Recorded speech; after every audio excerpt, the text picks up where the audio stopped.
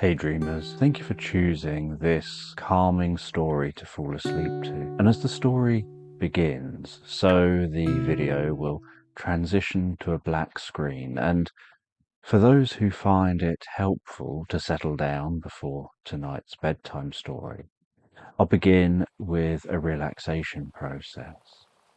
And if you don't need this, you can use the chapters to skip straight to the story. And if you'd like to support what I do here, please consider subscribing and perhaps sharing a few thoughts in the comments. So just take a moment to allow your eyes to close and allow yourself to begin to relax. And as you begin to comfortably drift asleep, I don't know whether you'll drift asleep faster to the sound of my voice, or whether it'll be to the spaces between my words. And as you comfortably fall asleep, you can take a moment to allow yourself to get comfortable and imagine a healing light softly, slowly and gently passing down from the top of your head to the tips of your toes, relaxing gently down through you as I count down from 10 to 1.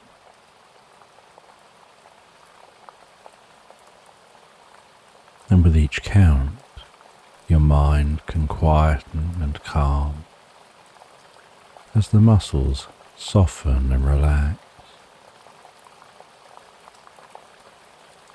And you can begin the process of drifting peacefully asleep. From 10, that healing light relaxing the muscles around the top of the head, around the back of your head, gently, carefully relaxing the muscles around the side of your head, around your temple, your forehead. And with each out-breath, that relaxation can deepen so peacefully, so comfortably as it flows down around the eyes and around the ears. 9. That relaxation moving down around the jaw, relaxing that jaw, allowing the tongue to relax, the lips relax, the nostrils gently relax. With that relaxation moving carefully, slowly, as that healing light passes down the back of the neck, softening and calming those muscles, around the side of the neck, the front of the neck, down from the head,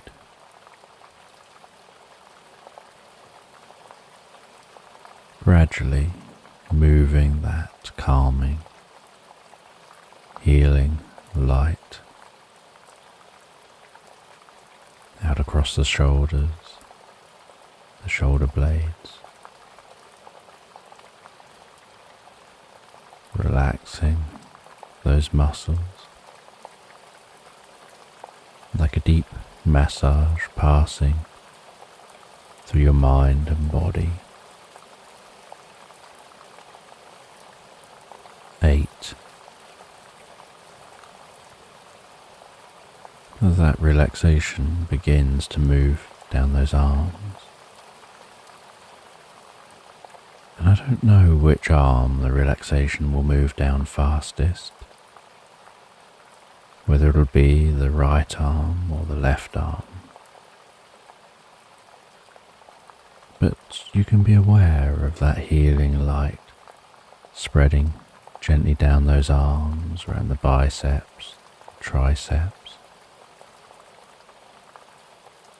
down into the forearms. 7.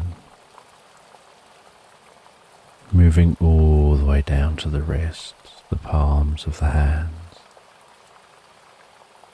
down to the fingertips, and perhaps as that relaxation continues through those arms with each out breath, the arms begin to feel heavier or lighter, or some other sensation as relaxation sets in.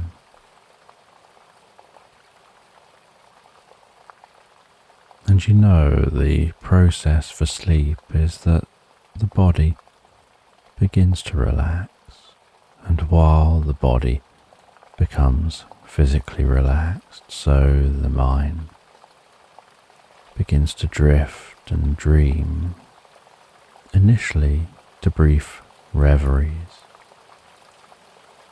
before settling on the first dream of the night.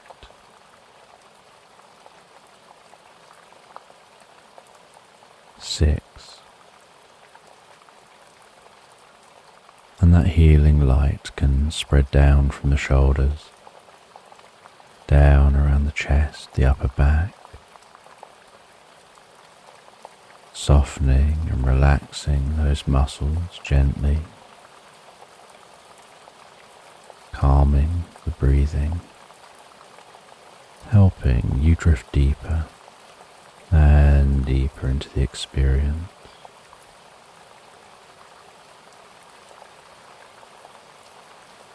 5.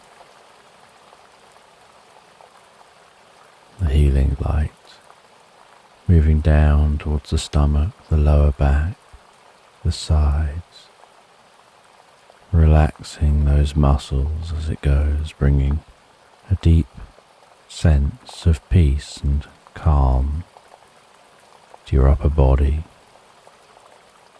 releasing any tension, perhaps occasionally finding yourself shifting just a little to get more comfortable. 4. With that relaxation spreading down around your buttocks, down into the upper parts of your legs. 3. Passing that relaxation down towards the lower part of your legs. Perhaps those legs feeling heavier and heavier, maybe as the body becomes deeply relaxed and your focus drifts inside more on what's going on for you in your mind. You lose some awareness of the body as it becomes incredibly still. 2. The relaxation spreading down to your feet, calming, softly relaxing all the way down to the tips of your toes.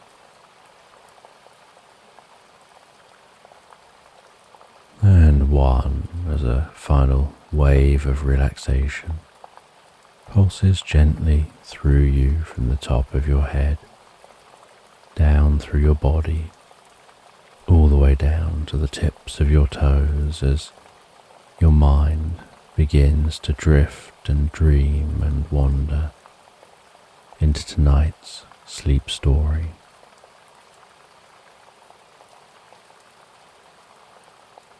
And you wake up one morning in faraway cottage, Slumber resting in the bed beside you. You say good morning before getting out of bed,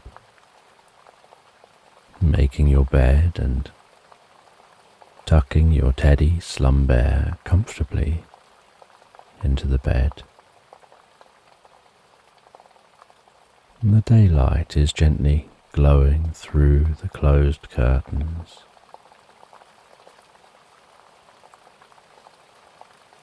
You head over to the curtains, reach forward and open those curtains, first lightly taking hold of one curtain, the fabric between your fingers, the weight of that curtain hanging down. And as you pull the curtain slowly and gently open, it slides across the curtain pole, the rings tapping softly against each other. Once open, you place a magnetic curtain tie around the curtain and take a moment to neaten the curtain up. Before opening the curtain on the other side, repeating the process slowly and carefully, sliding the curtain open, the sound of the curtain sliding across the curtain rail, the rings tapping against each other, placing a magnetic curtain tie around the curtain before smoothing and neatening it up. The light of day filling your bedroom.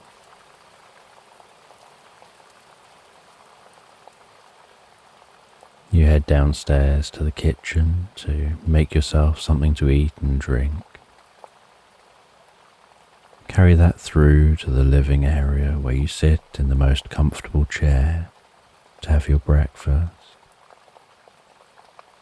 And this is your first morning living in faraway cottage here in Velwyn on the northern coast of Terramesir.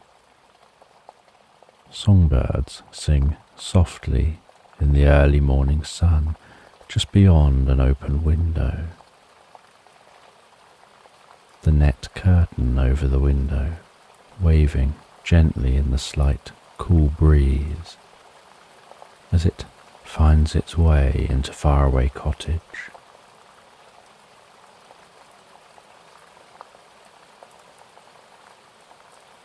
After eating breakfast, you prepare to head outside.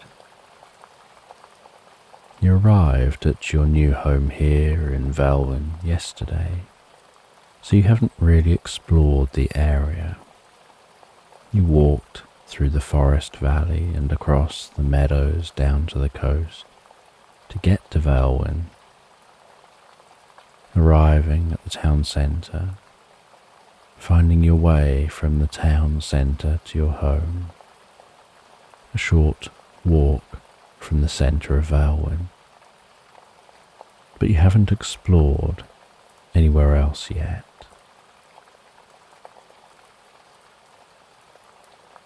You say goodbye to Slumbear before picking up your bag and heading out of your cottage, walking through your front garden to the gate,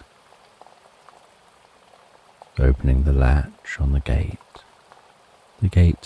clanking as it closes behind you, then setting off to explore for a while.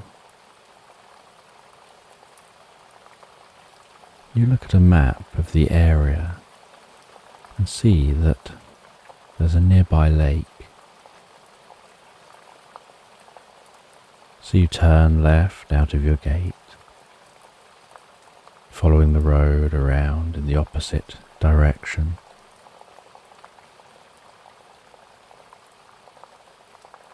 You look at a map of the area and you see that there's some nearby countryside. So you turn left out of your gate, following the road around in the opposite direction to the walk into town. You meander along this road, passing other cottages, each one well spread out from each other, and each with their own unique style. After a short walk, you reach the end of the road where you see a stile. You climb over that stile, following a path into open countryside. An eagle gracefully circles high overhead, its wings spread, the tips moving slightly in the air currents, as the scent of wildflowers wafts through your senses. Each footstep slicing delicately through the grasses. Butterflies and bees flitting from plant to plant. Songbirds singing in the bushes. The warmth of the morning sun tingling gently on your cheeks. A tree standing tall in the middle of the meadow draws your attention to its shade. You continue to walk through the meadow over to the tree, the leaves rustling softly overhead, shadows dancing underneath. The bark of the tree is smooth, cool and dark brown, with a slight spongy texture, perfect for resting back against. You sit on the ground at the foot of the tree, noticing some vibrant green songbirds with triangular yellow beaks darting around among the branches of the tree, singing the most melodious tunes in their moments of pause when they settle for a while on a branch before flitting around some more, occasionally dropping down to the ground, picking up a twig or two, or a beak full of grasses before flying that up into the tree to work on their nest. Resting your back against the tree, you take a book from your bag, shift about a little to make sure you're as comfortable as you can be, and begin to read. You read a tale about a girl and her unicorn friend. The girl, Esmerelda, befriended the unicorn a few months earlier. She'd set off from her home, carrying a wicker basket, foraging for fruit, skipping joyfully into the dark wood.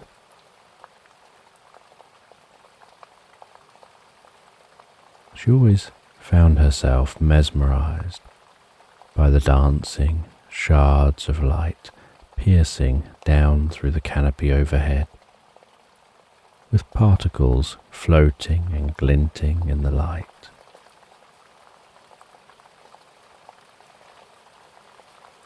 Within the dark wood were small patches of wildflowers and grasses, where ancient trees once stood but had now fallen and returned to the earth.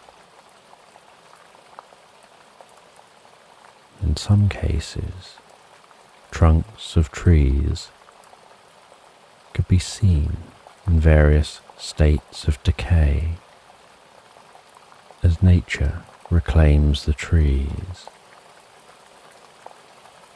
Other times the trunks had recently fallen, and so she could sit on the trunk, when she takes a break from exploring, and other times the trunks have completely disappeared, leaving a beautiful, small, meadow-looking space within the dark woodland. These areas were like oases of colour within an otherwise dark wood. The light in these spaces was almost magical.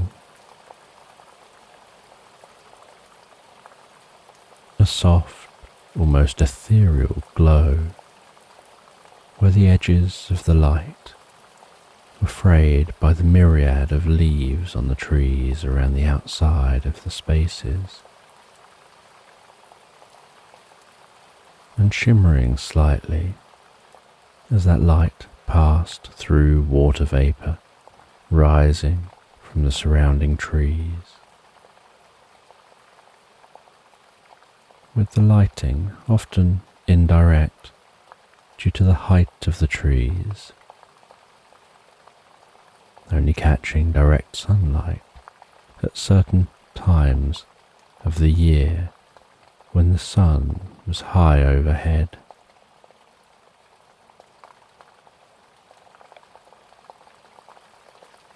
And one day, in one such clearing, Esmeralda saw a unicorn grazing in the glow of the sun, its hair glistening like a million diamonds. She noticed that this unicorn had a damaged and blunted horn, with the end third of the horn hanging off, still attached to the rest of the horn, like a snapped branch hanging from the rest of the branch on a tree. The injury exposing the nerves and flesh which grows on the inside of a unicorn's horn. Esmeralda slowly and carefully walked into the clearing, each footstep a gentle crunch underfoot. The unicorn looked up slightly, still chewing on a mouthful of grasses, but it didn't run. It let her get closer and closer, to the point she was able to rest her hand on the side of its neck. She carefully touched its horn. The unicorn flinched. She did an instinctive sympathy flinch, as if she felt some of the pain that unicorn felt. Esmeralda said softly, "Let me help you." She carefully reached for the horn, cutting the end of it fully off. And the outside of the horn is like dense intertwined strands of hair, forming a tough structure, and so removing the bit of horn that was hanging off is no different than cutting your hair or fingernails.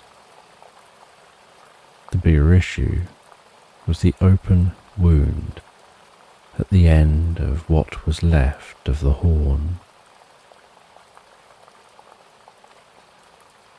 Esmeralda gathered up some plants and herbs from the surrounding area and broke off the bark of a specific nearby tree. With another tree, she pierced the bark and gathered some of the thick, white, gloopy sap which flowed from the hole in the bark. She placed all of this into a small pot, heated it gently over a campfire which softened the sap before removing it from the heat. resting the pot on a large stone, and using a pestle, she crushed and ground up the mixture to turn it into a paste before returning it to the heat.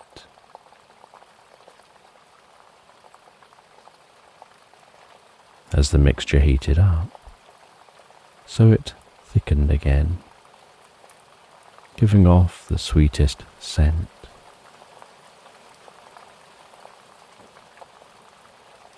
She removed it from the heat, let it cool just a little, before asking and gesturing for the unicorn to lower its head.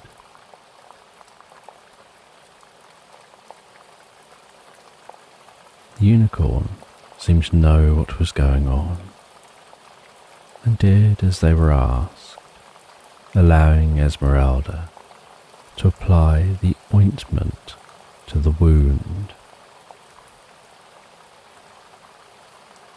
She carefully smeared it over the end of the horn, over the open wound. The unicorn flinched in pain but allowed her to continue. She applied the white paste fully within the wound and around the edges of the horn. As the mixture continued to cool, so it firmed up and stuck fast to the unicorn's horn, taking on the texture of rubber, protecting the end of the horn with that healing ointment. It would take a few weeks for the unicorn's horn to grow over the wound before gradually taking back its shape. But in the meantime, the wound would be protected and healing promoted by the mixture. Esmeralda gently petted the unicorn on the side of the neck, while reassuring them that they'd be fine.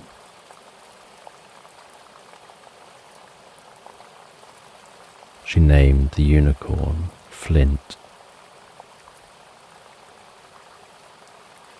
Esmeralda continued to gather fruit, now joined by Flint. Wherever Esmeralda went, Flint followed, and the two of them became best friends, having many adventures together. Esmeralda was still often expected to head out to gather fruit and herbs, but Flint would often join her. There were times when they'd get distracted by a mystery and go explore. Unknown to most, but unicorns can grow wings and fly. They just need to breathe in pixie dust.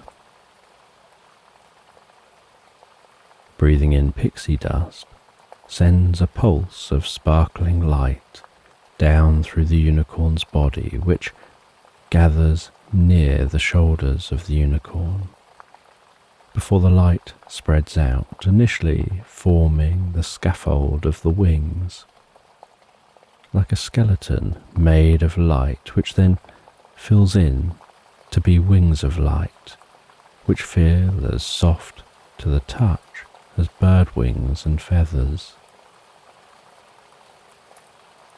As unicorns set off to fly, they pick up speed to a gallop, and then launch into the air on an ever-changing bridge made from specks of light, which appear before the unicorn and fade behind it.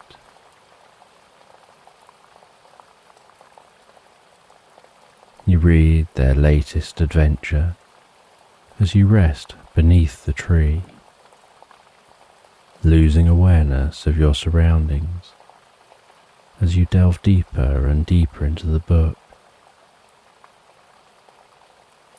as you read, so the sun continues its journey across the sky, with the clouds telling their own stories, marching slowly and quietly as they blend from scene to scene.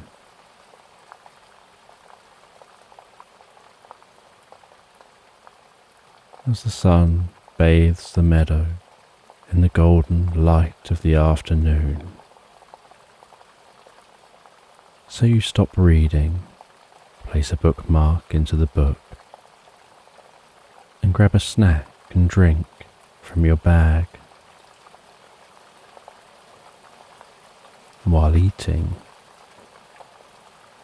some inquisitive songbirds drop down to the ground, a short distance away from you, cocking their heads and hopping about a little, as if to try to get your attention and food. Their eyes looking at the food as you bring it up to your mouth, take a bite and then lower it back down again. You break off a bit of the food and throw it for the birds. They tentatively hop to the food, pecking off some of that food, before hopping back away from you again.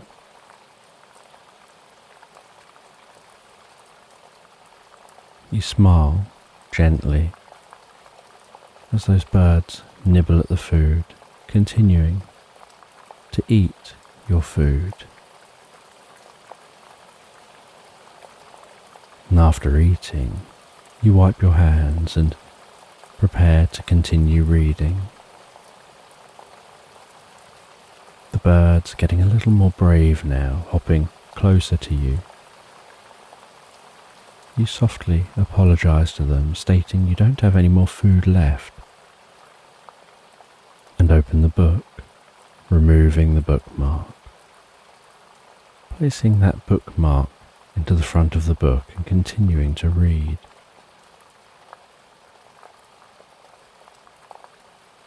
The birds potter around you for a while in the hope of getting some more food, and when this isn't forthcoming, they eventually disperse back into the trees and bushes. By the time you finish the final pages of the book, the sun is creeping below the horizon and the inky darkness of night is filling the sky. You pack everything away into your bag and head home.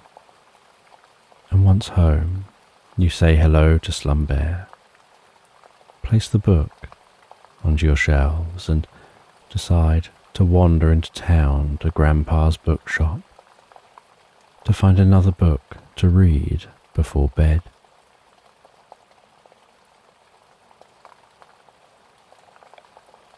The street lights glow the most delicate orange, the light reflecting off of damp cobblestones, horse and cart clopping over the cobbles, the sounds of people milling around, most heading to the taverns.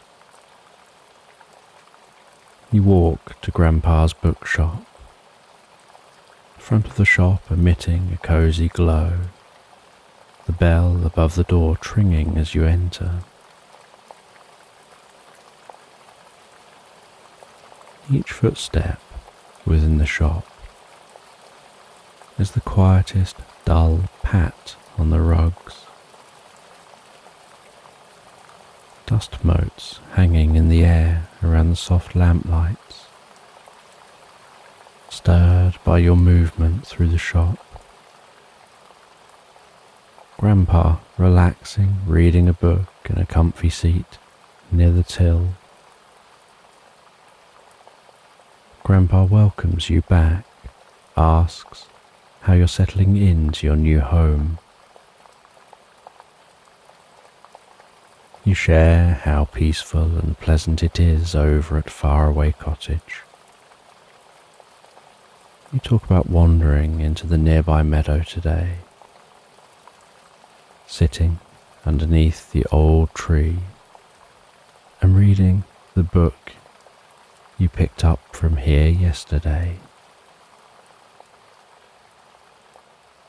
You've now finished reading that book, and so you want to find something else to read.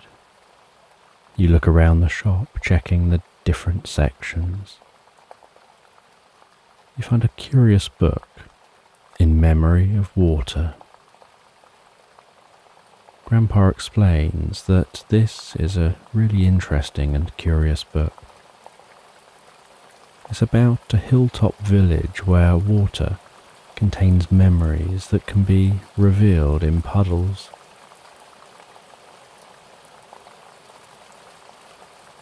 You decide to purchase that book.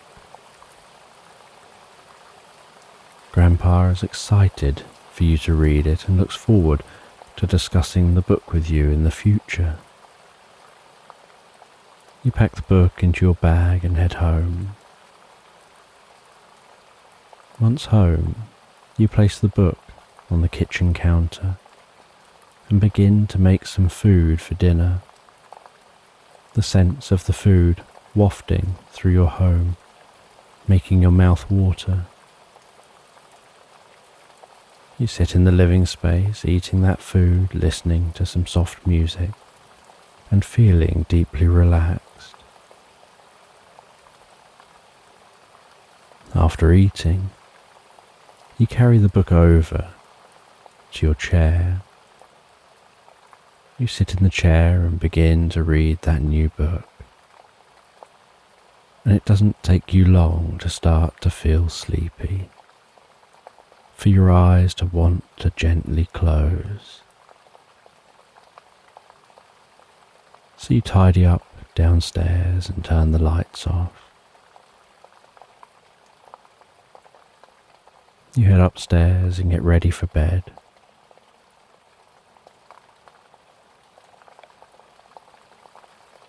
You head into your bedroom, sit on the bed, move Slumberland over a little,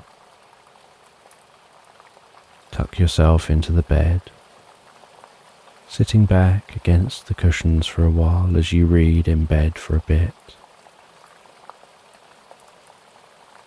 Before sleep begins to descend upon you, and so you close the book. You place that down on a small table beside the bed. You tuck yourself down into the bed, turn off the light, say goodnight to Slumberland, and drift so peacefully, so relaxed asleep into Slumberland.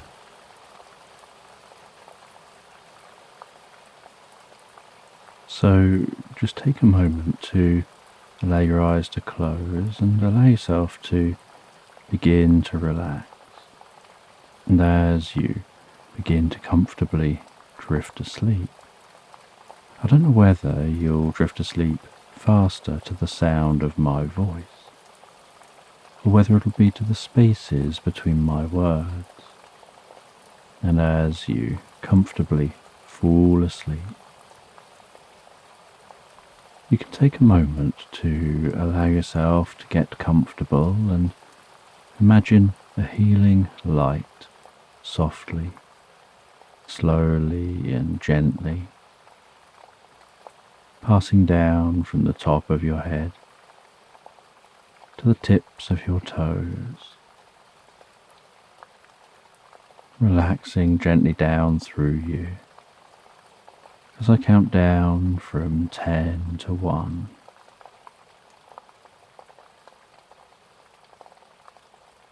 And with each count, your mind can quieten and calm as the muscles soften and relax, and you can begin the process of drifting peacefully asleep. From 10, that healing light relaxing the muscles around the top of the head,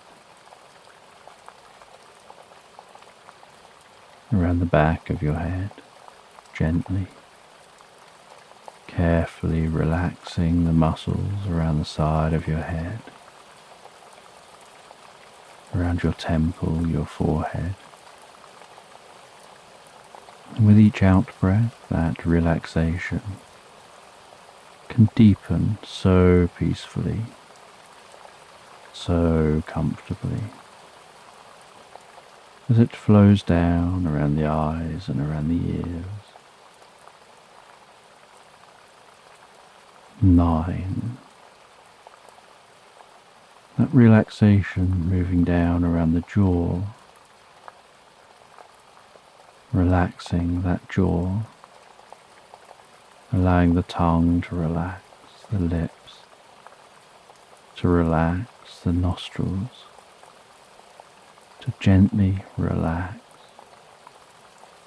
With that relaxation moving carefully, slowly, as that healing light passes down the back of the neck, softening and calming those muscles.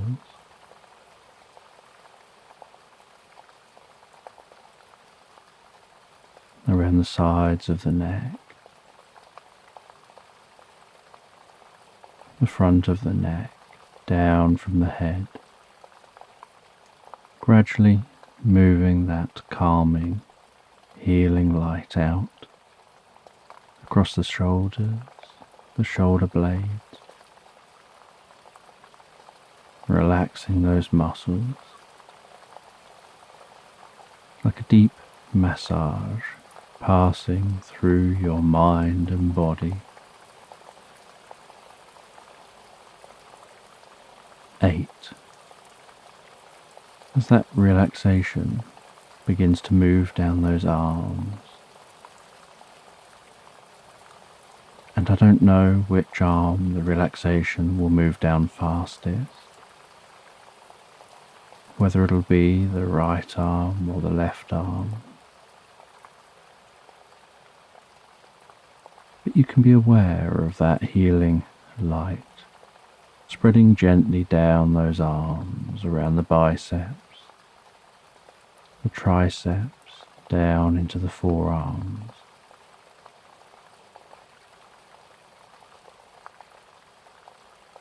Seven.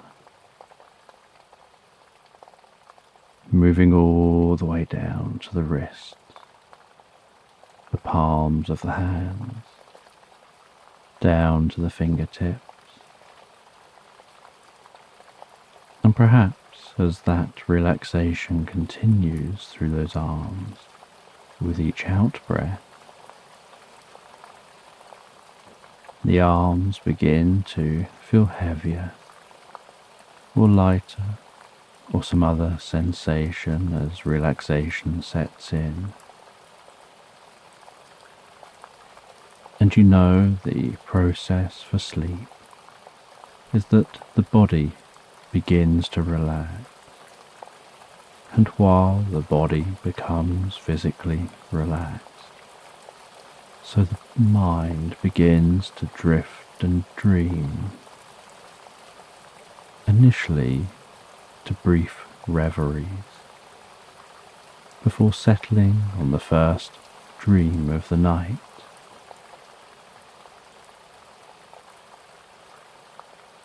Six. And that healing light can spread down from the shoulders and down around the chest, the upper back, softening and relaxing those muscles, gently calming the breathing, helping you drift deeper and deeper into the experience.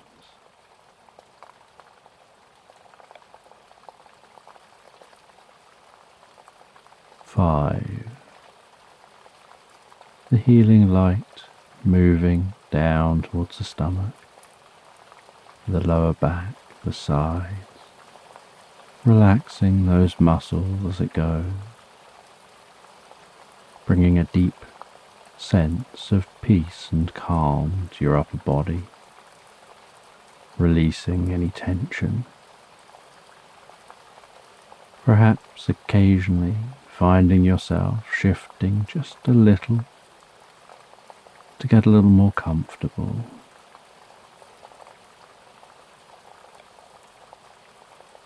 Four, with that relaxation spreading down around your buttocks, down into the upper parts of your legs. 3, passing that relaxation down towards the lower part of your legs. Perhaps those legs feeling heavier and heavier. Maybe as the body becomes deeply relaxed and your focus drifts inside more on what's going on for you in your mind. You lose some awareness of the body as it becomes incredibly still. 2, the relaxation spreading down to your feet, calming, softly relaxing, all the way down to the tips of your toes. 1, as a final wave of relaxation pulses gently through you, from the top of your head, down through your body, all the way down to the tips of your toes as your mind begins to drift and dream and wander into tonight's sleep story.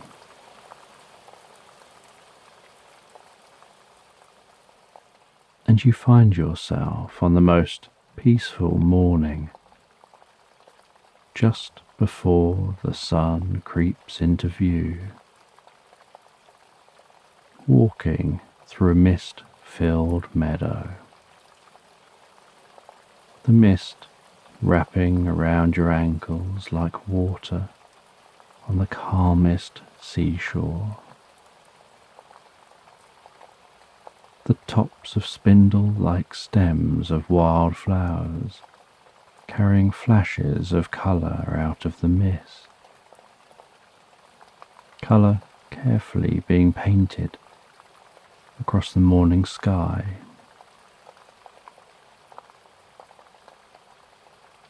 The sound of each footstep seemingly held within the mist as morning songbirds wake from their slumber, singing notes of joy to the morning sun.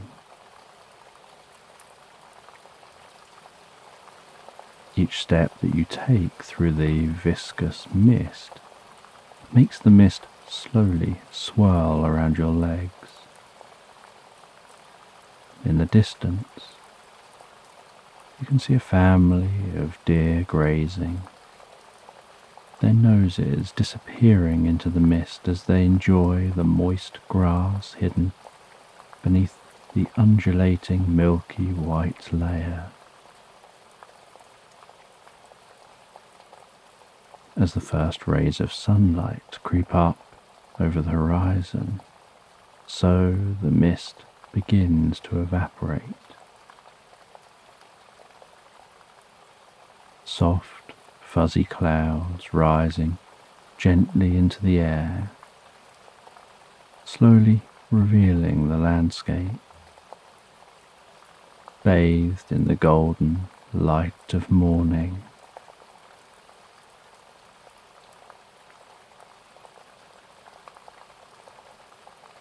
In the heart of the meadow is the most beautiful, raggedy old tree that looks like it's stood on this spot for an eternity. Branches growing in every direction, crisscrossing each other, a dense canopy of leaves and thick, slightly bulbous trunk, as if the tree has started to sag under a lifetime of holding up its own weight.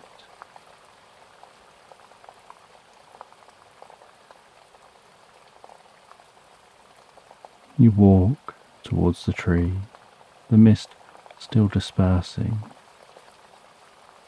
As you approach, you can hear a soft bell-like hum with the faintest twinkling sound which increases ever so slightly in volume the closer to the tree you get. Each time the wind delicately blows, the leaves on the tree rustle gently.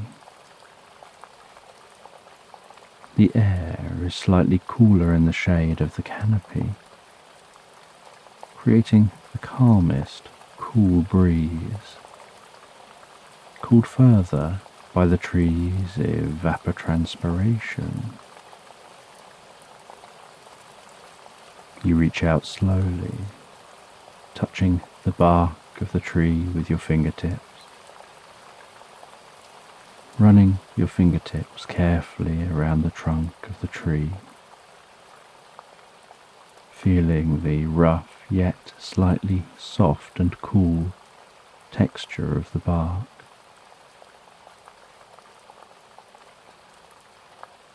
Noticing how it has a slightly squidgy feel to it, not solid and firm as you were expecting.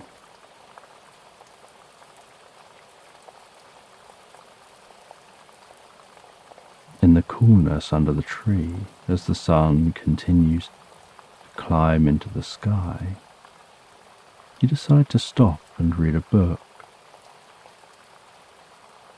You sit down on the ground with your back against the trunk, take a book out of your bag and begin to read.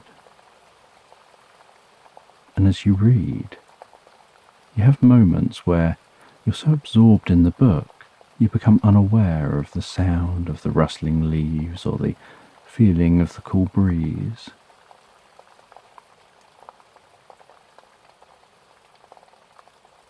From time to time, often at the end of chapters, you gaze up and look out across the landscape, noticing how it changes slightly as the sun continues to arch its way across the sky. The way shadows change shape, getting shorter as the sun climbs before lengthening again as the sun begins its descent once more. Watching the shadows of clouds glide silently across the landscape.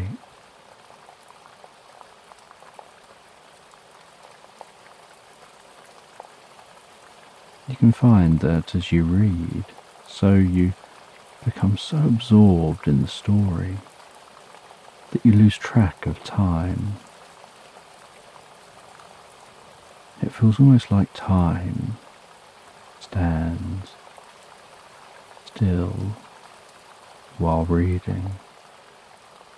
Yet real-world time is ticking along with its usual regularity.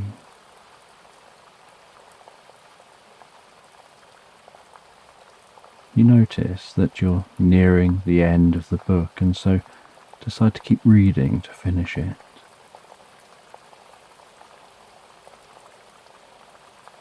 While you read, the sun continues to wander across the sky until the light begins to fade and the sound of crickets fill the meadow around the tree. Finally, after hours of absorbing yourself in the story, you read the end. And with a sense of satisfaction, you close the book, run the palm of your hand over the back cover before placing the book back into your bag, noticing it's beginning to get dark. And as the last rays of sunlight fade behind the horizon, you decide to spend the night here under the tree. You grab your sleeping mat, which was rolled up and attached to your bag, and unfurl this across the ground. Before unrolling your sleeping bag across the mat, use your bag as a pillow, positioning this to rest your head on.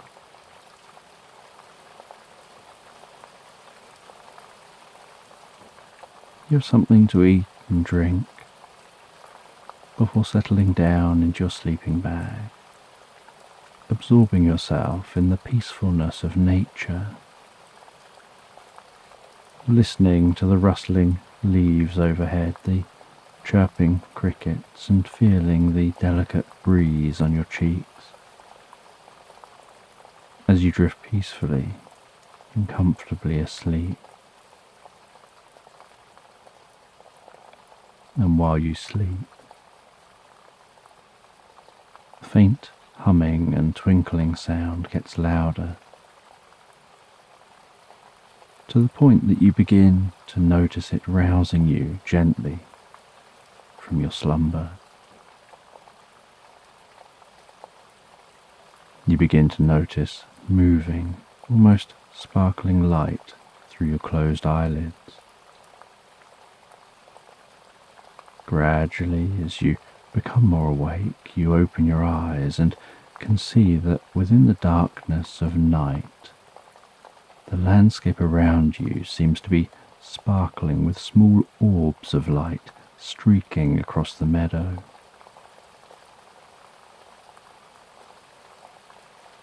The sparkling light seems to be emanating from this tree, almost pulsing with the hum of the tree, each sparkle of light making a twinkling sound as it moves. One of the flying orbs of light flashes close past you. You notice that it looks slightly fuzzy around the edges, then the orb flies back towards you again, this time hovering before you. As your eyes adjust to the light of the orb, you can see that it's a small fairy, its body glowing golden, sparkling light, twinkling and crackling gently around the body, the blur of their wings beating rapidly behind them. They carefully maneuver themselves closer to you and begin to talk with the softest voice. They seem surprised that you can see them. They're intrigued by this. They say that normally the world of fairies is invisible. You mention that as you got closer to this tree, you could hear that hum and twinkling sound, which is now louder than it was then. The fairy wonders whether there's something about you and how you process reality that means you're more likely to be able to perceive this reality.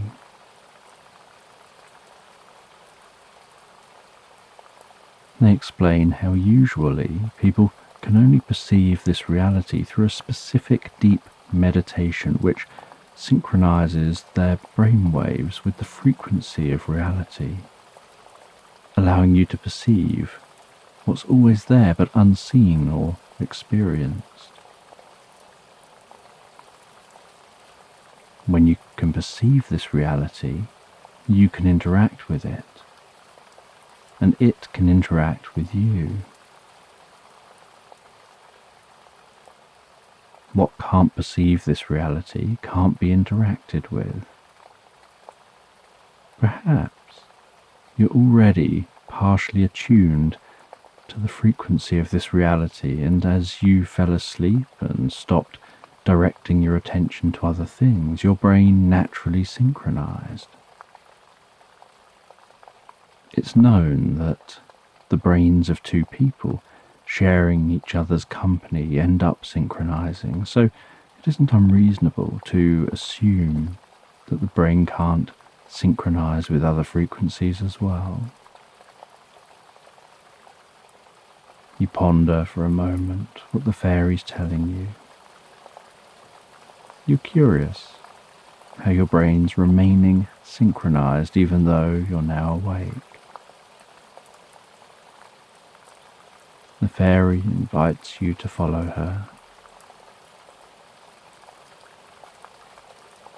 Follow her through the meadow, walking among the sparkling light, seeing the meadow in a whole new and unexpected way.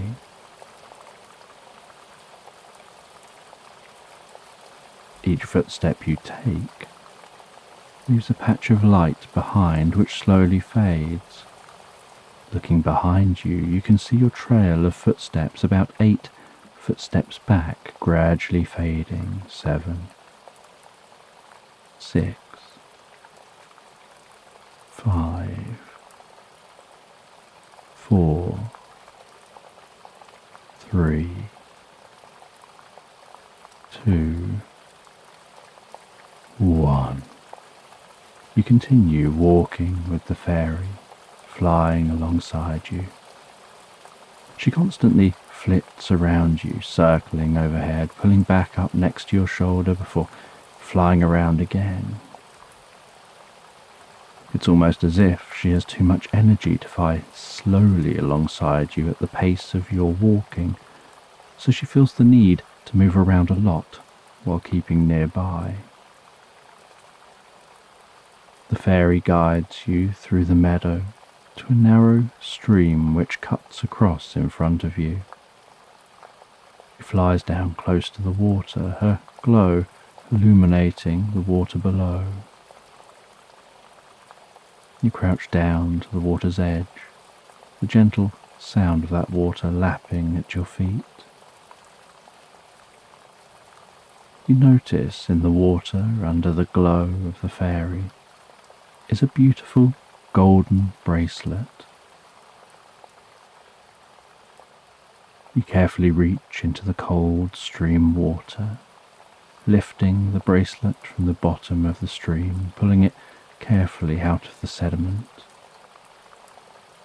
The gold of the bracelet looking so pure, crisp and golden that it looks like it could have been made yesterday. The bracelet is dense and heavy with intertwined, plaited gold strands woven together and melted down at the ends of the weave into solid gold balls. The fairy suggests you try the bracelet on. As you place it onto your wrist, a pulse of light flashes from the bracelet and spreads out across the landscape. Around the meadow, you now notice the glow of window lights. You know that this meadow was in the middle of open, empty countryside. There wasn't a building for miles. You stand up and look around you. The fairy flies up to keep it about the height of your head. She's quiet, just flying with you, as if to give you time to figure things out for yourself, and to only share her thoughts or knowledge if asked for.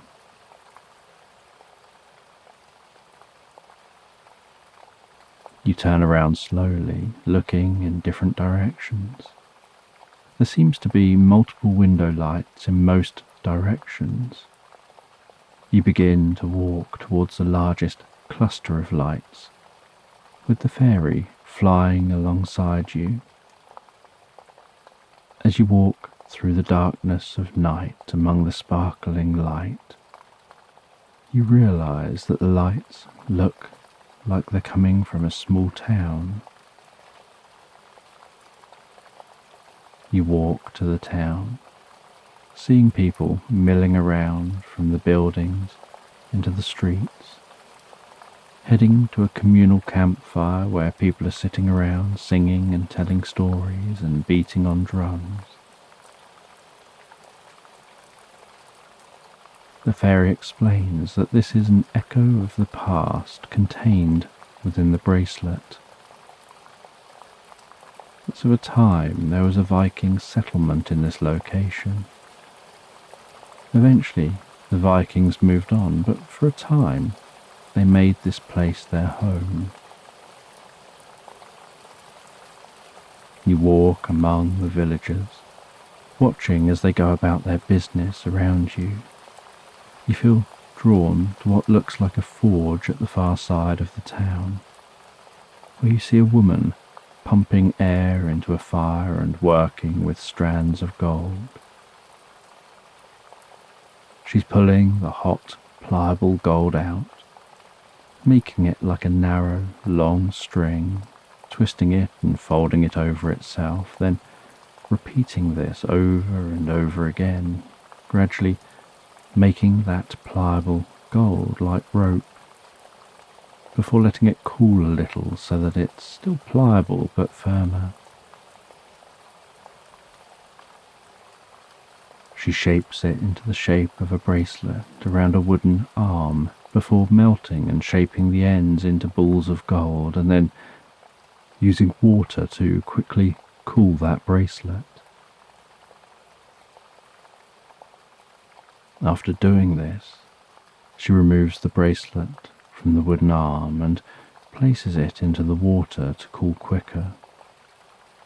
Once the bracelet's cool enough to be completely solid, she places it onto a shelf. You continue to explore this town, people watching, listening to their music, watching their dancing, feeling deeply connected to the atmosphere here, so absorbed in the experience. You're surprised when morning arrives. You feel that it's arrived so quickly. With morning, you watch as people buy food from different market stalls in the town and other items. You see a mother and daughter head to the woman who made the bracelet, and the mother gets the bracelet for the daughter and carefully places it on her wrist. And the smile on her daughter's face as she lifts her arm up and stares at the bracelet, glistening in the sun. The girl heads off to play in the nearby meadow with her friends.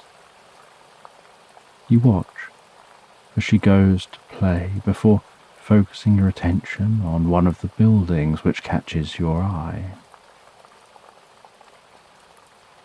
You head to the library.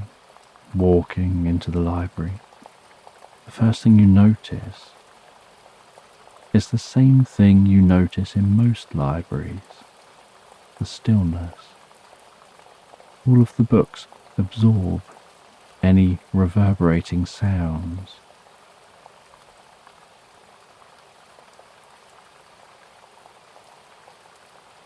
You see a curious book on a plinth at the back of the library.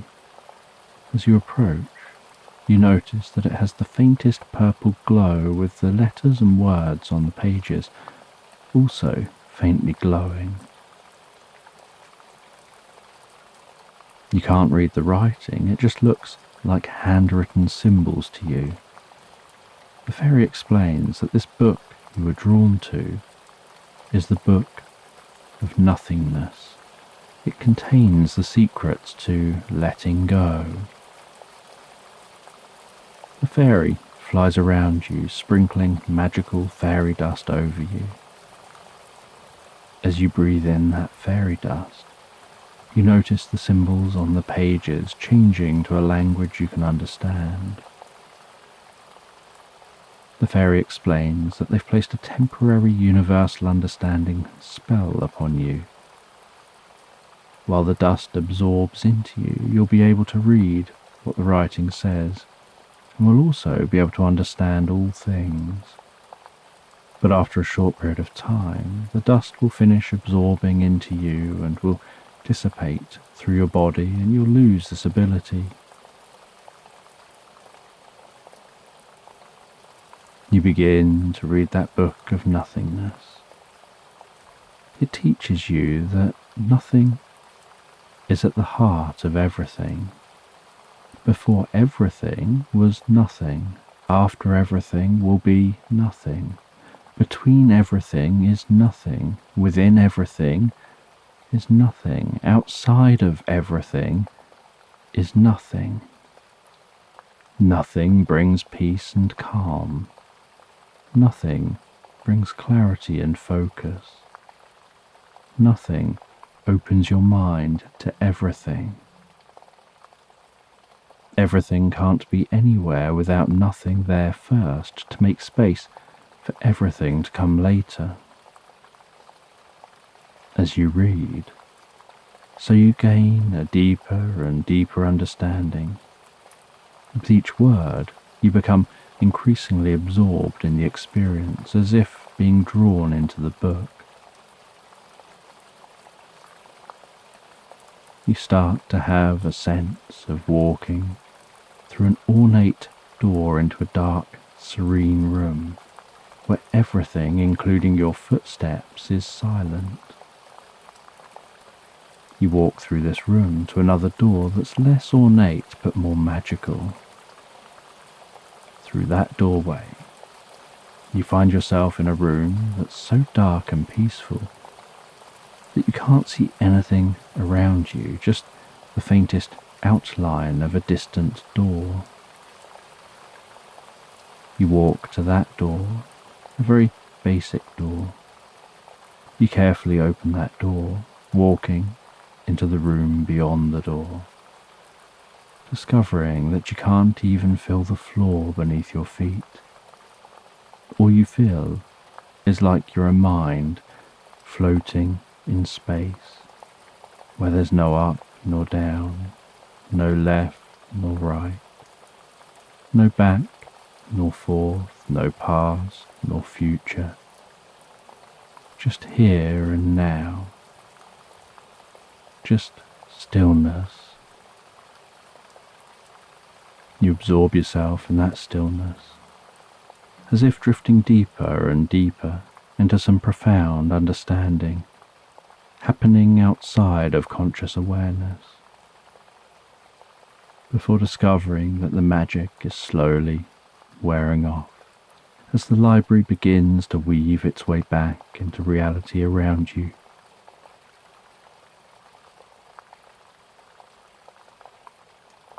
You walk away from the book, continuing to look around the library, taking in the sights, sounds and smells of being in this space, surrounded by thousands of ancient manuscripts.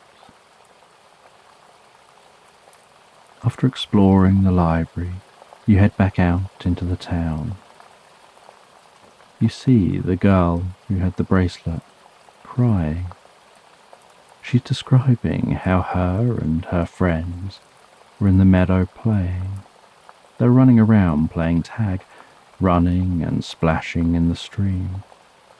They've been out playing in the meadow for a number of hours and even climbing that grand old tree. She describes how, as they were heading back to town, she noticed her bracelet was missing. They went back to search for it, checking through the meadow and walking along the side of the stream, looking in the stream, and even looking under the tree, but she couldn't find it.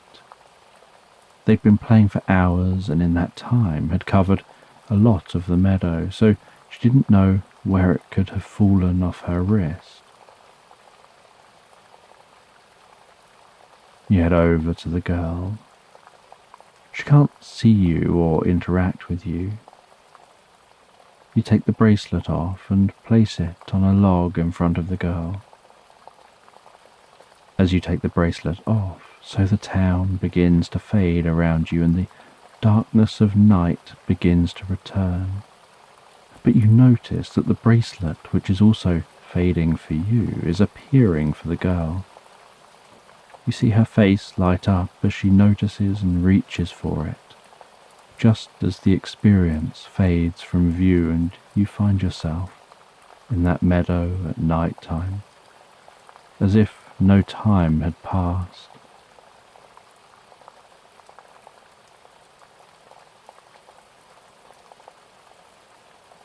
The fairy explains that there's more to reality than you realize. It's multi-layered and everything contains a memory trace of its history. And these memory traces can be observed and even occasionally interacted with. The fairy is as curious as you are about how you're managing to maintain your brainwave frequencies in sync with this reality. She decides to show you something. She guides you through the meadow again, and as you walk, so you leave behind those glowing footprints in the grass. She guides you back to the stream. You both follow that stream until it eventually begins to decline through small stepped waterfalls, weaving its way down through the landscape. You follow the stream as it flows downhill until it comes to a calm lake. You begin to walk around the outside of the lake, curious where the fairy's guiding you. After what felt like quite a long walk, the fairy stops at a large stone embedded within the grass. She asks you to lift the rock. It's heavy, but you manage this, noticing beneath the rock is a hollow, and in that hollow is what looks like a treasure chest. She tells you to open the chest, so you push the rock over out of the way, reach into the hollow, and with some effort you lift out that chest. You place the chest on the grass and take a look at it. It has what looks like steel around the edges, screwed into dark wood planks. There's a hole for a key, but no key. You try to lift the lid and see if you can find a way to open the chest, without any luck. You say to the fairy that without a key, you can't open the chest. The fairy says that things aren't always as they seem.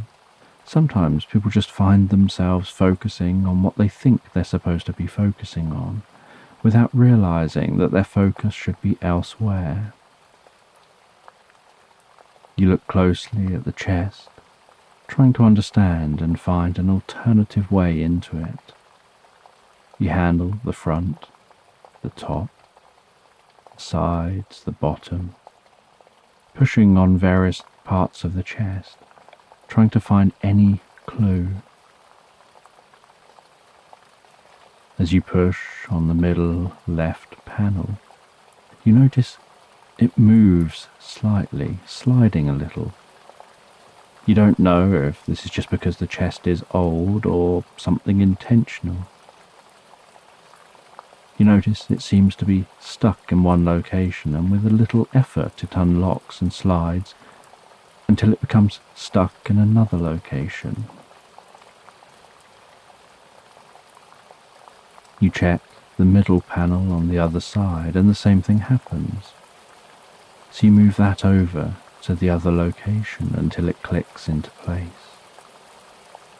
Then you try the lid again, and with very little effort and the slightest creak, it lifts open. Inside the chest is a large ancient book with an ornate cover. You carefully run your fingertips over the front cover of the book and down the side of the book, noticing its weight just from your touch, your fingertips sliding gently over the page edges, feeling the rough texture of the paper. You carefully lift the heavy book from the chest and rest it on your lap before delicately opening the cover and handling the pages.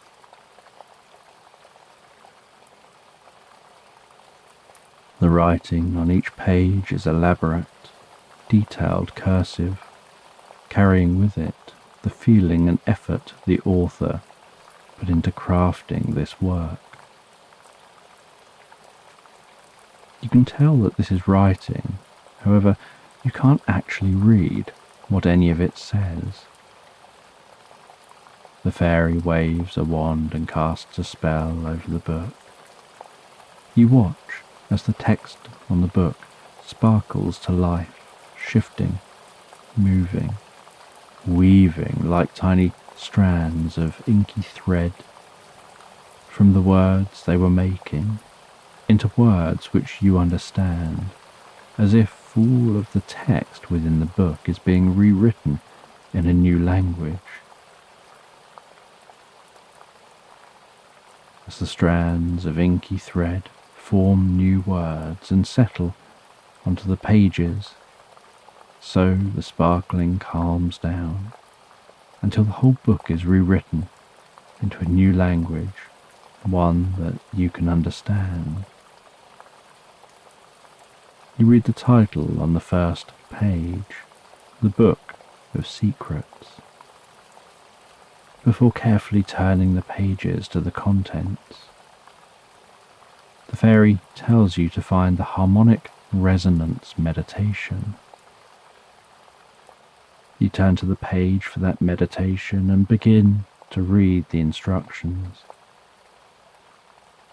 It says that you need to cleanse your hands in some fresh flowing water, bathe your face with the water, sit down on the ground, closing your eyes and taking some deep breaths, as if connecting yourself with the world around you, and then engage with the meditation process. You head over to the water's edge, lowering your hands into the lapping water, splashing and holding that water to your face before heading back to the book, sitting down beside the book, reading the steps of the meditation and then closing your eyes and following the instructions. The fairy continues to fly around you. As you do this, and with your eyes closed, you can notice the fairy's light through your closed eyelids as she moves. You focus on doing some deep, comfortable breaths, as if breathing in the world around you, connecting you with this place. The book describes this as synchronizing with the universal breath. Once you feel the connection forming, you move on to the next step in the meditation, paying close attention to the sounds around you and naming these to yourself until it becomes too much effort to continue to do. I can hear the occasional bird singing. I can hear the leaves of the trees rustling. I can hear the faint sound of the water lapping on the shore. I can hear the gentle sound of crickets. I can hear the hum of the fairy. I can hear the wind passing my ears. I can hear the grass moving in the breeze. I can hear each breath that I take. I can hear the occasional hoot of an owl. After naming everything you can hear to yourself, until it becomes too much effort, you move on to the next step, naming what you can feel. I can feel my bottom against the ground. I can feel my ankles touching.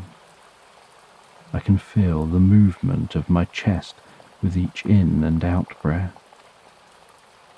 I can feel the air as it passes through my nostrils with each breath. I can feel the slight movement of my eyes under the eyelids. I can feel the touch of the breeze on my cheeks. I can feel the weight of my hands resting in place. I can feel a sense of inner peace and calm. After naming everything you can feel, you move on to the next step, naming what you can see with your eyes closed. I can see the faint light of the fairy as she flies around me. I can see the faintest hint of the other lights around me. I can see subtle flashes of light. I can see faint shades of colour.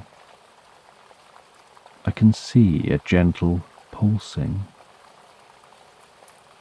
As you continue to say what you see, something unusual happens.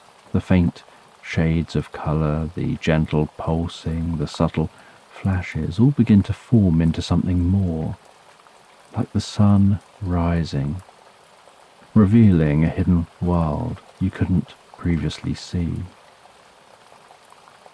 The world around you that you see in your mind becomes more and more vivid and clear, as awareness of your body sitting there and of sounds around you fade into the distance, replaced by the sights, sounds and sensations of being in this place. You notice that you're seated on a round, smooth, flat grey stone with strange markings around the outside. Beyond the stone are grey stone paths weaved through the most beautiful garden of what appears to be a monastery of some kind, with people slowly milling around, walking with purpose, mindful of every step that they take. Echoing through this experience is the low sound of a distant bell, likely within the building which seems to be the focal point of this space. Once the world around you seems to have fully formed and become a stable experience, you have a sense of standing up and walking through this new space. You walk out of the circle and follow one of the paths towards others who are walking around. As you get closer to these people, you notice that they all seem to be glowing slightly, as if somehow magical or connected with the light of this place, with that light weaved into the fabric of their being. Each of these beings is gently humming as they walk. You notice that each is humming with the same frequency. You follow the paths towards the main building. Seated cross-legged near the entrance to the building is a solemn-looking sprite meditating. They open their eyes as you approach and stand up, almost as if being pulled up like a marionette puppet. Without talking, they signal for you to follow them and begin to walk into the building. Their walk is so smooth it almost looks as if they're gliding across the ground. Inside the building, there's a deep, comfortable stillness and silence. The sprite lifts a large, heavy rug from the floor, folding the rug over to reveal a trapdoor. They take the iron, hooped handle, opening the trapdoor to reveal a staircase leading down deep under this building. As the door opens, so torches lining the staircase spontaneously burst to life, flickering with soft light, illuminating the path to be taken. The sprite gestures for you to descend the steps, You slowly and carefully descend, hearing the slight echo of each footstep and the wooden steps dancing around the stone walls, the slight echo of the torch flames flickering along the walls. You descend 20, 19, 18, 17, curious what'll be down here, 16, 15, 14, 13, feeling a sense that this space is filled with magic and wisdom, ready to be absorbed, 12, 11, 10, 9, 8. You begin to notice at the foot of the staircase is a dark arch, as if there's a large unlit room down there. 7, 6, 5, 4. As you descend closer to that space, you notice light flick on, the way the lights of the staircase flickered to life before you began your descent. 3, 2, 1. On reaching the bottom of the staircase, you walk into the newly illuminated space. The walls are lined with gold, which glistens and shines, helping to brighten the room and give the room a magical feel. In the heart of the room is a stone table, and on that table are what look like two precious stones, one green, one blue, a gold necklace and a chalice of water.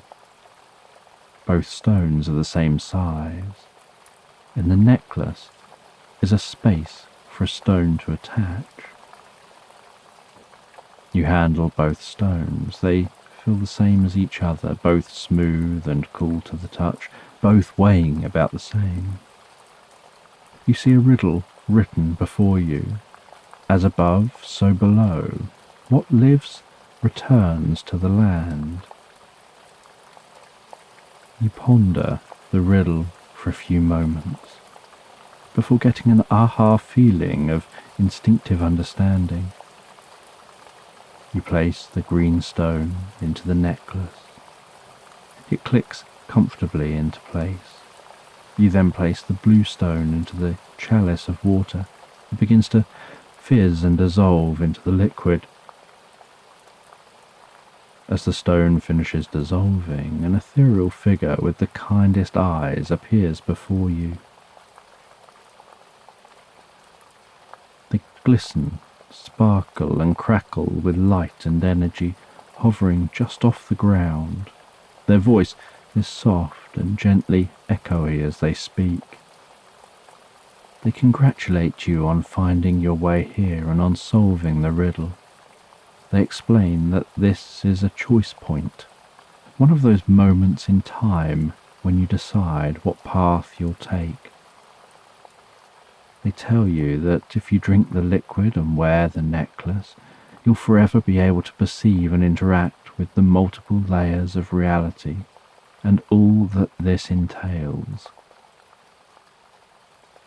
If you decide not to drink the liquid and wear the necklace, but instead you turn around and walk away, then you'll be turning your back on this opportunity and your life will continue as normal. They explain that this opportunity has only presented itself because you already seem to have an affinity with this reality.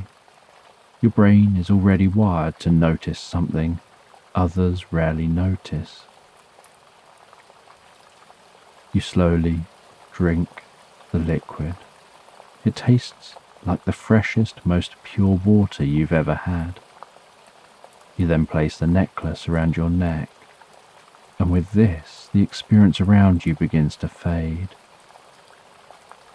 You find yourself back in the meadow, meditating. Following your experience, you open your eyes. The fairy says that they can tell what decision you made.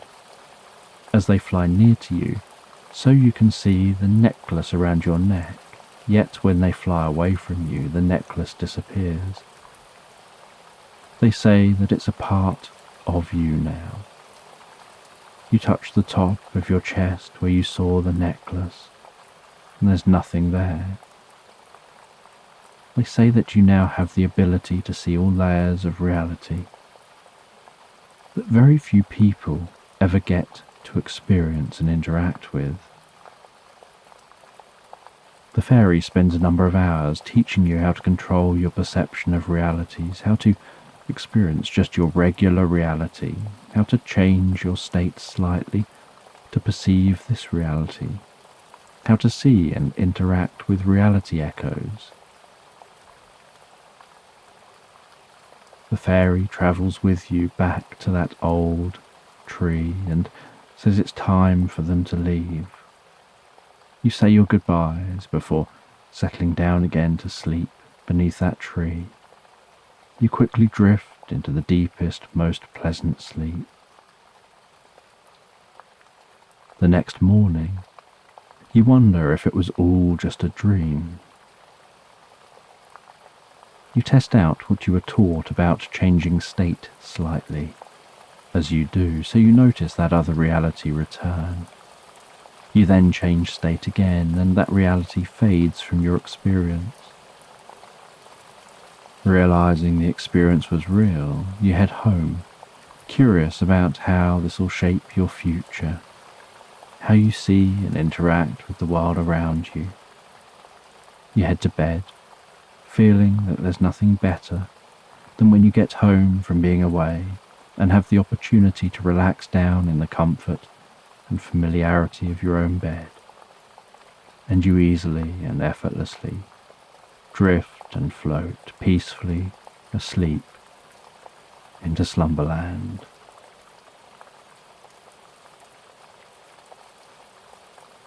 So just take a moment to allow your eyes to close and allow yourself to begin to relax. And as you begin to comfortably drift asleep, I don't know whether you'll drift asleep faster to the sound of my voice or whether it'll be to the spaces between my words. And as you comfortably fall asleep, you can take a moment to allow yourself to get comfortable and imagine a healing light softly, slowly and gently passing down from the top of your head to the tips of your toes, relaxing gently down through you as I count down from 10 to 1. And with each count, your mind can quieten and calm as the muscles soften and relax, and you can begin the process of drifting peacefully asleep. From 10,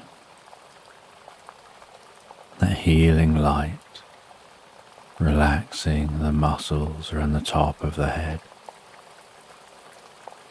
around the back of your head, gently, carefully relaxing the muscles around the side of your head, around your temple, your forehead. And with each out-breath, that relaxation can deepen so peacefully, so comfortably, as it flows down around the eyes and around the ears. 9. That relaxation moving down around the jaw, relaxing that jaw, allowing the tongue to relax, the lips to relax, the nostrils to gently relax, with that relaxation moving carefully, slowly, as that healing light passes down the back of the neck, softening and calming those muscles around the sides of the neck, the front of the neck, down from the head, gradually moving that calming, healing light out across the shoulders, the shoulder blades, relaxing those muscles like a deep massage, passing through your mind and body. 8. As that relaxation begins to move down those arms, and I don't know which arm the relaxation will move down fastest, whether it'll be the right arm or the left arm, but you can be aware of that healing light spreading gently down those arms, around the biceps, the triceps, down into the forearms.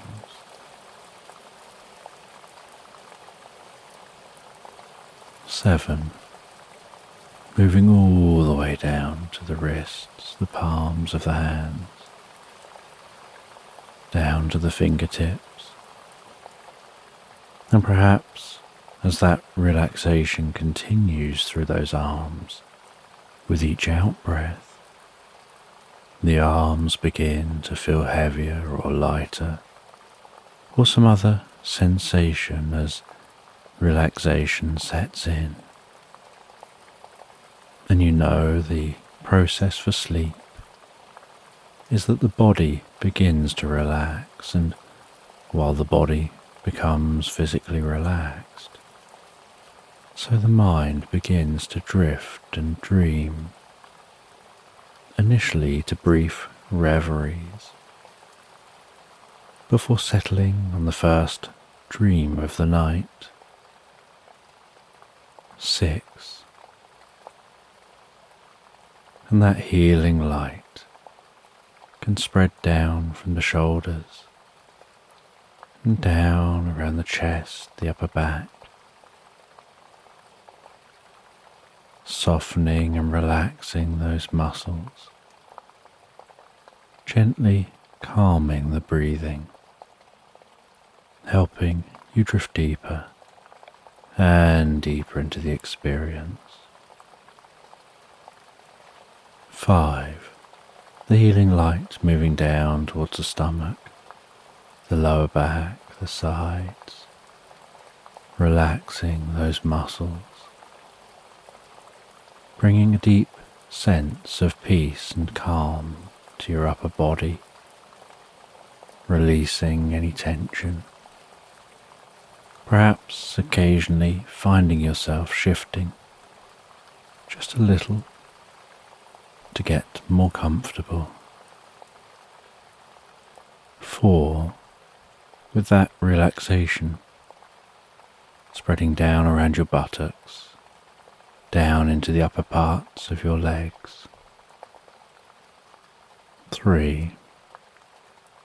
Passing that relaxation down towards the lower part of your legs, perhaps those legs feeling heavier and heavier, maybe as the body becomes deeply relaxed and your focus drifts inside, more onto what's going on for you in your mind. You lose some awareness of the body as it becomes incredibly still. 2. The relaxation spreading down to your feet, calming, softly relaxing, all the way down to the tips of your toes. And 1. As a final wave of relaxation pulses gently through you from the top of your head, down through your body, all the way down to the tips of your toes, as your mind begins to drift and dream and wander into tonight's sleep story. And as you relax into this story, there's a gnome who's wandering through their garden. And as they wander through their garden, listening to the distant sound of flowing water in the pond, the sounds of birds around them, feeling the sensation of the breeze on their cheeks.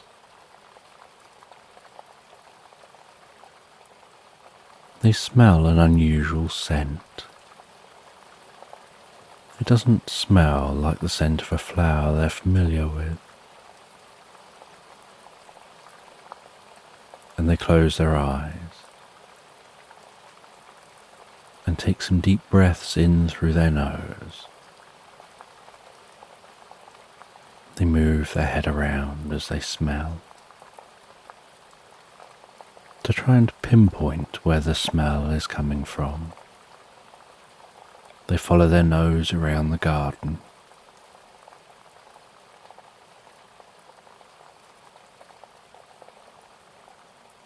They walk past the roses. The scent of the roses dominating in this area of the garden. They walk nearer to the pond. Water giving the air a slight fresh scent. They walk past other shrubs,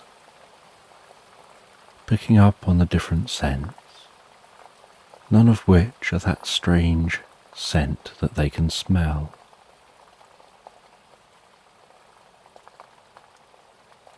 They find their way through their garden to the gate at the end of their garden. They pass through that gate, still following their nose.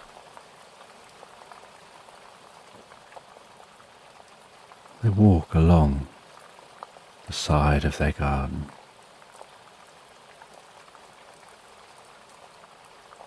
The scent getting stronger and stronger, and this strange scent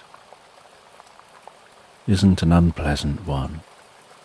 In fact, it's a very pleasant fragrance.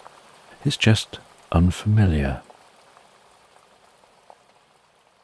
And as they wander around the outside of their garden, following their nose in search of that scent, I think they spot what it is they're seeking.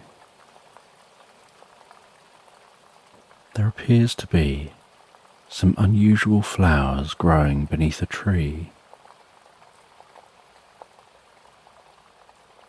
And they walk over towards that tree.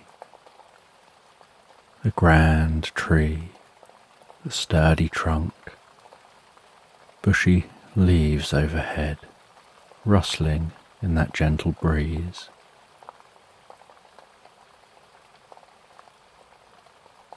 And the plants under the tree, hidden just into the shade,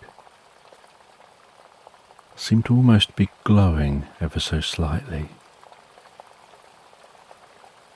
And as the gnome gets closer and closer, they notice that those plants have thick stems, and within their stems are glowing globules of light rising up through the stems and then falling back down again, as if each stem was a narrow lava lamp. And each time one of the globules of light reaches the tip of the stem, a slight puff of mist sparkles from the top of the flower,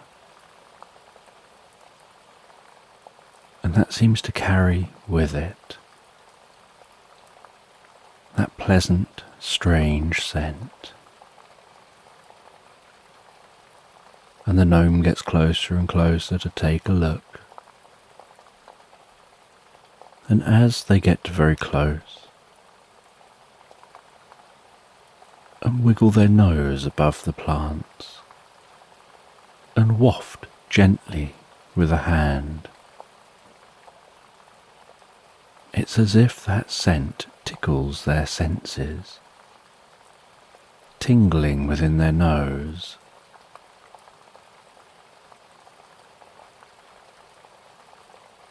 It begins to shift their consciousness, like a Trojan horse sneaking in to their mind, lured in by the pleasantness of that scent.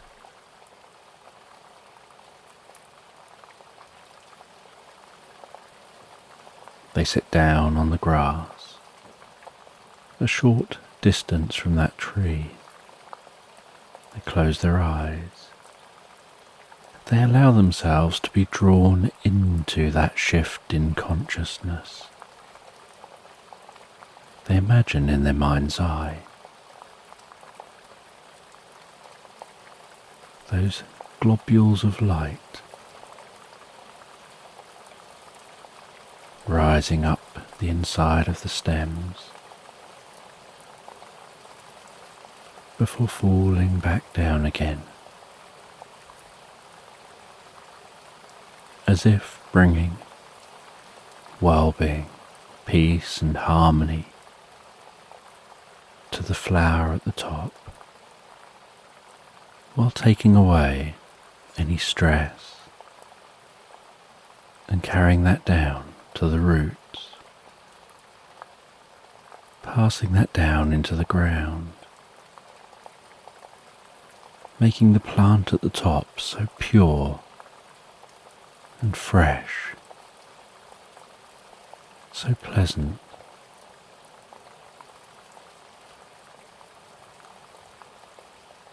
And in their mind, as their consciousness shifts, they see a second plant in their mind's eye, then a third, then a fourth, each one following the same process.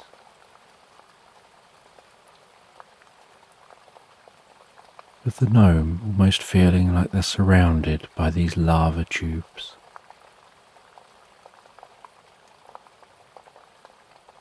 And they notice in their mind's eye that the petals of the plants begin to hum and whistle the most pleasant and delicate tune.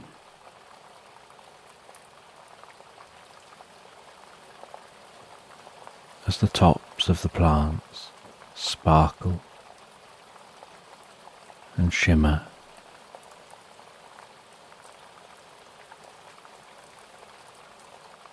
and they feel themselves drawn deeper and deeper into the experience.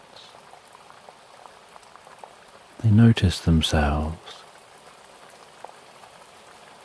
drifting away from an awareness of their surroundings into the inner experience.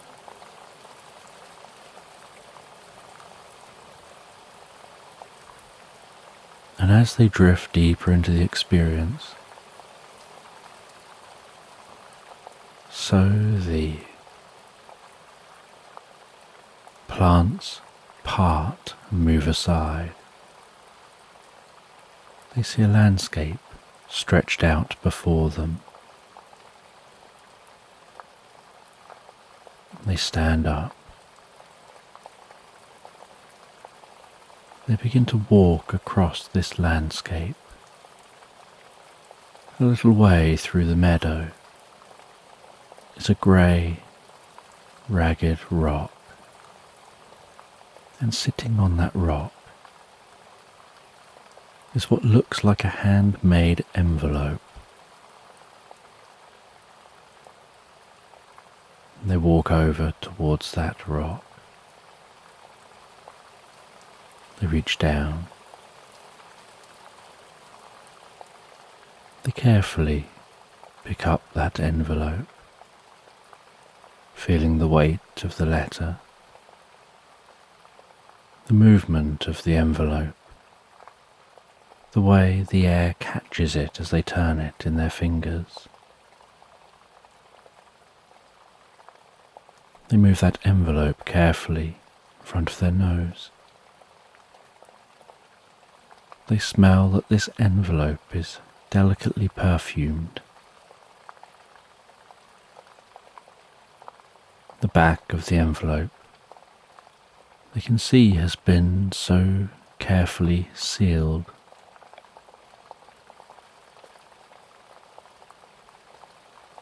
The writing on the front is the most beautiful handwritten script.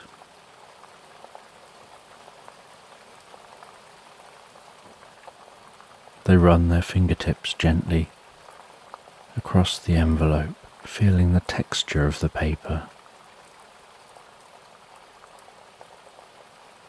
Run their fingers across the edges of this envelope, feeling the smoothness of those edges. They hold the envelope up to the light and can see the shadow of the letter inside.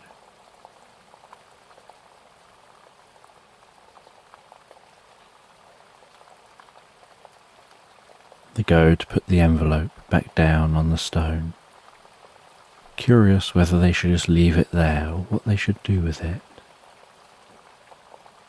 But as they go to lower that envelope, they hear a soft whistle that draws their attention. Before noticing, the whistle fades into the sound of a million twinkling, sparkling lights rising from that stone.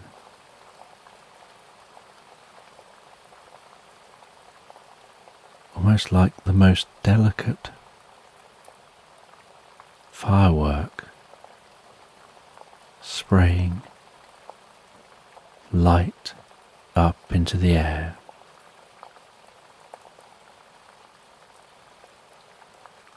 The slightest hiss. Looking down at that stone as the sparkling light recedes.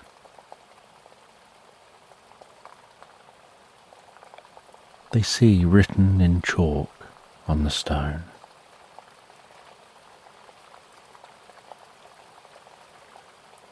"Take this letter in the direction of delight."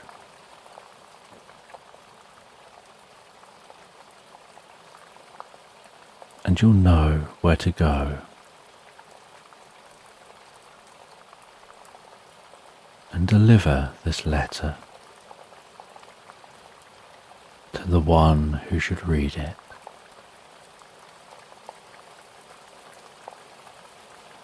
And the gnome carefully places the letter into a bag.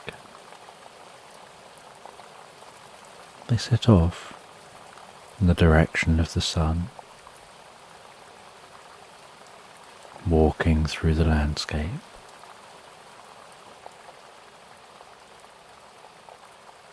They follow that sun as it passes across the sky.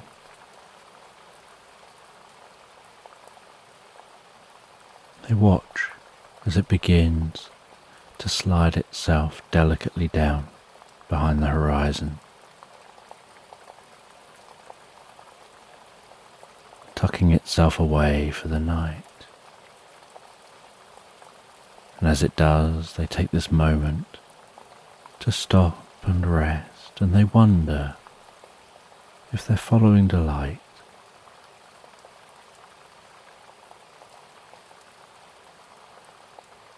How does that work? Because if they follow it from first thing in the morning, they'll be walking one direction.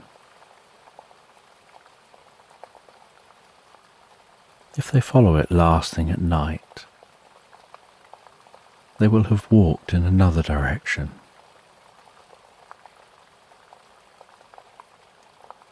If they follow it all day, they'll be walking in a strange route where they're permanently changing direction as they go. And at this time of year, the sun passes largely overhead. So once midday has passed, it seems to almost pass in a straight line. They wonder who this letter is for, how far they'll have to walk.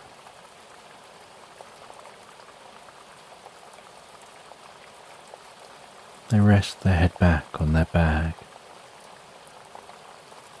gazing up at the stars overhead.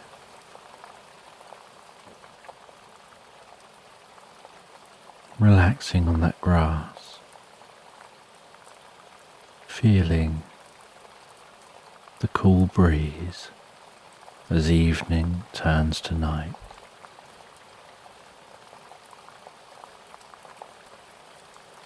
As they drift peacefully asleep, and while they sleep they dream, and as they dream about exploring a bakery.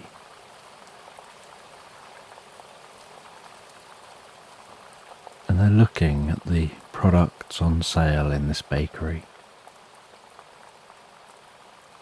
And they find what looks like a jar of jam. Only when they open the jar, it's filled with starlight. They dream of spreading that starlight onto a scone, applying the cream, eating that scone and starlight.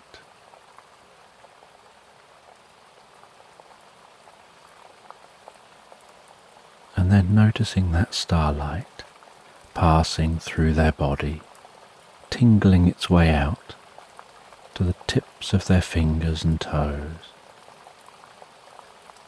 buzzing its way through to each and every hair follicle, almost making the hair seem static.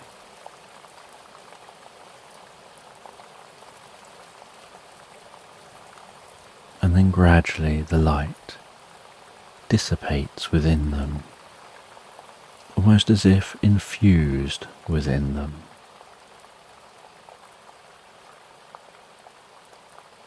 They leave that bakery, and they notice as they walk that they give off a slight glow, almost directed by their own light.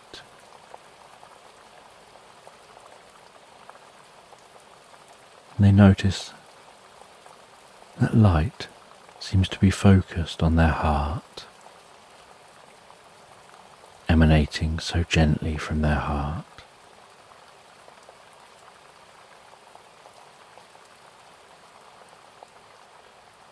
And they gradually drift and float deeper and deeper asleep.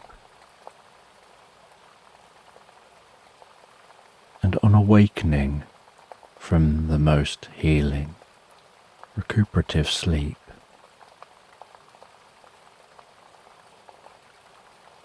they feel a warmth in their heart. They take the envelope They hold it up near their chest. They have this sense they're supposed to follow their heart. It almost creates a connection between their heart and that letter. And they feel delight pulsing gently from their heart as they walk, setting off again through the meadow.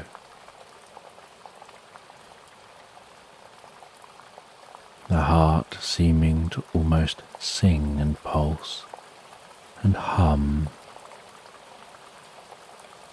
with a deep and comfortable energy. They walk through the landscape, admiring the birds they see. Rabbits gnawing on grass. Deer chewing away on that grass.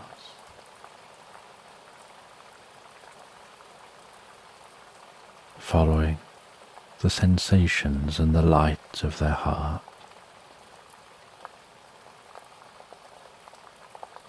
Eventually finding their way down to a river,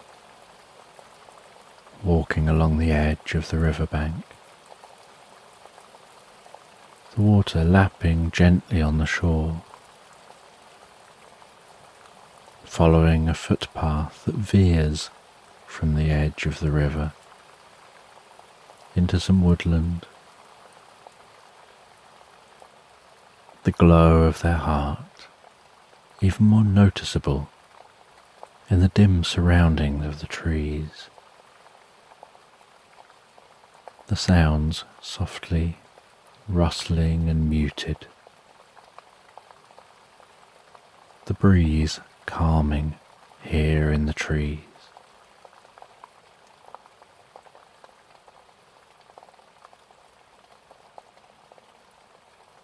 Aware that it's starting to get darker and darker again on another day. But the darker it gets, the brighter the light from their heart shines, illuminating the way ahead. And so they continue to walk.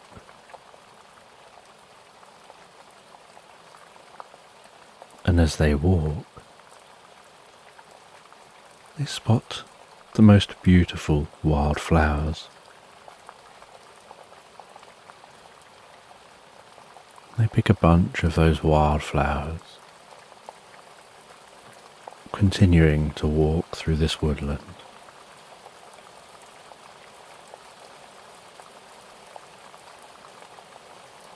Until eventually they see some lights in the distance. Continuing on through the woodland towards those lights. The lights of a cabin becoming clearer and clearer.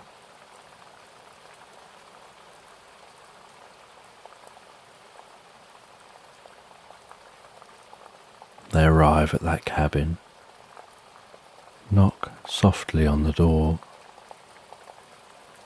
The light from their chest guiding them to this point. They wait for a moment.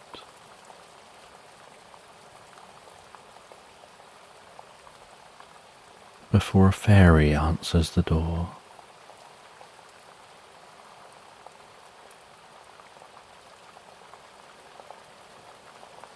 The gnome takes that letter from their bag and says that I think this is for you, and the gnome explains the story, explains about seeing that letter on a rock and then seeing the writing on the rock and then following the light of their heart all the way here. The fairy thinks the gnome takes the letter and invites the gnome in. Gestures for the gnome to sit on the most comfortable chair near a fireplace.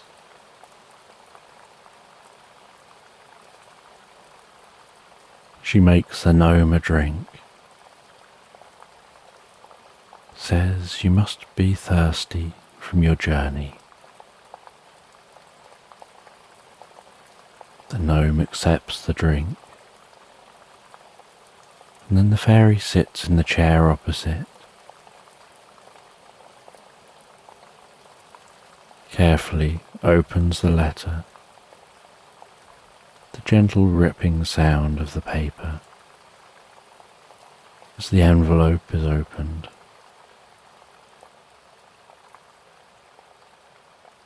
She unfolds the letter inside and silently begins to read that letter.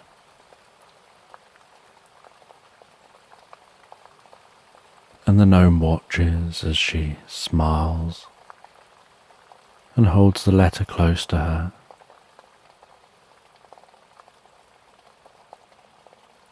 A slight sparkling like diamonds form around her eyes. Folding the letter and placing it back in the envelope. Placing that down on the table beside her seat. Saying that the letter brings good news, but not really elaborating.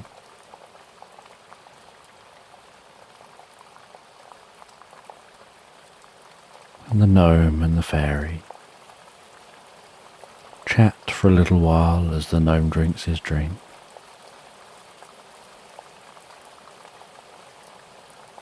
And it's now quite late, so the fairy asks if the gnome would like a room made up for them to spend the night. They spend the night settling down in that room, drifting so peacefully, so comfortably asleep, feeling the sparkling of the light from their chest dissipating and fading. Now their task is done.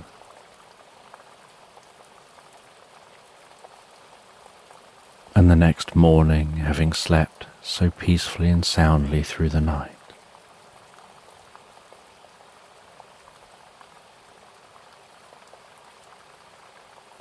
the gnome awakens. They smell a breakfast being prepared. The fairy greets them at the kitchen, offers them some breakfast and a drink.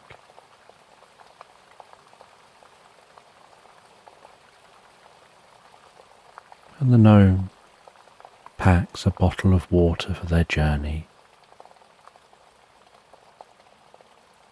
eats that breakfast,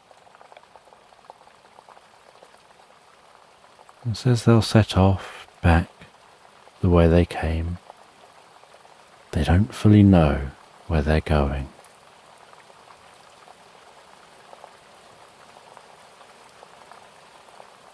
And the fairy has so much to look forward to. They say that they're excited and they've got preparations to make.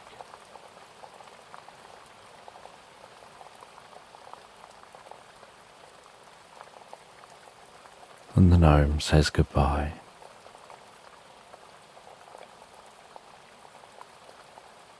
Sets off back the way they came, walking through that woodland, fortunately in daytime for the return journey. Now they no longer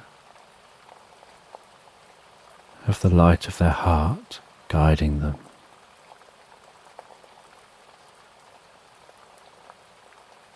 As the day gets later and later, so they stop, relax, drift and float peacefully asleep, before continuing their journey the next day, finding their way back to the meadow they started in, seeing those flowers there, walking back through the flowers and sitting down, and then feeling an overwhelming urge to lie down and drift asleep.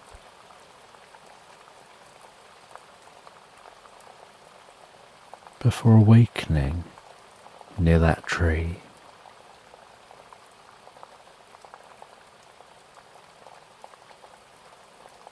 curious about the experience that unfolded for them.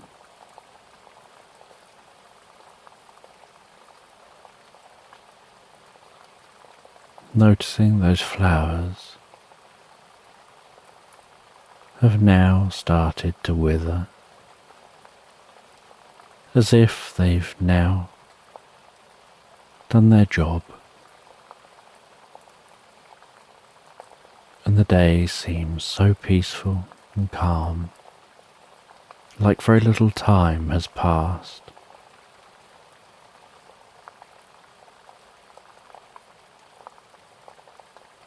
And the gnome is curious about those flowers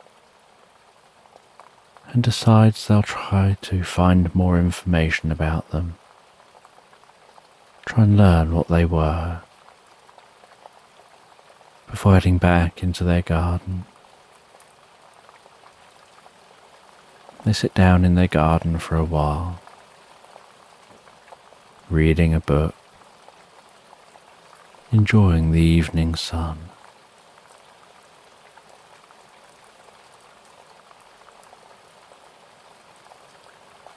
And as it gets later and later and the air begins to get a little chilly, they head into their home. They make themselves some food and drink, sit and enjoy that food and drink.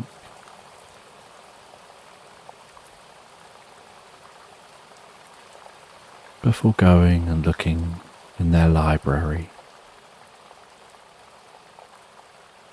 finding a book of old plants and searching for that plant that they saw. They can't find the plant in the book. They try to think of other books to search. Eventually they see the plant in a book of myths and legends. They see that the plant is the call of the fairies. When fairies require additional assistance to do tasks, like carrying messages they can't carry for themselves because they're not present, they can lure other beings, and a curious being will carry out their task. And with that, the gnome smiles and closes the book.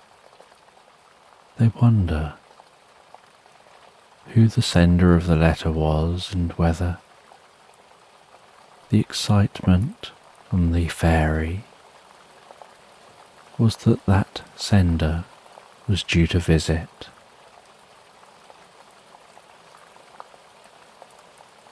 And the gnome heads to bed. And they relax down in bed, feeling so deeply comfortable, and so easily and so effortlessly they drift and float asleep into Slumberland.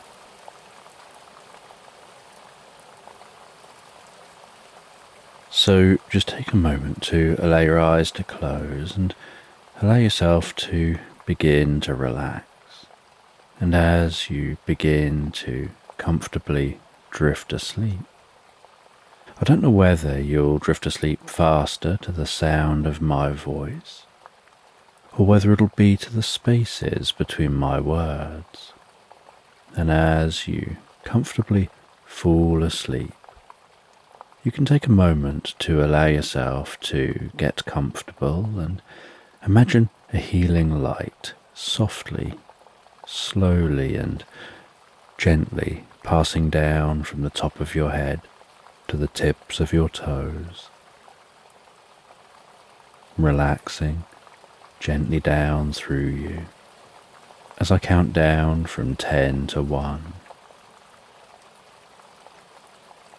And with each count, your mind can quieten and calm as the muscles soften and relax, and you can begin the process of drifting peacefully asleep.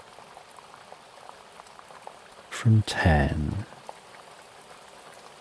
that healing light, relaxing the muscles around the top of the head, around the back of your head, gently, carefully, relaxing the muscles around the side of your head, around your temple, your forehead.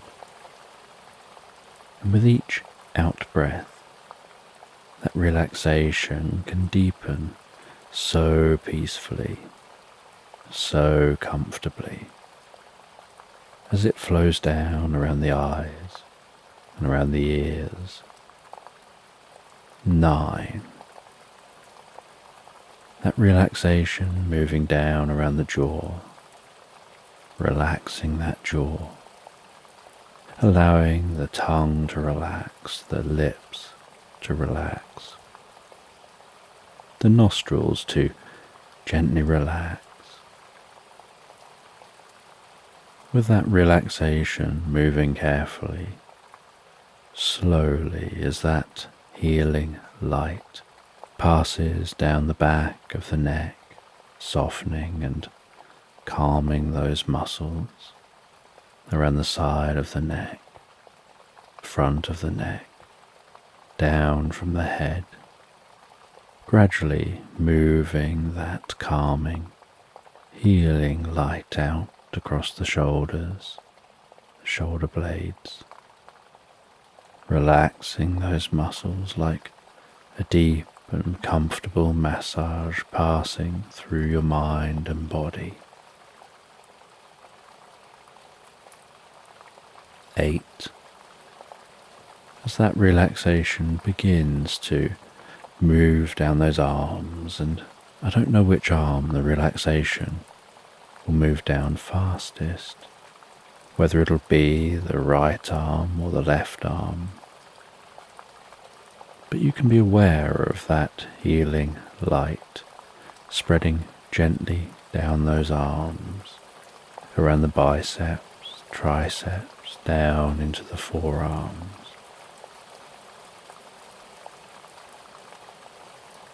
7. Moving all the way down to the wrists, the palms of the hands, down to the fingertips. And perhaps as that relaxation continues through those arms with each out-breath, the arms begin to feel heavier or lighter, or some other sensation as relaxation sets in. And you know the process for sleep is that the body begins to relax. And while the body becomes physically relaxed, so the mind begins to drift and dream, initially to brief reveries before settling on the first dream of the night. And that healing light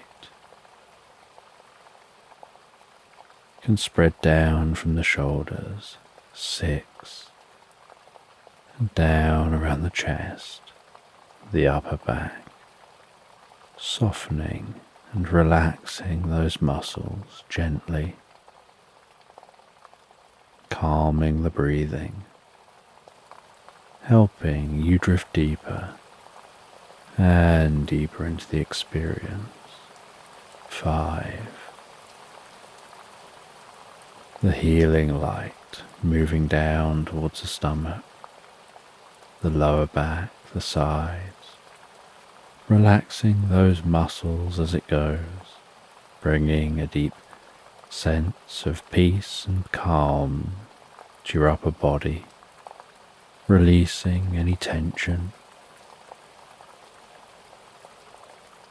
Perhaps occasionally finding yourself shifting just a little to get a little more comfortable. 4.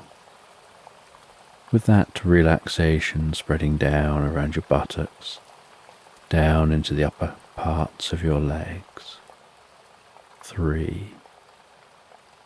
Passing that relaxation down towards the lower part of your legs, perhaps those legs feeling heavier and heavier, maybe as the body becomes deeply relaxed and you focus and allow your mind to drift inside onto what's going on in your mind. Perhaps you lose some awareness of the body as it becomes incredibly still. 2. The relaxation spreading down to your feet, calming, softly relaxing all the way down to the tips of your toes. 1. As a final wave of relaxation pulses gently through you from the top of your head, down through your body, all the way down to the tips of your toes, as your mind begins to drift and dream and wander into tonight's sleep story. And as you sleep, so the fairy is in their home, and they're cooking a meal. You can notice the food hissing and popping and bubbling away as they cook.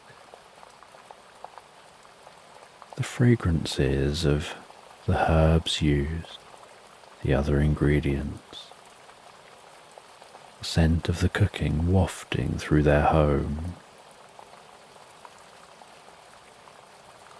And that scent is wafting through the home and then infusing itself within the walls of the mushroom in which they live. And once they've cooked their food, they plate that food up. They take the plate of food to the most comfortable chair, sitting down in that chair with what resembles a fireplace beside them, only instead of fire, this sparkling, twinkling light, pulsing, undulating, giving off a gentle warmth that permeates through the living space. And they really take time to savour that meal, enjoying the meal.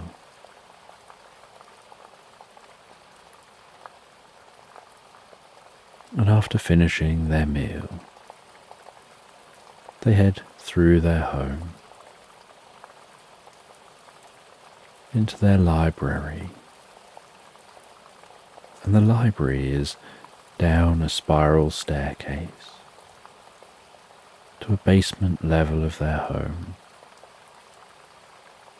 and the curved walls of this space, floor to ceiling with books.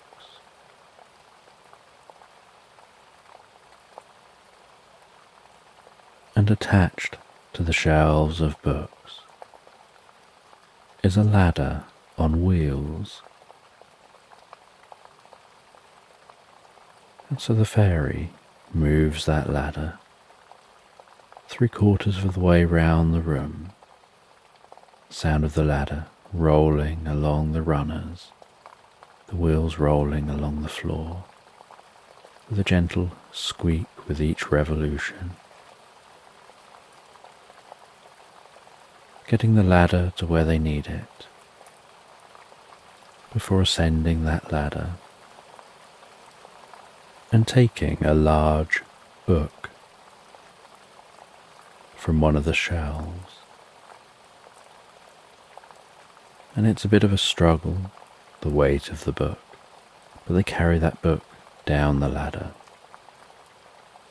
And within this library space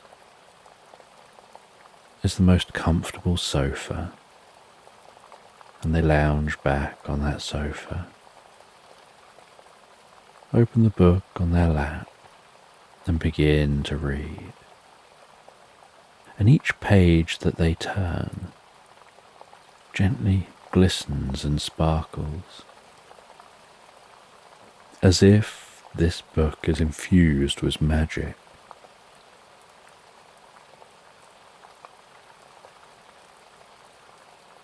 And while reading this book, they're reading about an old legend. A legend set on a distant planet. A planet which can only be accessed by magic. And on this planet was a young rabbit. And the rabbit was out in the fields on the planet, collecting strawberries. Occasionally they'd eat one of those strawberries, mouth watering. The sweet taste gently infusing with their taste buds and tingling through them to the tips of their fingers and the end of their nose.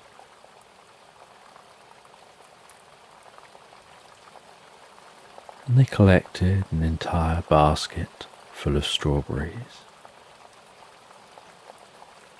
They headed back into their burrow, placed the strawberries to one side, sat down comfortably in their burrow. The space here so cozy, just a gentle, soft, flickering light, tones of browns, the air very still, just the right temperature for a deep sense of comfort.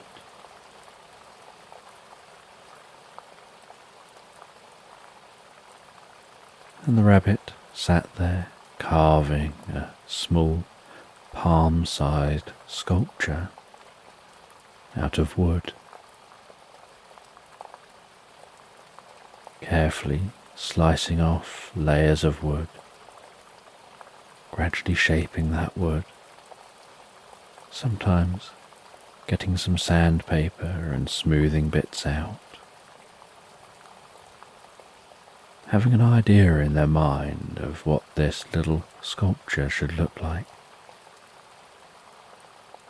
and removing what isn't necessary.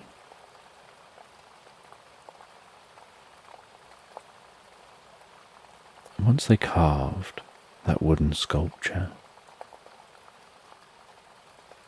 they blew the excess dust off of the sculpture, gave it one last sanding down to make sure it was smooth, and it looked like a small person.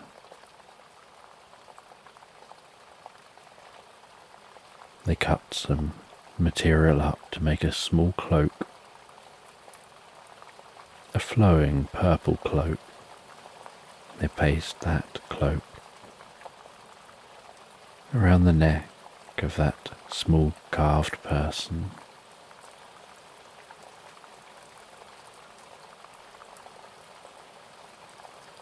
They then poured a small amount of oil onto that carving, and it carefully infused with the sculpture, darkening the wood. They then placed that in a corner and settled down and fell asleep. And the next morning, they woke up, they ate a few strawberries, and they saw that the small sculpture had come alive.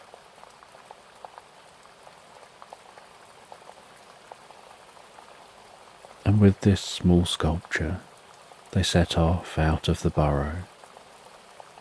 They walked through a meadow and into ancient woodland that was filled with gnarled trees.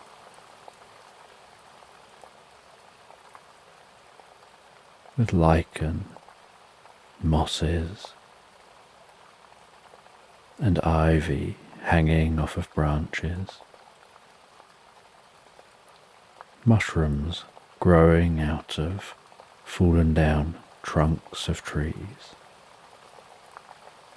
Birds singing and echoing through the woodland. Squirrels darting around the trees.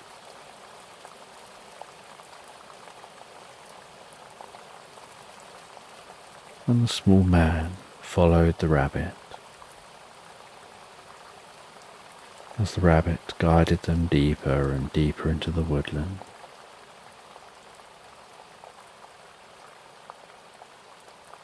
And the rabbit explained that they're needed for a mission.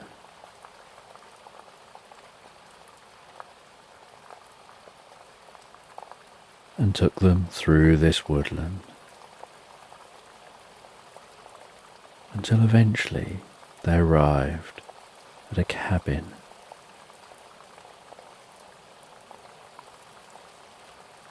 And the rabbit could see that in the cabin was a wizard, and the rabbit was very quiet and told the small man to be very quiet too. They watched, seeing the wizard through the window pottering around inside their cabin.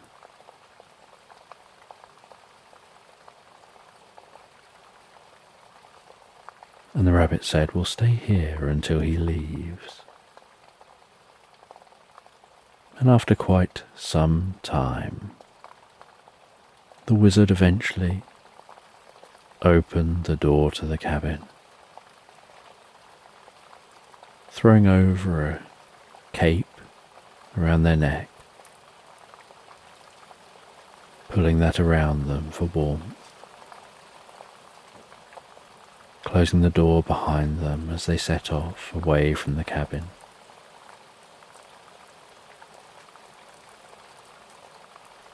And the rabbit said, "Now's our time." And together they headed to that cabin. And in the door of the cabin was a small cat flap. And they carefully snuck through the cat flap, walked across the wooden floor, trying to avoid the loose floorboards, seeing that cat sleeping on a thick rug in front of the fireplace.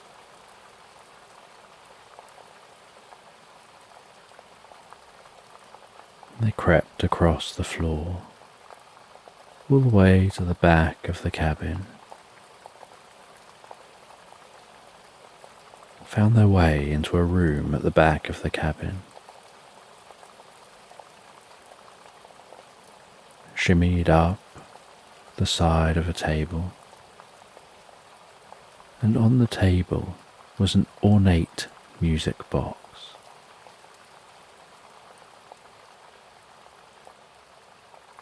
And the rabbit carefully opened the music box.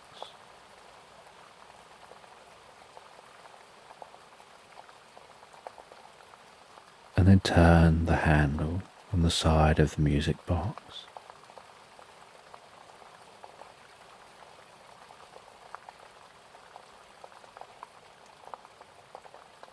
And as that wound up, so the rabbit could feel the tension building in the handle, they then took a pebble from a bag.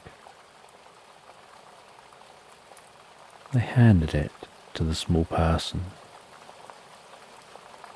They said, "Place this pebble on that lever over there," gesturing to a lever at the back of the music box. And as the pebble was placed on the lever pushed down.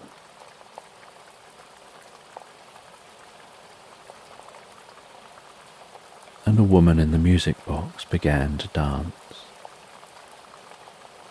The rabbit said, "You need to dance with the woman." And so the little man went over to the dancing woman, watched for just a moment, for the right moment to join in the dance, then took hold of the hand gently, propping it in his hand, put his other hand behind her waist, moving in at the rate and speed as she was moving, straightened his back, pulled their waists together, watched her feet, and in time with the music, danced with the woman, losing himself in the moment, absorbed in that dancing, absorbed in the music.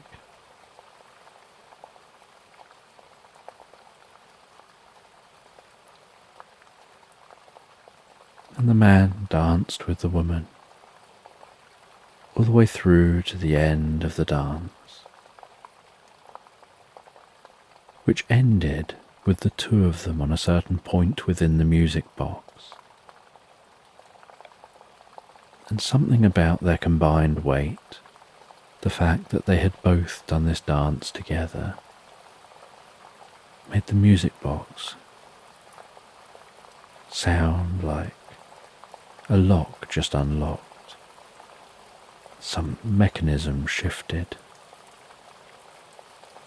and a drawer on the front of the music box opened up.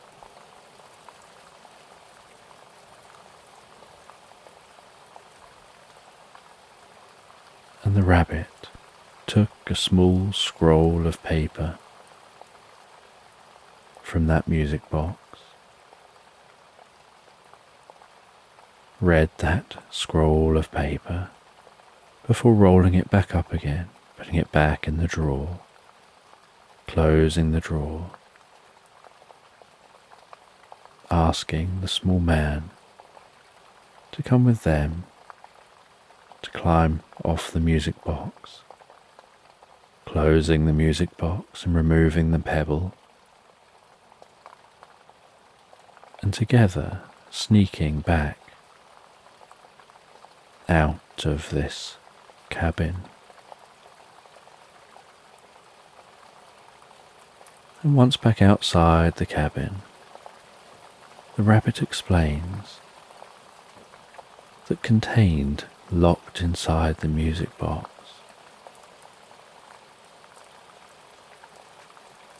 was a secret message about how to find a deep sense of connection with others,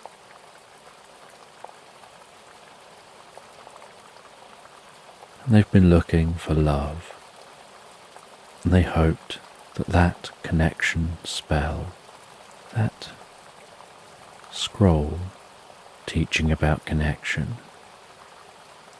might help them to be able to find someone to share their life with.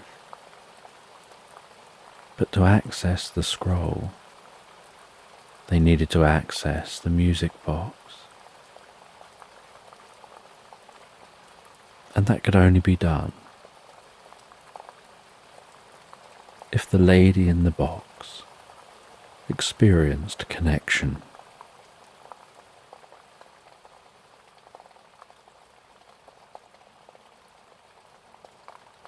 And so, when she experienced that connection and completed the dancing, the drawer slid open.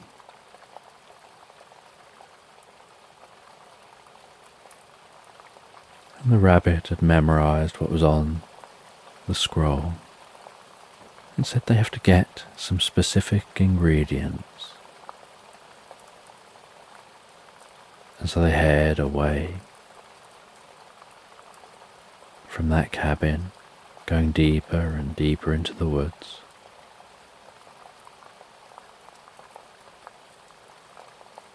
And deep in the woods, the rabbit starts picking certain ingredients, different herbs, different plants,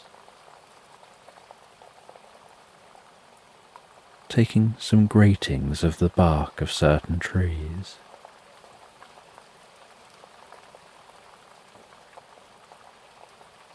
before heading off back to their home, back into their burrow.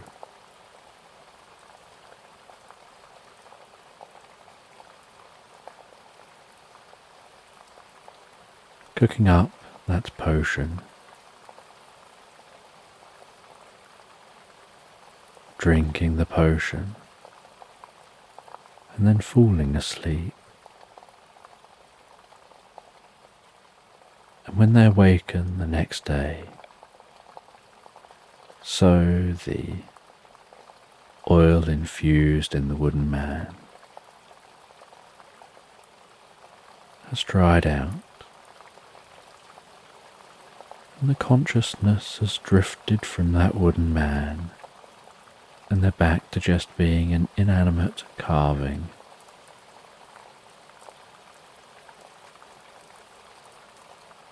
And the rabbit doesn't know if they feel any different. They head out of their burrow.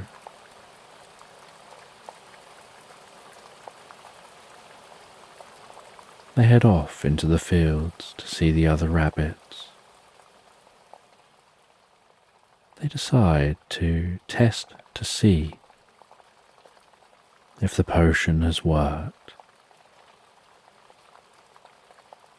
They hop over near some other rabbits. They say hello to those rabbits. The rabbits engage back, and they engage in conversation. And they talk with each other for some time.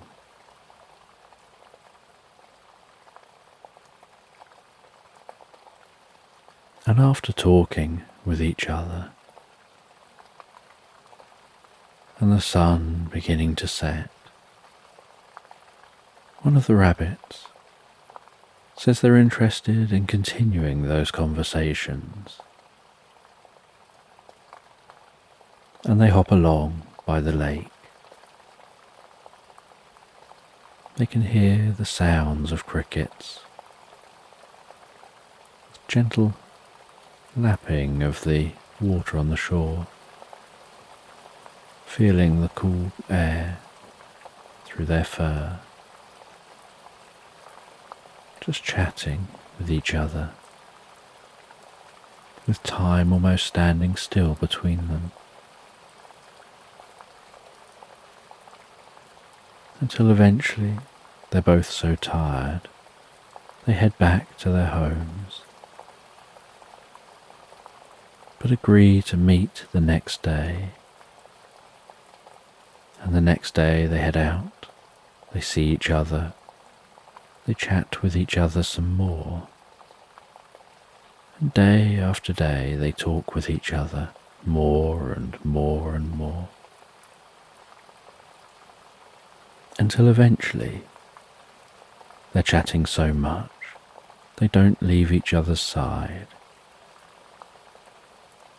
They realize they want to just spend more time with each other.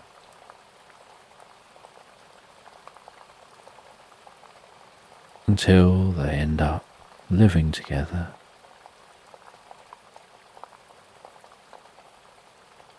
And the fairy reads all the way through to the happy ending. And she understands the deeper meaning. She understands what really happened with that spell and the resulting potion. And she understands how that applies to a situation in her life that's led her to getting that book and reading that book.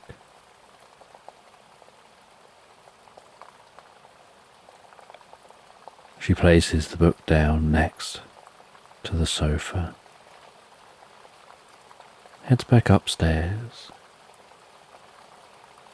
leaves her home and heads down into the fairy village.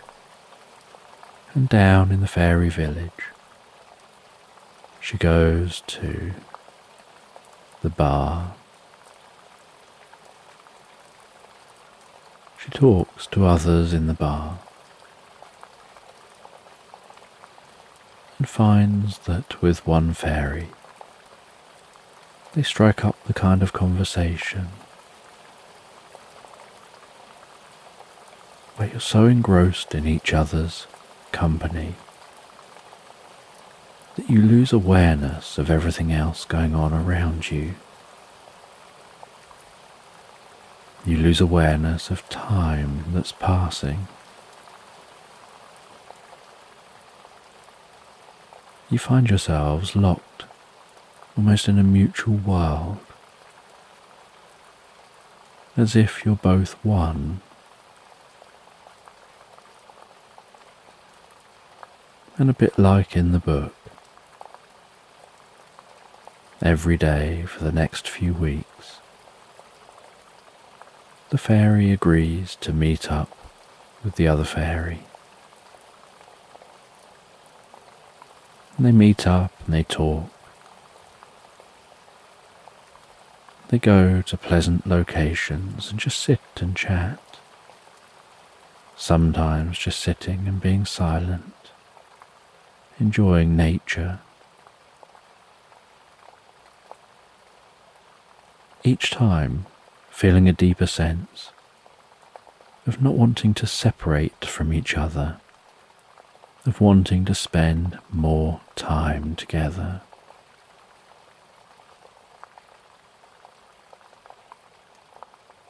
Until eventually the fairy invites the other fairy back to theirs and cooks them a meal.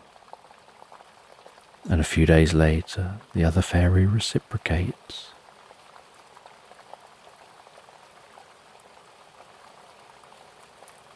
Another time, the two of them head off and have a meal out together.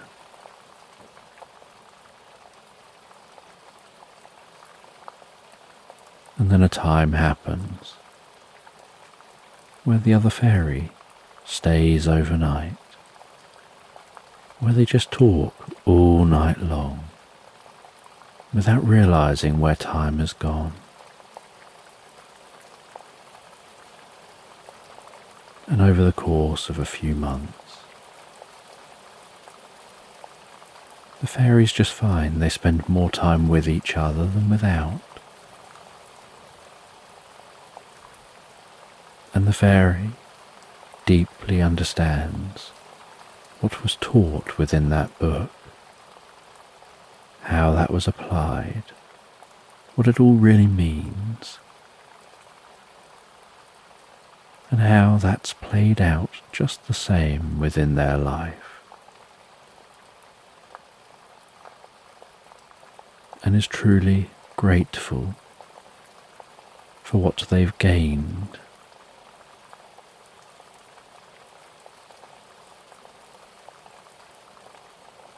And as time goes on, they become so comfortable with each other that every touch of each other triggers a deep sense of relaxation and inner well-being, a deep sense of safety and security, a deep sense of comfort and peace. And they find lying down together, wrapped in each other's arms, that the act of being so close and calm, feeling so safe together, helps them fall asleep so quickly, so deeply, peacefully and comfortably, relaxed asleep into Slumberland.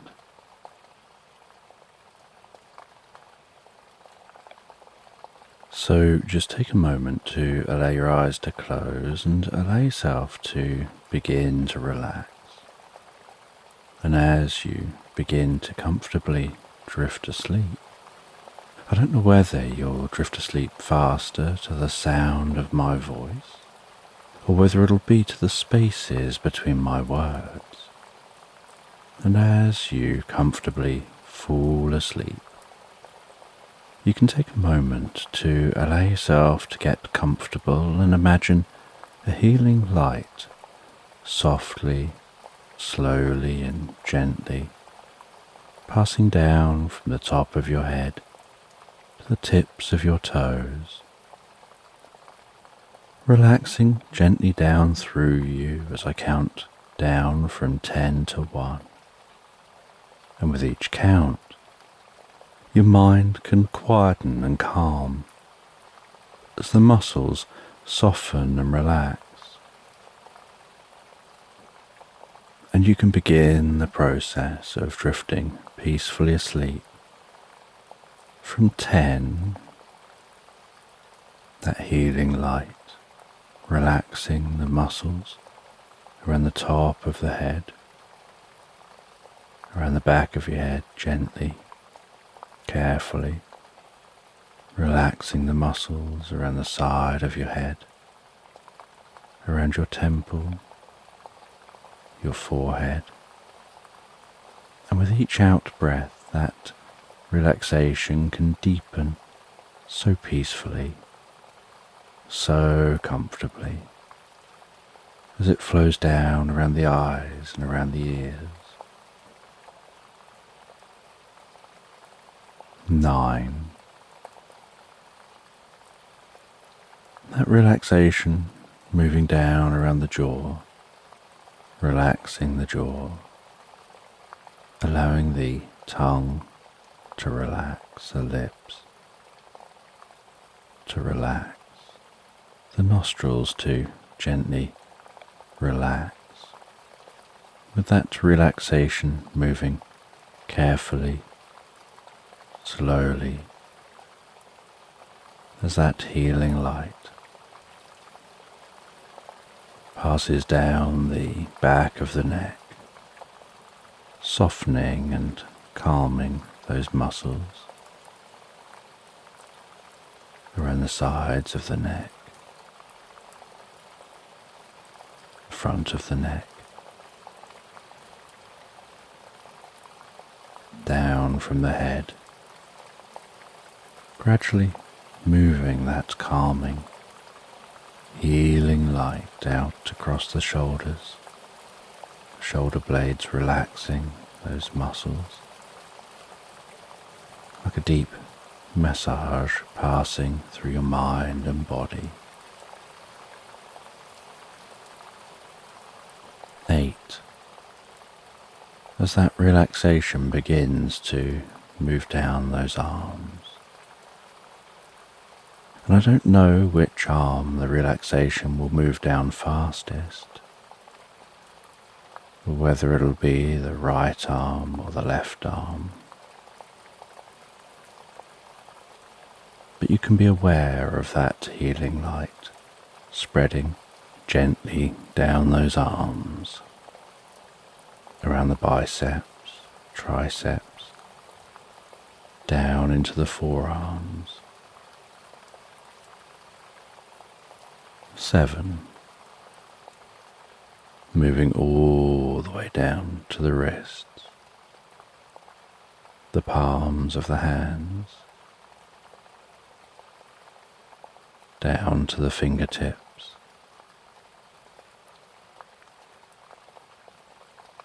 And perhaps, as that relaxation continues through those arms, with each out breath, the arms begin to feel heavier, or lighter, or some other sensation as relaxation sets in. And you know the process for sleep is that the body begins to relax. And while the body becomes physically relaxed, so the mind begins to drift and dream. Initially to brief reveries, before settling on the first dream of the night.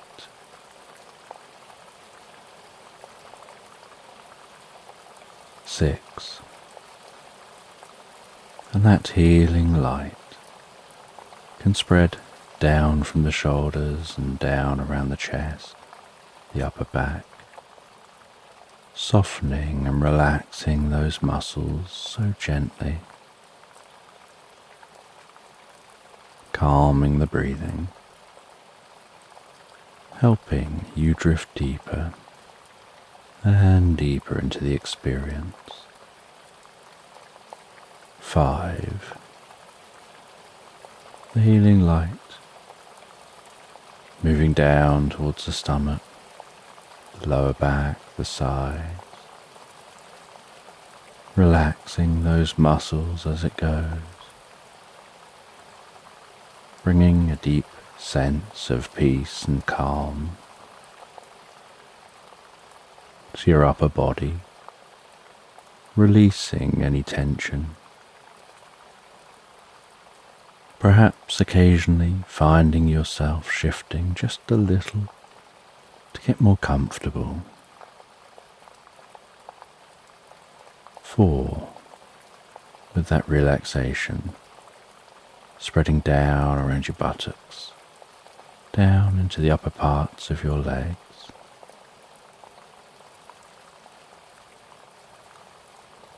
3.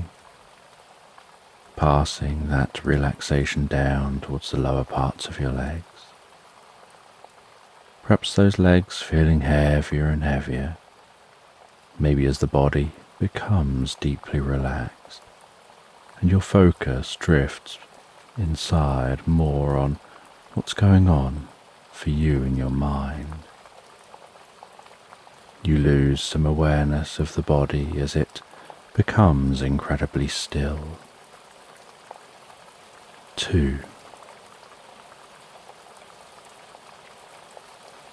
The relaxation spreading down to your feet, calming, softly relaxing, all the way down to the tips of your toes. And 1. As a final wave of relaxation pulses gently through you, from the top of your head, down through your body, all the way down to the tips of your toes, as your mind begins to drift and dream and wander into tonight's sleep story. And you find yourself out in your garden, tending to the plants, clearing away any old plants, trimming things that need trimming,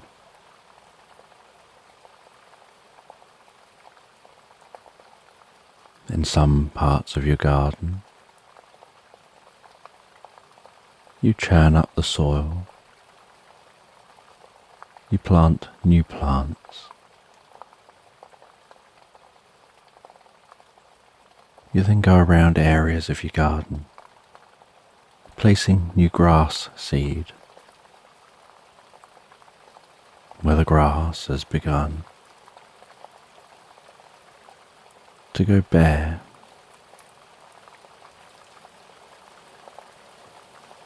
At areas where you walk a lot across those bits of the garden,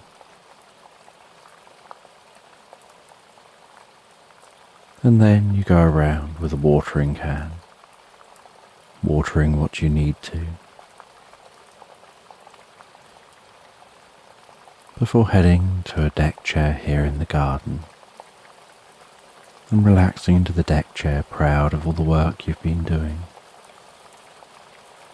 feeling that you've earned this moment of rest.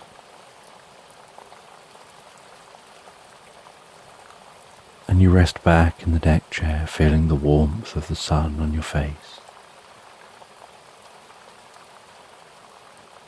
feeling the occasional coolness of the breeze,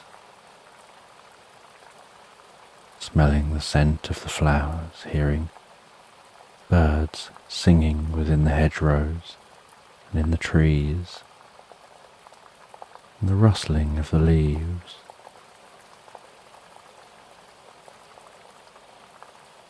Almost feeling a part of the nature around you.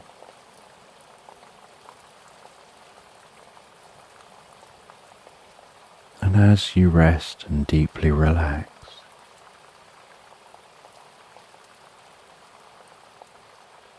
you get this sense like you hear a soft, distant voice.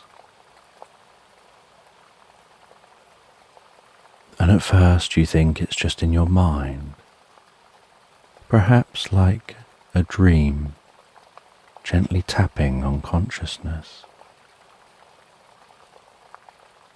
But then, as you move your head very slightly, you realize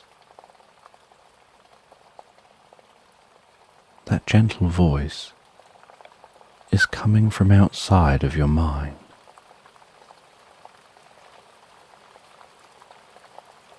And so you open your eyes and look around your garden. You can hear that voice. You look in the direction you hear it coming from.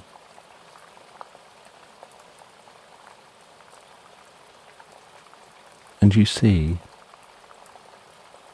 standing on the grass beside you, a very small gnome,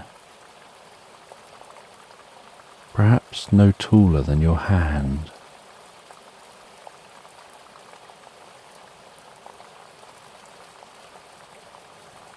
And that small gnome has a delicate voice. You swing your legs around off of the deck chair. You lean down to get closer to that gnome.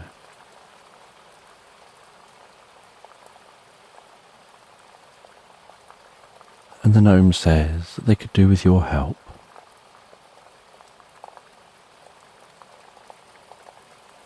And they start to explain how they need you to follow them into a world of gnomes.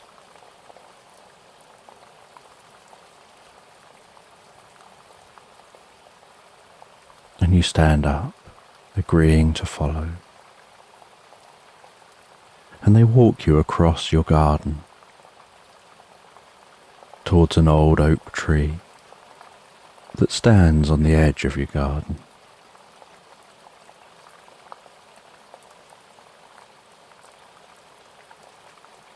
And then they walk up to the trunk of the tree. They wave their hands in a specific pattern in front of the tree. And glowing, pulsing, sparkling light forms before them. and a small entrance seems to open up in the base of that tree.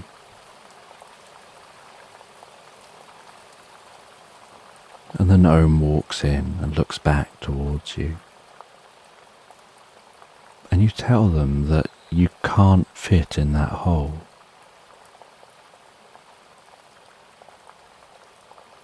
And they shrug and acknowledge this, almost as if they'd forgotten you wouldn't be able to fit.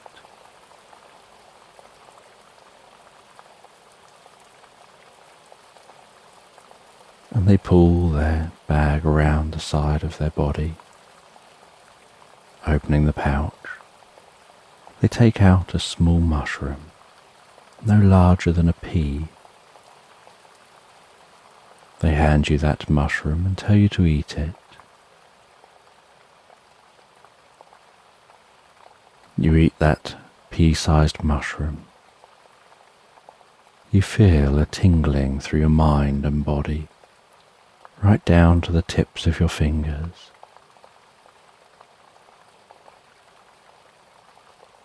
A little bit like pins and needles, just for a moment,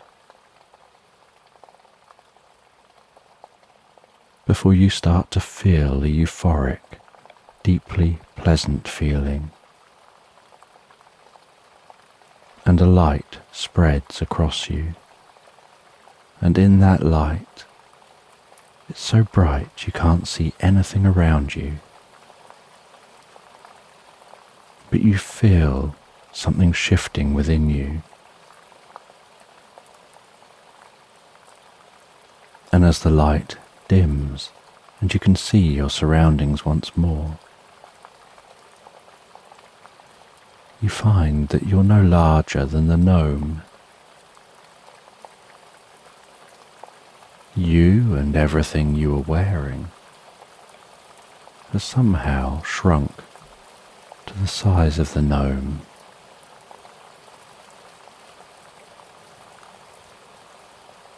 And the gnome explains that there's another type of mushroom that you can take that will reverse the effects of the first mushroom. But for now, you can follow them. And so you follow them through that portal into the tree. And instead of walking into the tree, you find walking through the portal that you come out in a whole different landscape.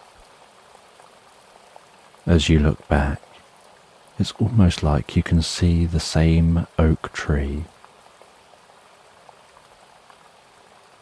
with the same portal-like entrance, except this tree is situated in an open field, and before you is a hustling, bustling town of gnomes.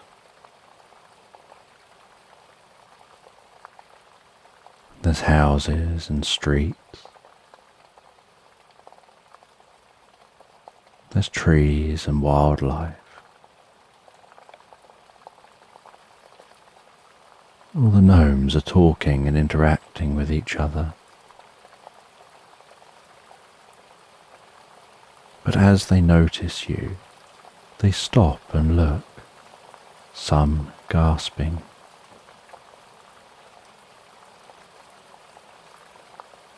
And the gnome guides you down through the street,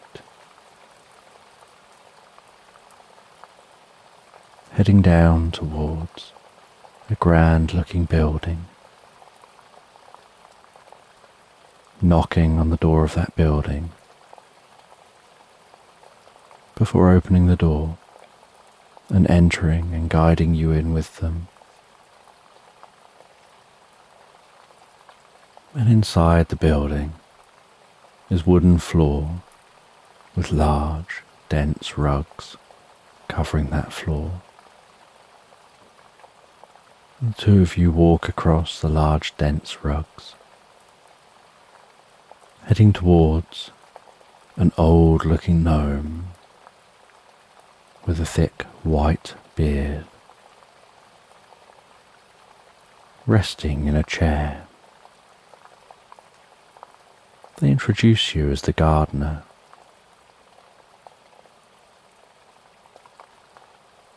And the old gnome talks to you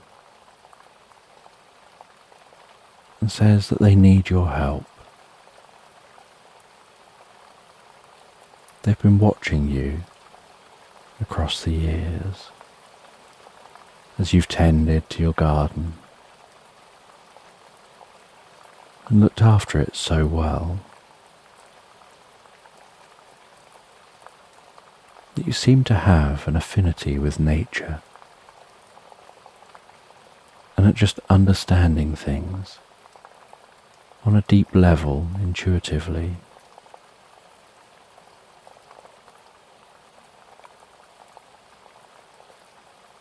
And they tell you about a tree in their land. That's the tree of life. It's the tree that allows their land to exist as it does, as this separate realm. But recently that tree has been damaged and has started to die. And if the tree dies, their realm disappears. And everything in this realm disappears with it.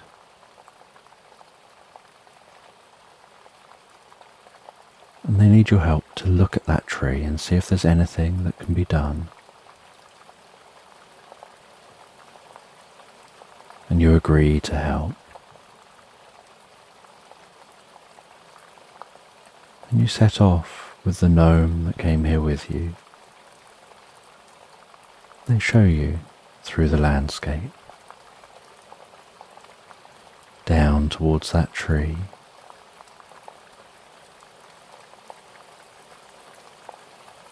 And the tree is some distance from this space.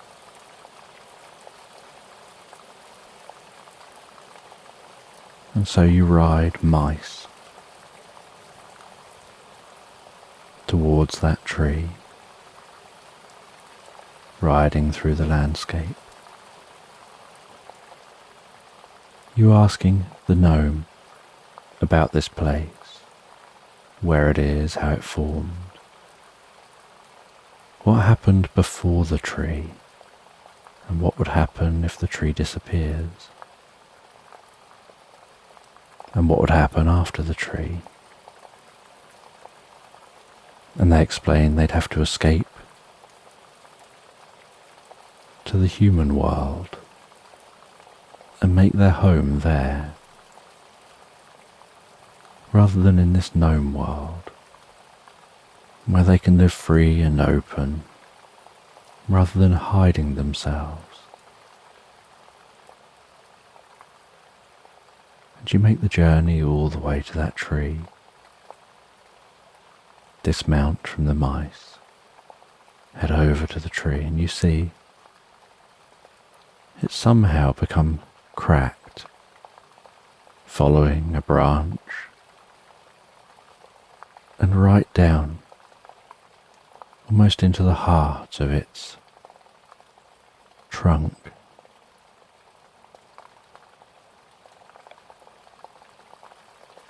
And to these gnomes, this is a large tree, but to you, you know it's probably a bonsai tree.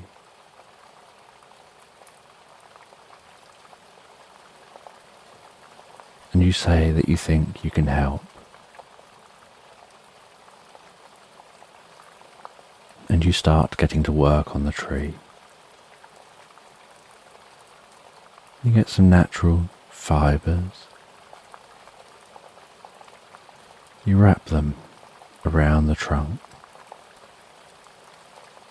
pulling the trunk together. You start fixing up that tree.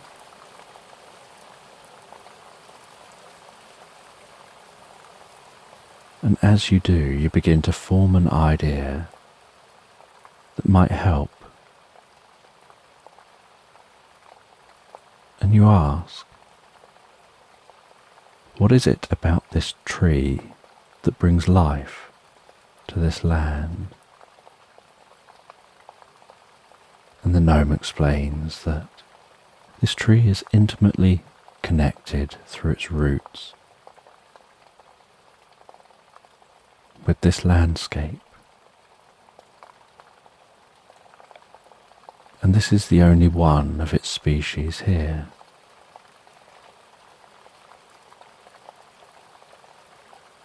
And they say that you can see that this is a magical tree and it's intimately connected, because under low light you can notice the roots glowing a soft blue that signals their connection with the landscape.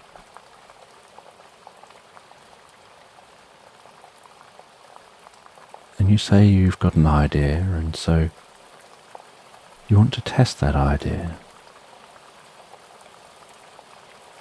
And you take a couple of cuttings from this tree.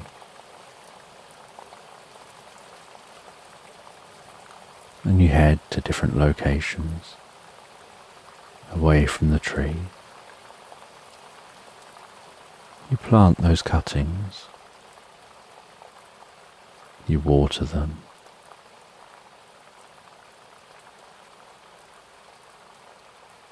And you say you want to just see if they take hold, and if the cuttings have the same properties when they take hold as the main tree. And in this land, time passes different to in the human world. So days can pass here, where time seems to stand still in the human world.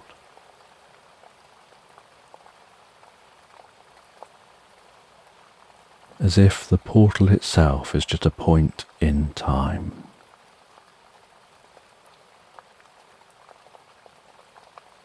And so you spend a number of days staying with this gnome, every day heading out to those cuttings, watering them, nurturing them,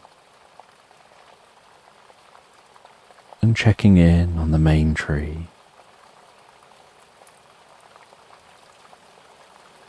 And after a number of weeks,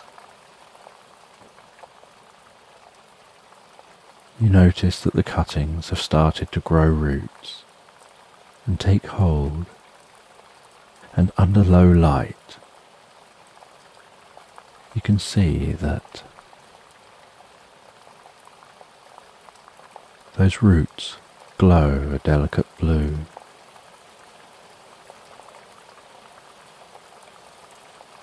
And seem to be equally as connected to the landscape as the main tree.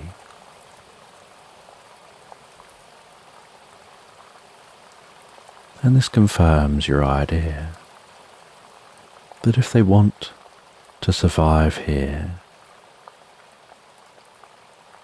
and reduce any risk of any issues,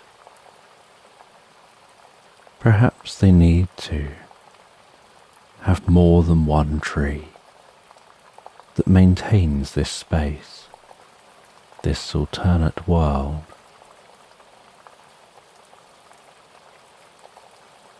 And so you feed back to the elder about your findings.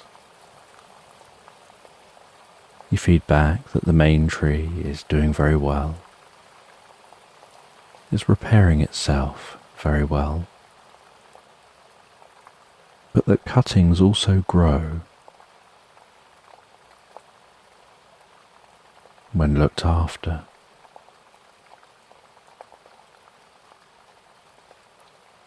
And that if more cuttings can be grown, and then take cuttings from the cuttings as they grow up.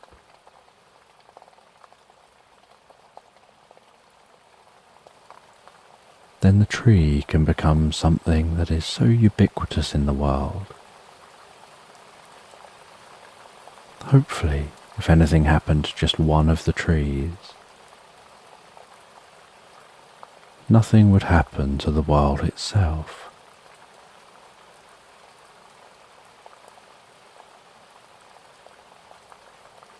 And the elder says that the only way to know if that would work is to consult the oracle. And they ask you to go with the other gnome to talk with the oracle. And so the two of you set off on your mice, riding through the landscape. You ride all day until it's night time. You settle down by a fire, camp for the night, enjoying each other's company, you being told all about gnome lore and legends. And the next morning carrying on the journey, until eventually you see a palace in the distance, rising over the horizon. Arriving at the palace and asking to see the oracle.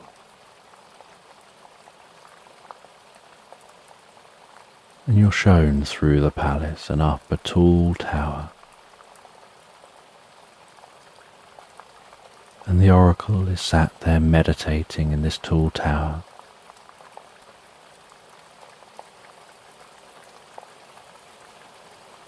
And without coming out of their meditation, they seem to psychically project communication into your mind, asking what you're here for, and you explain. And this oracle, who remains in this meditation, says that this meditation allows them to remain on the same frequency as the world around them, connected to all beings here, all life.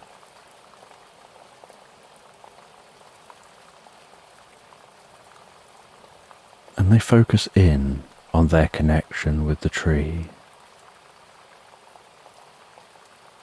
and with the new trees.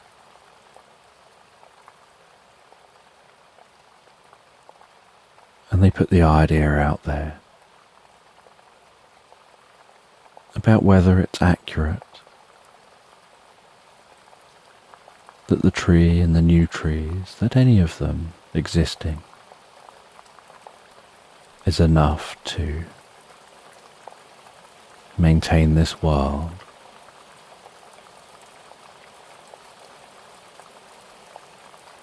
And they say that the tree communicating with them is telling them that that's true, that these trees are intimately connected with the fabric of the world when their roots grow. And so having more of the trees means less chance if any one tree gets damaged,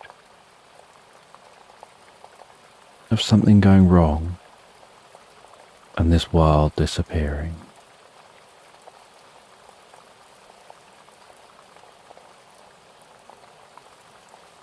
You ask how this world develops if it needs these trees to be here.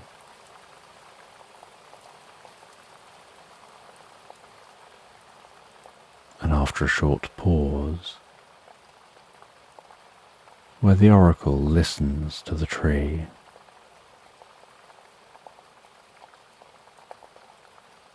They say that it came down to the first gnome. The first gnome used magic to create a portal. As the world of humans stopped believing in magic and started being fearful of the unknown, they wondered whether they could create a land elsewhere where they could live openly in communities, being themselves. And they opened a portal, and they infused a tree with magic, which they brought through the portal with them, and into the void through that portal. They passed that tree.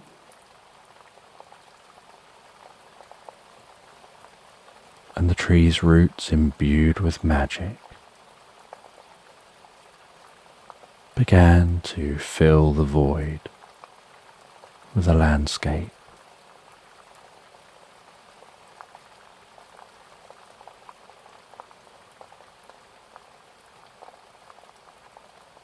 And all the soil and all the other plants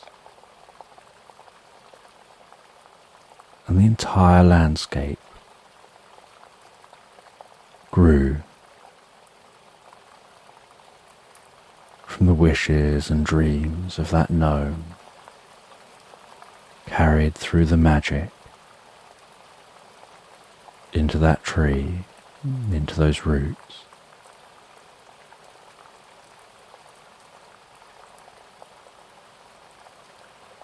Mirroring the world the tree had come from.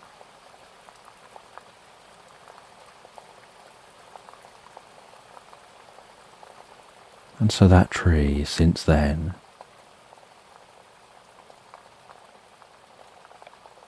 had been the sole provider of maintaining this landscape.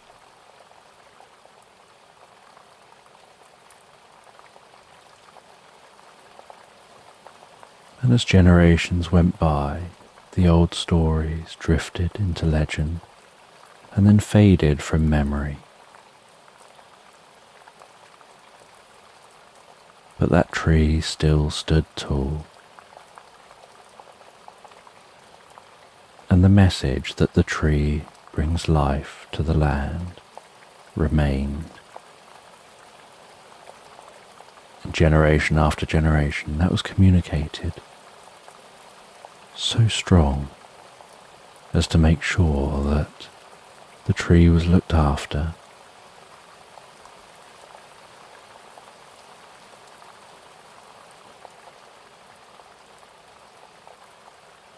And if the magic of the roots ever failed,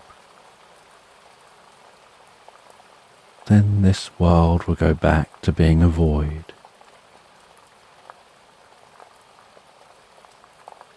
But it doesn't have to be just carried in the roots of the one tree. If a cutting is taken from the tree, then the roots of any cuttings are the roots of that tree, maintaining this land.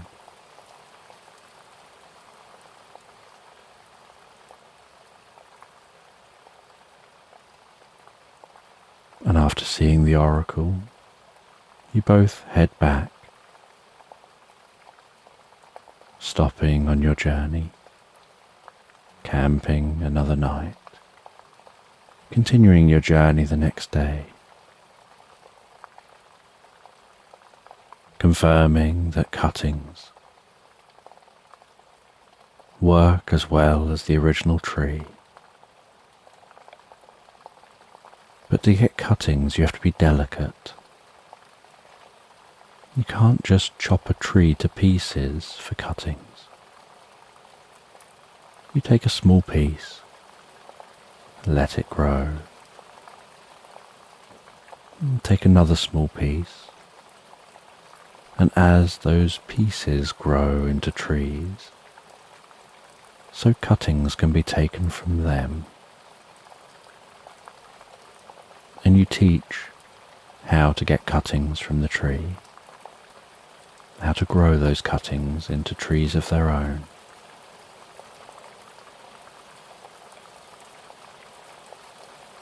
And some of the cuttings are grown as trees outside of the main landscape, so that if anything ever happened to the trees in the landscape, more trees can be planted, and everyone was encouraged to grow their own tree.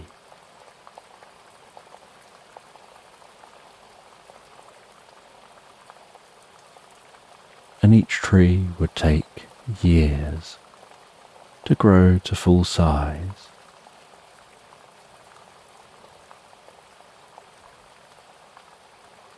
But now the land was going to be filled with these trees.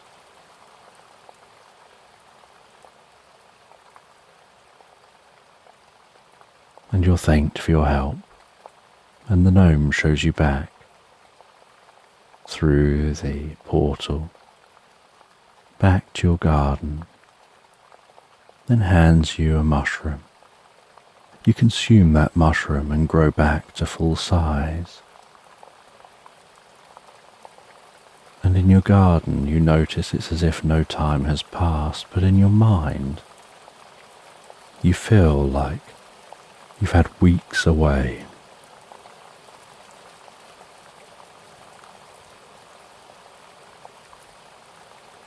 And it creates a little confusion. Do you sit back down, continue resting in your garden, carrying on what you were doing before you went in to the gnome land? When to you it feels like a lot of time has passed, and perhaps you should be getting on with other things.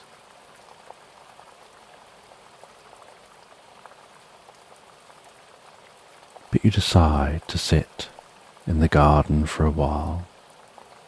You ponder the experience in that gnome land. You wonder how often gnomes visit this land. You don't really hear of gnomes visiting nowadays.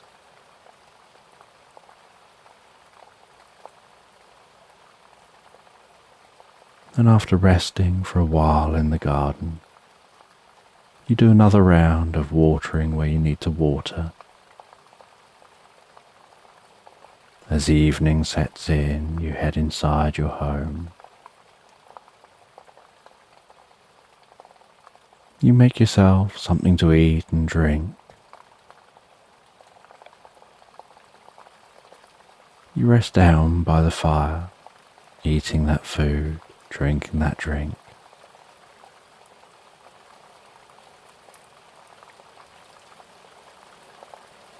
You decide you'd love to learn more about the times when gnomes and other creatures lived within this world. You'd always assumed they were just fairy tales and stories for children. But knowing that it was real makes you want to learn more. When you're reading with a different mindset and a different understanding, you head to bed and drift peacefully asleep. And the next day, you head to the local town, visit the local library. Walking into the library, seeing dust motes floating delicately in the beams of light, softly passing through the narrow windows. The smell of old books, the dull sound within the library as all sound and reverberations seem to be absorbed by the carpeted floor and the books. You find your way round to the myths and legends section, and you find an old book about gnomes. You sit down at a table in the library and begin to read that book, reading about the legend of the gnomes, how they first seemed to appear in this land, what humans used to think of those gnomes, the magic they used to possess. And you find it fascinating learning about those gnomes. Now that you're reading this, from a perspective that what you're reading is probably true, and you continue to read that book. You look at the pictures, seeing some of those drawings, questioning their accuracy as they're drawn from what people say gnomes are like. But having met gnomes yourself, you know they don't look exactly like these drawings portray.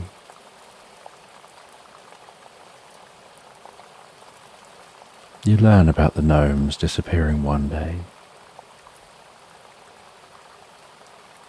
how it was almost as if they entered rings around trees and were never seen again.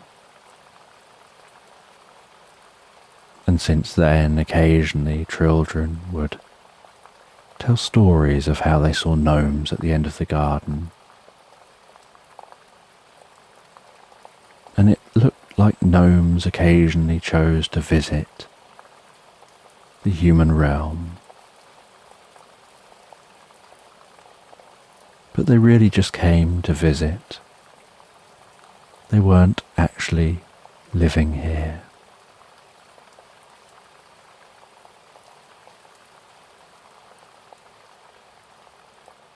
And after reading and finding it fascinating, learning the history of the gnomes, you wonder whether the gnomes themselves have any books or any history that they could teach from their perspective. You head back home. You write a letter to that gnome, saying you'd love to learn more about their civilization, about the history of the gnomes from their perspective, and if they've got any writings on that they'd be willing to share. Would they share that with you? You place that letter near the tree.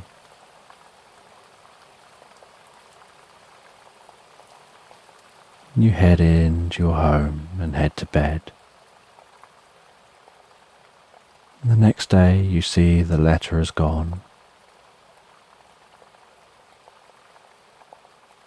And a few days later, next to the tree, you see a tiny wrapped up gift. A small gift the size of the tip of your thumb, wrapped in brown paper, string tied around that, and the most perfect bow. And next to that is a small wicker basket with a tiny bit of red material draped over the basket. You take the two items into your home, place them down on your dining room table, carefully unwrap the gift, and you see an old book, incredibly tiny old book, too small to be able to open and handle.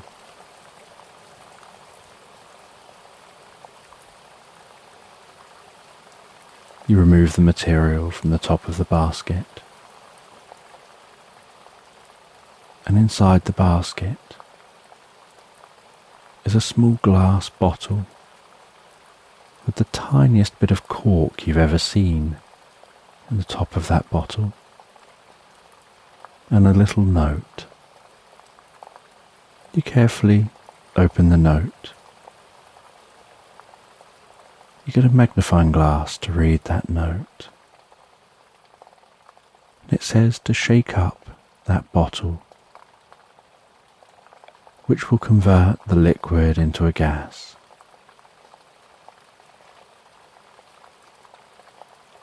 And that gas is heavier than air and will sink down. And pour that gas over the book.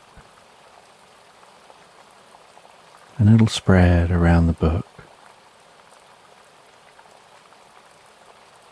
and enlarge the book to human proportions. So you carefully shake that bottle until the liquid turns to a gas. Using your fingernails, with your thumb and your forefinger, you pop the cork out of that bottle. You tip the bottle upside down and the gas falls down onto the book, enveloping the book. Begins to sparkle and twinkle and fizz gently.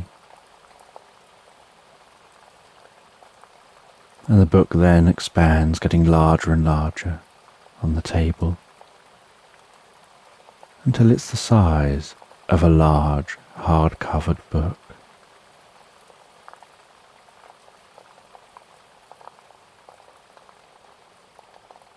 And as you open that book,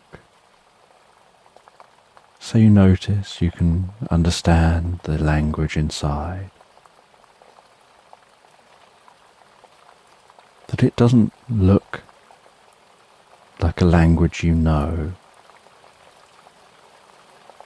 but as you start to read it, you instinctively seem to just read it in your language.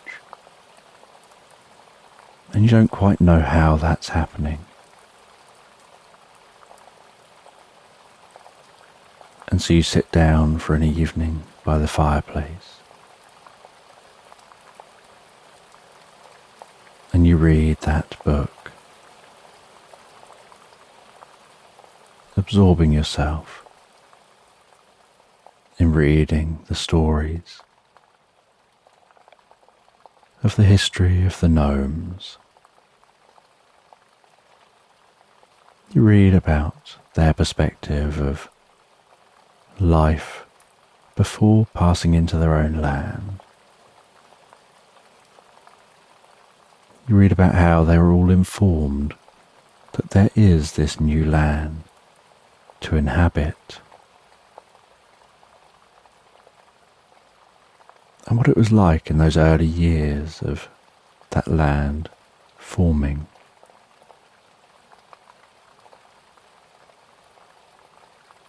Reading about their magic, their portals, and how this land has a very different concept of time to the human world. How portals to the human world are always a fixed point in time, with the other side of the portal being to a time that's constantly moving. And so they may have portals which they can pass through, which were situated centuries earlier. And so one side of the portal is centuries in the past, yet the other side of the portal in the gnome land, centuries have moved on.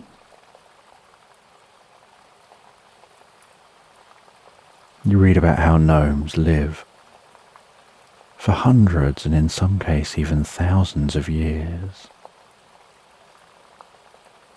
And some are known or thought to be immortal. And many choose their lifespan. And you find this book deeply fascinating. So fascinating you barely make it through much of the book before you have to go to bed. But you look forward to reading this book and learning more over the coming days. And with this new discovery, this new mission you're on to learn more about these gnomes that you've only just discovered are real, you head to bed with new thoughts in your mind, feeling a deep sense of connection to a broader world than you knew existed before. And you drift and float so peacefully, so comfortably asleep into Slumberland.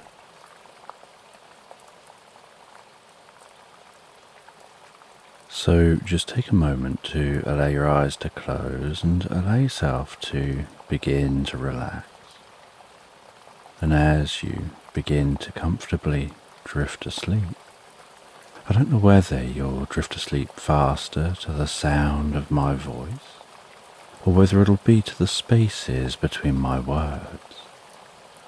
And as you comfortably fall asleep, you can take a moment to allow yourself to get comfortable and imagine a healing light softly, slowly and gently passing down from the top of your head to the tips of your toes, relaxing gently down through you as I count down from 10 to 1. And with each count, your mind can quieten and calm as the muscles soften and relax. And you can begin the process of drifting peacefully asleep. From 10, that healing light, relaxing the muscles around the top of the head, around the back of your head gently, carefully, relaxing the muscles around the side of your head, around your temple, your forehead. And with each out breath, that relaxation can deepen so peacefully, so comfortably, as it flows down around the eyes and around the ears. 9. That relaxation moving down around the jaw, relaxing the jaw, allowing the tongue to relax, the lips to relax, the nostrils to gently relax, with that relaxation moving carefully, slowly, as that healing light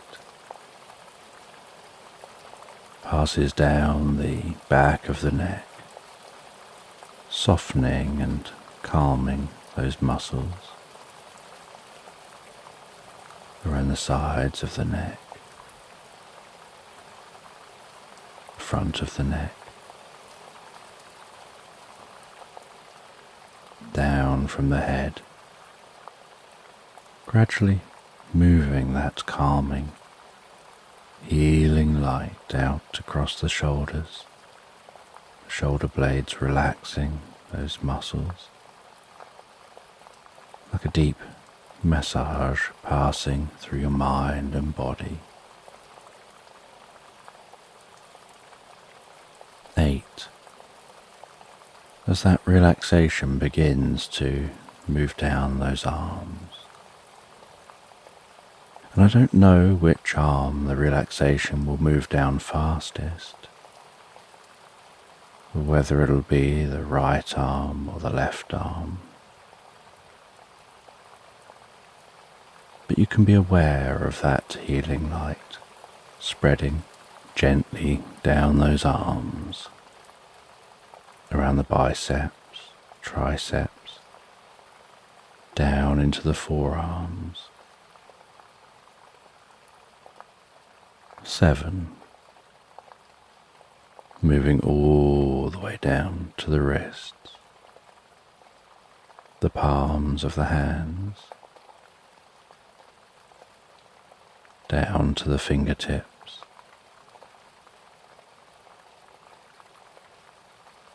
And perhaps, as that relaxation continues through those arms, with each out breath,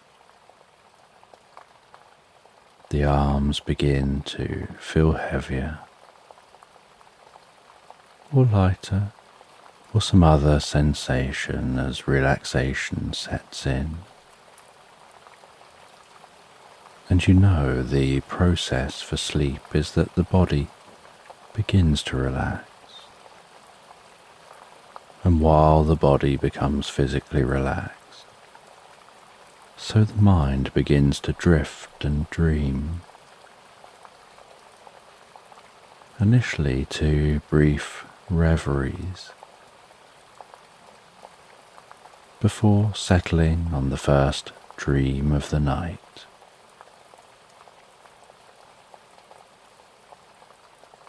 6.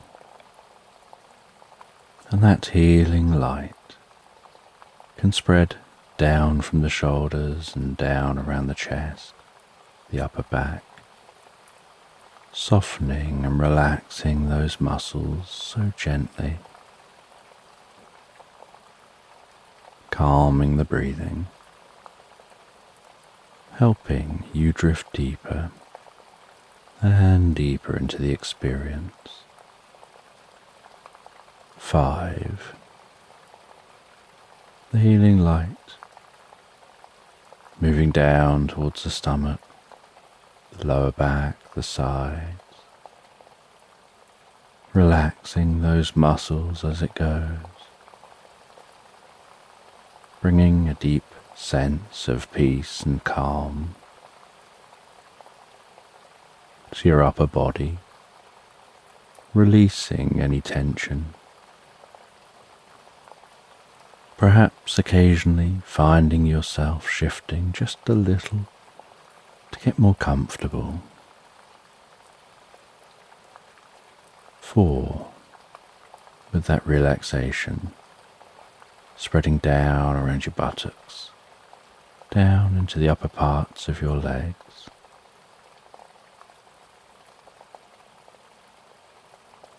3. Passing that relaxation down towards the lower parts of your legs. Perhaps those legs feeling heavier and heavier, maybe as the body becomes deeply relaxed and your focus drifts inside more on what's going on for you in your mind.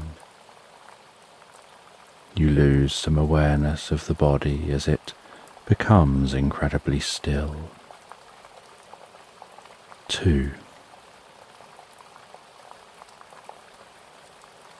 The relaxation spreading down to your feet, calming, softly relaxing, all the way down to the tips of your toes. And 1. as a final wave of relaxation pulses gently through you, from the top of your head down through your body, all the way down to the tips of your toes, as your mind begins to drift and dream and wander into tonight's sleep story. And you find yourself as a shepherd out in the fields herding your sheep. You're whistling and calling words to your sheepdog. As the dog rushes around those sheep, running one side, encouraging them the other direction, running around the back to the other side to encourage them to narrow down and all huddle together.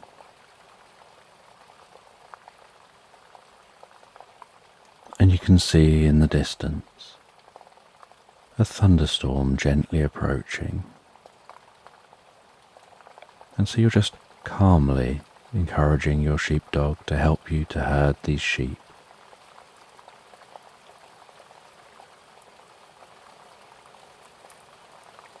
And you herd those sheep. You get them in to where they need to be, closing the gate. The air can smell so fresh as a storm approaches.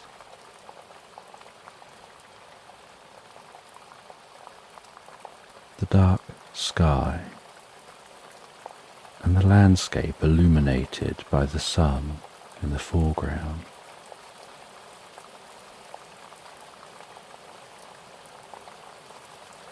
can create such a striking contrast.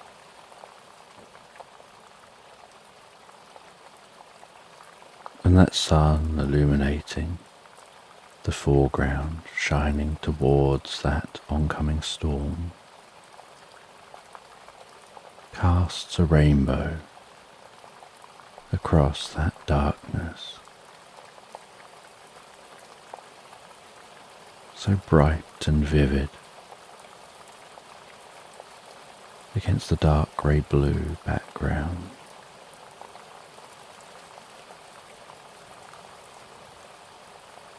And the moisture in the air seems to freshen the air.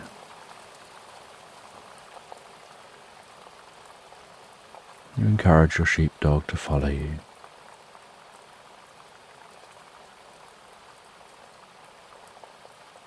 As you head back towards the farmhouse,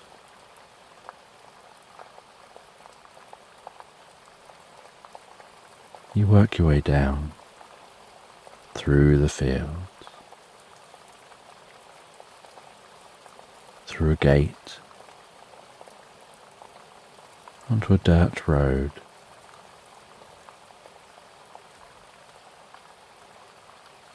Each footstep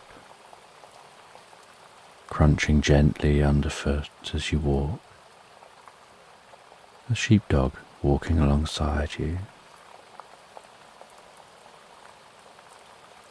As you follow this road, hedgerows either side of you,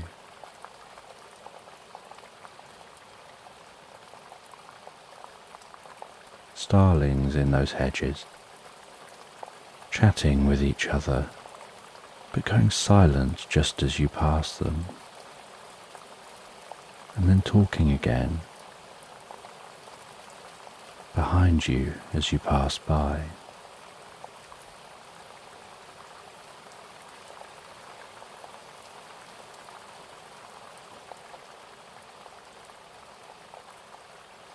And you can hear the rumble of the thunder.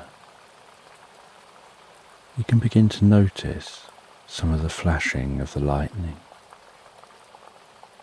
That storm still quite distant, but being aware that there's more moisture hanging in the air, You arrive at the farmhouse, unlatch the door and walk inside to the warmth of this farmhouse. Your sheepdog shaking some of that moisture off of their coat, panting a little before settling down in front of the fire.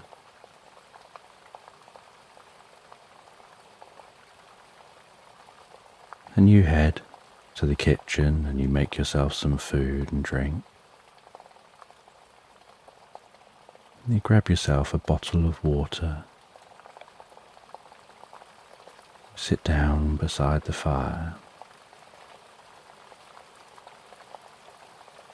The sheepdog at your feet.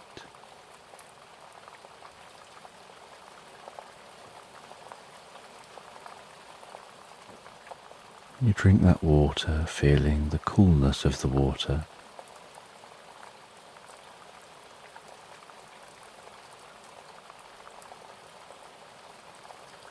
As it passes down through you with each sip.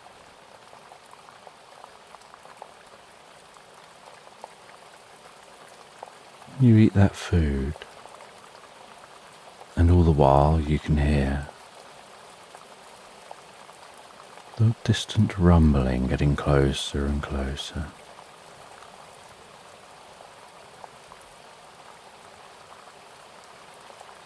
After finishing the food, you place your plate back in the kitchen. You go and sit back in the chair and begin to read a book.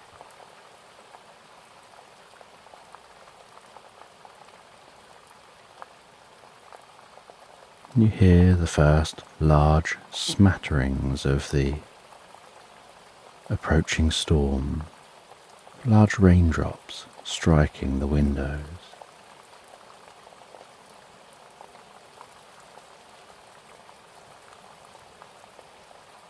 Almost sounding like berries splatting on the glass.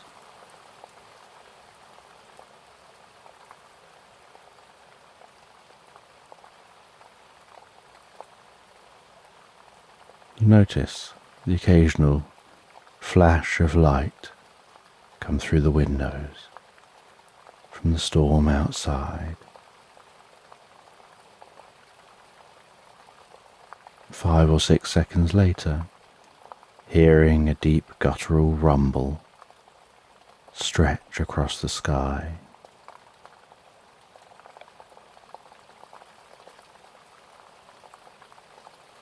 Until eventually, that storm getting closer and closer is almost overhead, and the rain is pounding at the windows. The fire is dancing in the fireplace.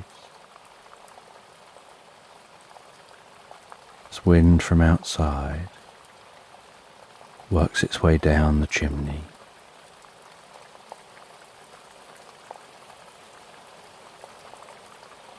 And that thunderstorm is cracking away outside, light flashing into the room. And although still just the afternoon, it's so dark outside it could be night.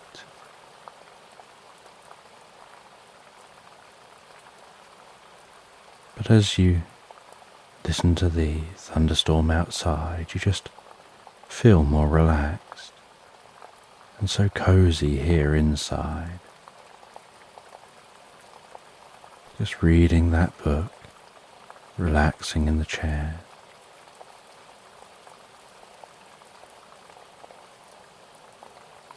Your farmhouse, such a relaxing space,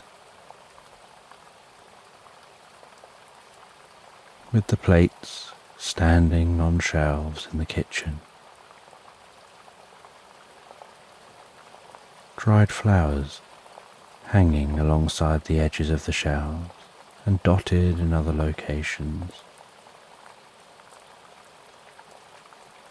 Your large rustic dining room table and chairs. The old farmhouse kitchen with the Aga.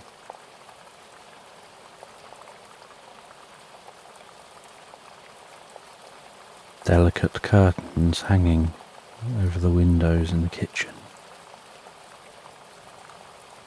And thicker, more homely curtains hanging up in the living space.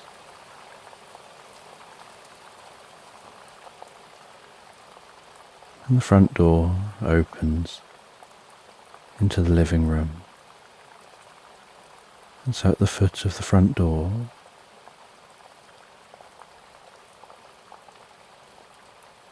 you have what looks like a long dog resting to prevent any draft from coming in through the door.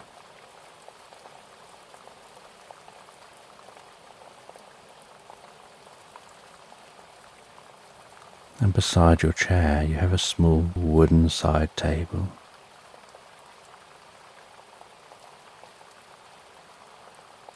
Above the fireplace are some ornaments. An old picture that's been passed down through the generations, a painting of this farmland hanging above that fireplace.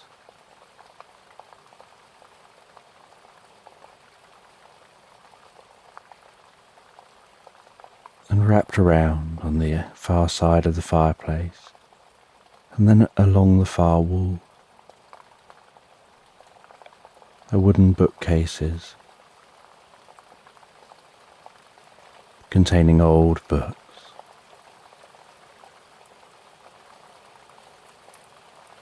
And some side tables with some pictures and photographs. And the occasional lamp dotted through the room.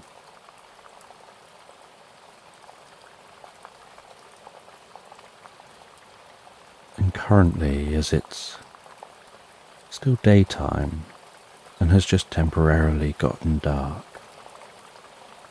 none of those lamps are on. And so the only illumination in the room is the gently crackling fire dancing in the fireplace.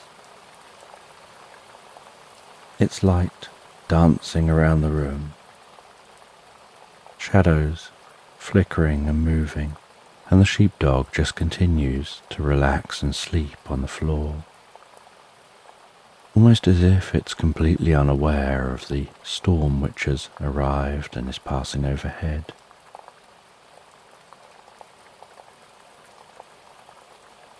And you continue to just read, with the sounds of the rain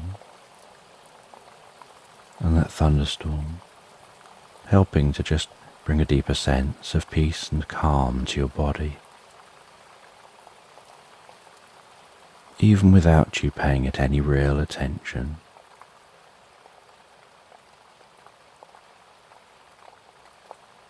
Although as you read under the glowing firelight, your eyes have had to adapt to the darkening room.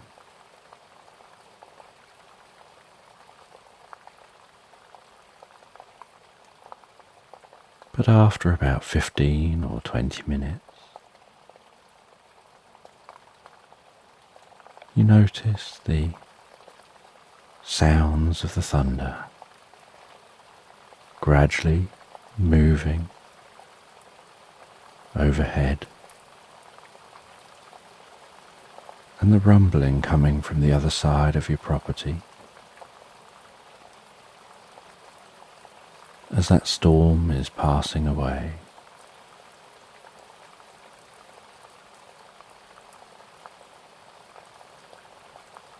And as the storm passes overhead, those storm clouds gradually move their way on, So some light begins to return to the room. The rain on the windows begins to soften. You start to hear more sounds of birds outside. Birds which are coming out after the storm, perhaps to forage around the ground, seeing what's come out while the rain has fallen.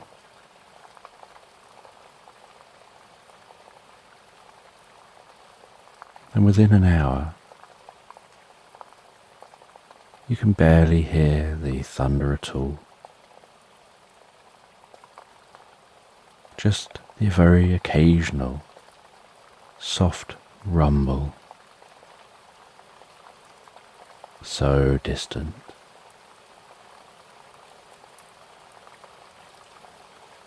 And the light returns to the room.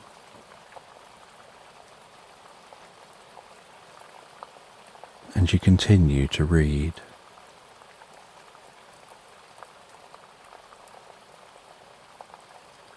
And when you reach a good stopping point in the book,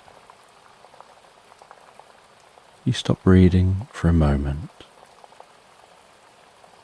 You head to your window and look out across the farmland, surveying to see that everything looks okay. No damage has been done by the storm. You look down towards the sheep, checking on those sheep.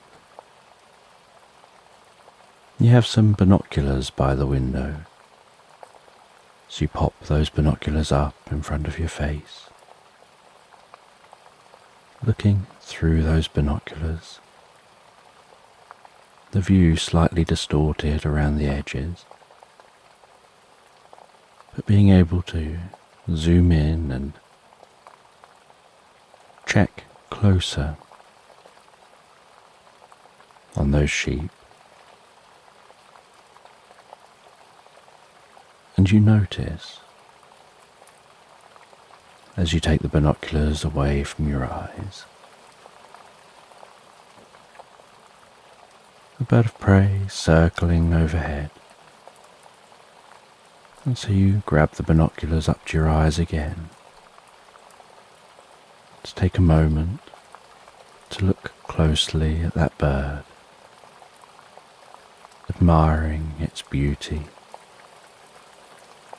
the way it glides so effortlessly through the sky as you watch it fly, watching it circle overhead, tracking with those binoculars until it circles and flies across the tree line and out of sight.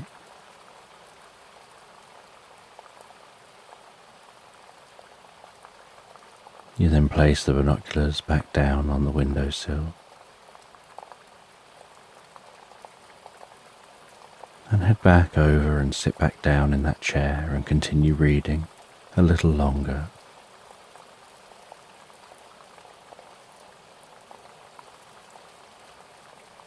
And after a short while,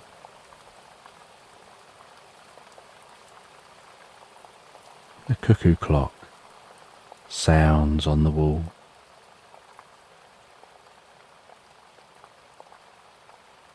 You go and grab your coat. You leave your sheepdog resting on the floor where it is. You head out of the farmhouse. You head around the back of the farmhouse. And as you head around the back of the farmhouse, so you can hear the chickens.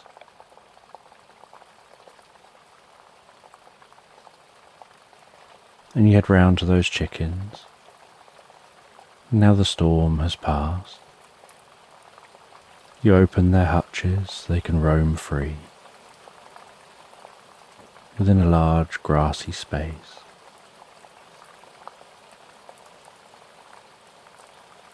You place food for those chickens throughout that space, placing it within the grass to encourage them to move around and find the food and eat the food.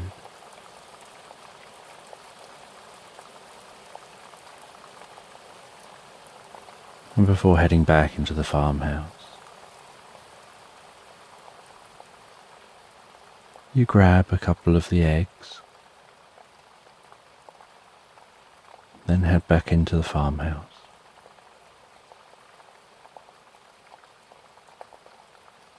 And back in the farmhouse, you head to the kitchen. You get out some baking items.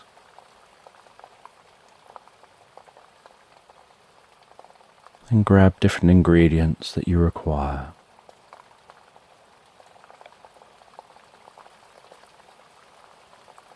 And at the kitchen island, you begin to bake yourself a cake.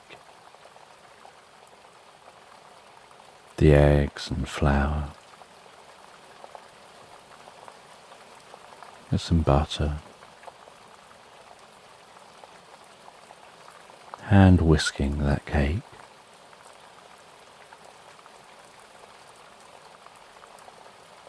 The smell of preparing this cake.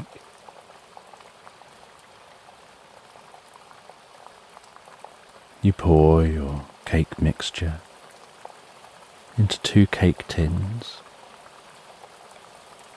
placing them in your oven, setting a wind-up timer, heading back and sitting in the living space, reading back in that chair. In the background, hearing the buzzing of the timer as it moves, but finding that your mind seems to almost block out that constant sound. You forget that sound of the timer as you read.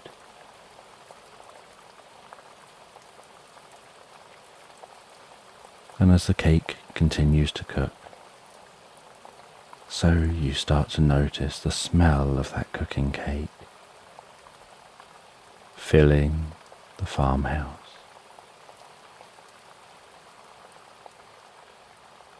Until eventually the timer sounds. You place the book down beside you.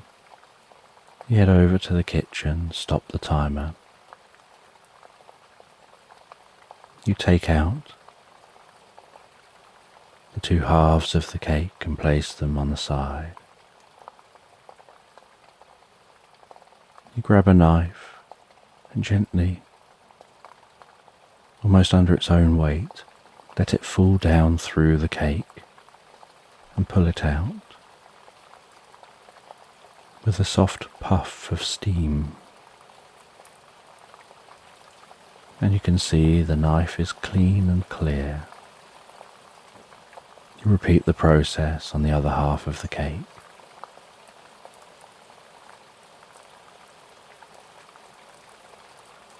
You leave those halves of the cake to cool down a little on the work surface. As you head back and read some more. And when you reach a good stopping point, you mark that page in the book, place the book back down,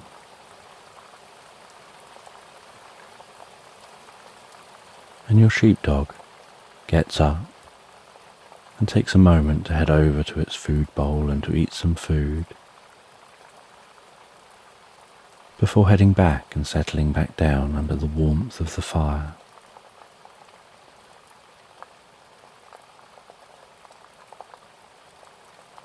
And you head into the kitchen area. You pop both halves of the cake out of the tins.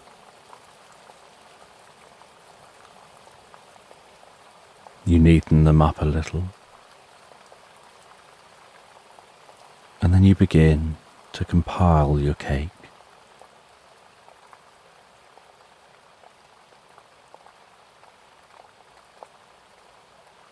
You make some filling, whisking that up, and begin to spread the filling into the center. And then you place one half of the cake on top of the other, and you carefully make sure that's aligned, and push it down just a little, very gently, and a slight bit of the filling oozes softly out of the sides. And you carefully run a knife around the sides, just to neaten that up.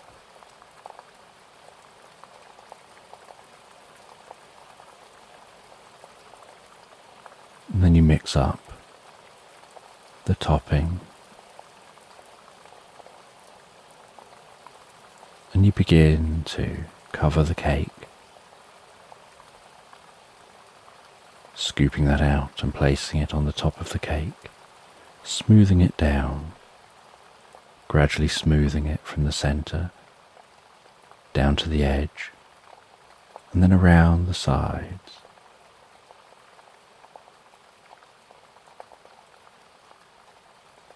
And then over the edge,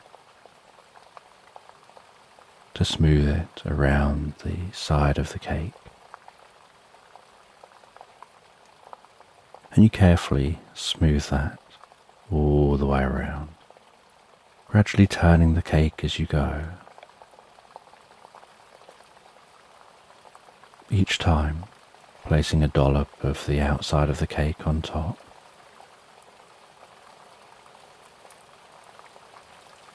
Smoothing it down to the edges, and then around the edge, to smooth it around the sides.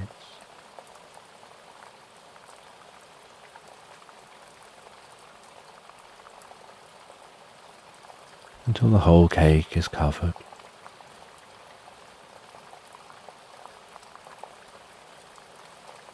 And then you begin to decorate the top of the cake.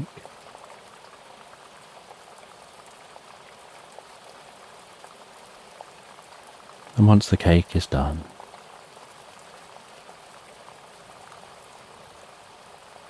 you put it up onto a cake stand. You cover that cake over.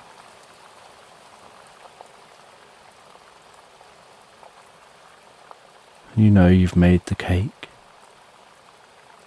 for your nephew's birthday, and hope that they'll enjoy that cake. You then sit at the dining room table.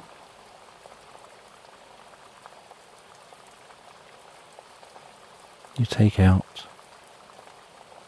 their birthday card. You take a moment to write that birthday card out with a personalised message, really giving some thought to the message. Trying to think of something meaningful, yet something light-hearted, perhaps a little humorous.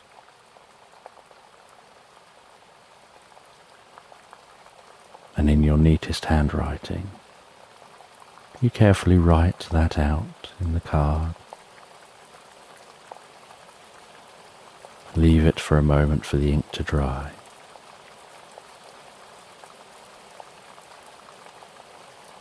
Before closing the card up and placing it into the envelope, making sure that the back of the card is facing the opening of the envelope. And then licking around the envelope to seal that envelope, writing their name on the front, placing that down near the cake, so that you'll remember it tomorrow. And then you take a gift you've handmade for them, a beautiful carved wooden toy. You wrap that toy in some tissue paper that crumples as you fold it around.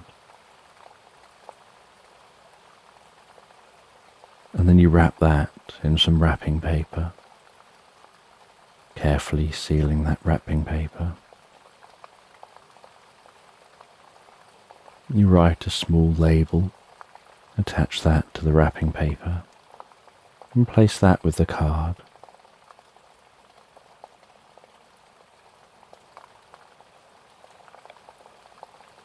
And you have all that put just to one side on the kitchen work surface,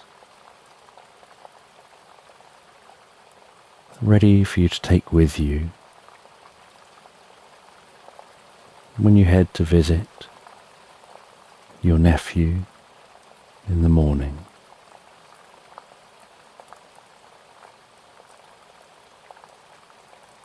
And then you make yourself some dinner.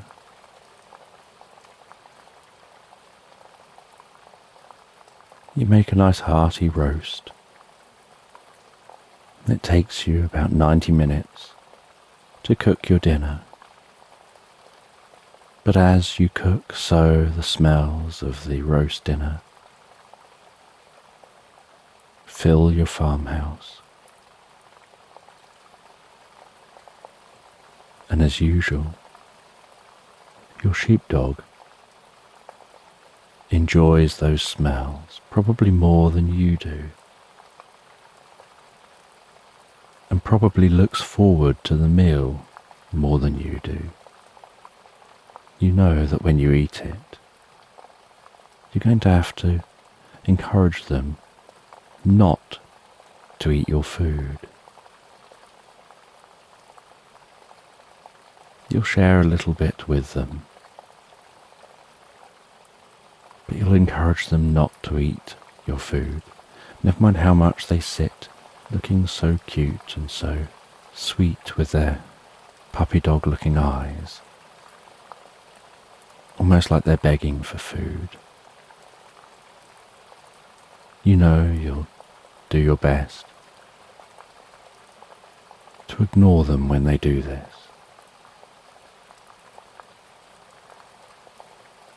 And as the roast finishes cooking, so you take it all out of the oven, the veg off of the hot plates. You compile your meal, add some gravy.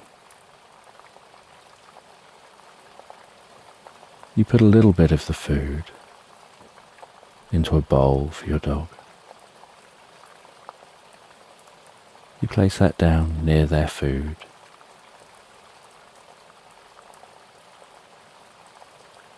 You then sit back down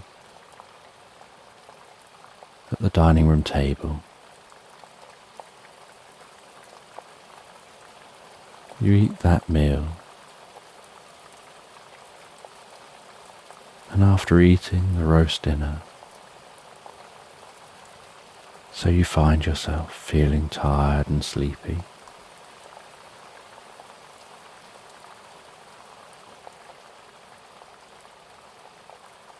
you decide to leave things clean and tidy so it won't play on your mind. You wash up and dry up, clean everything away.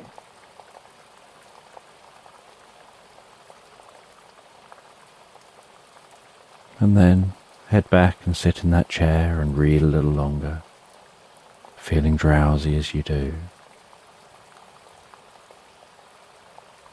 knowing you're going to sleep so well tonight.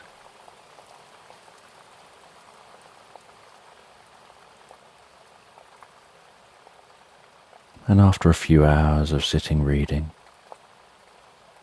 pushing on to just about reach the end of your book, knowing you're so close you want to finish it before bed.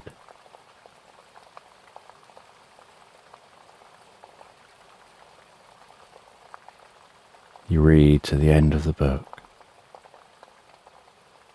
Close the book on the final chapter. Rest the book on your lap for a moment as you ponder the story. Think about what you've just read. Absorb the story in your mind before standing up and heading over to the bookshelves, finding the correct space for that book to go, placing the book on the shelves in the correct place.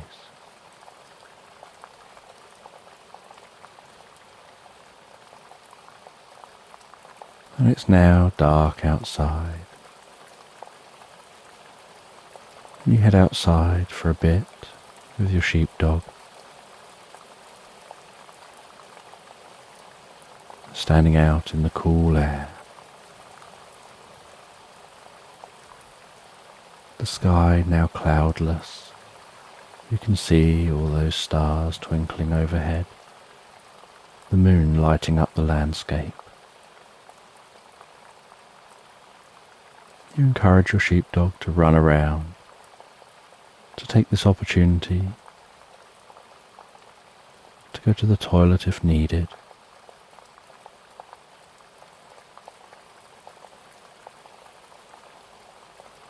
They bring you the ball that you have out here. You throw the ball for them, it bounces around and rolls through the landscape. They run off and find it and bring it back. You do that a number of times, breathing in the coolness of the night air.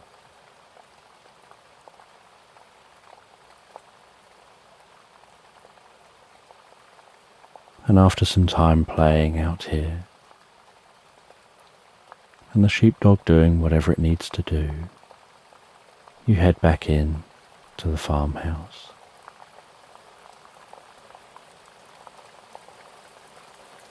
The two of you head up to the bedroom. You encourage the sheepdog to go over to its bed, a really nice cozy space on the floor. And they go and snuggle down in that cozy space,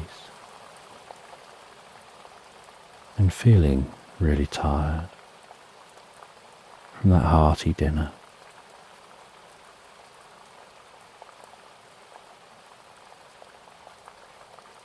You head to bed,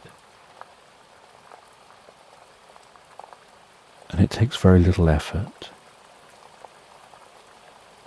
for sleep to begin to encroach in your mind, your eyes closing, hearing the sounds of the sheepdog falling asleep in its bed,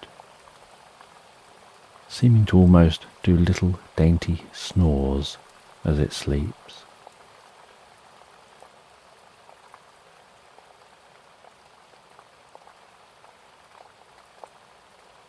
As you rest your head on the pillow, feeling its softness under your cheek,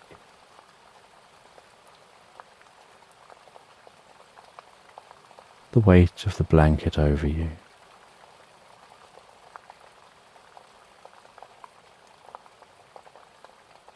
the temperature of the room being just right, as you feel consciousness slipping away and dreams encroaching.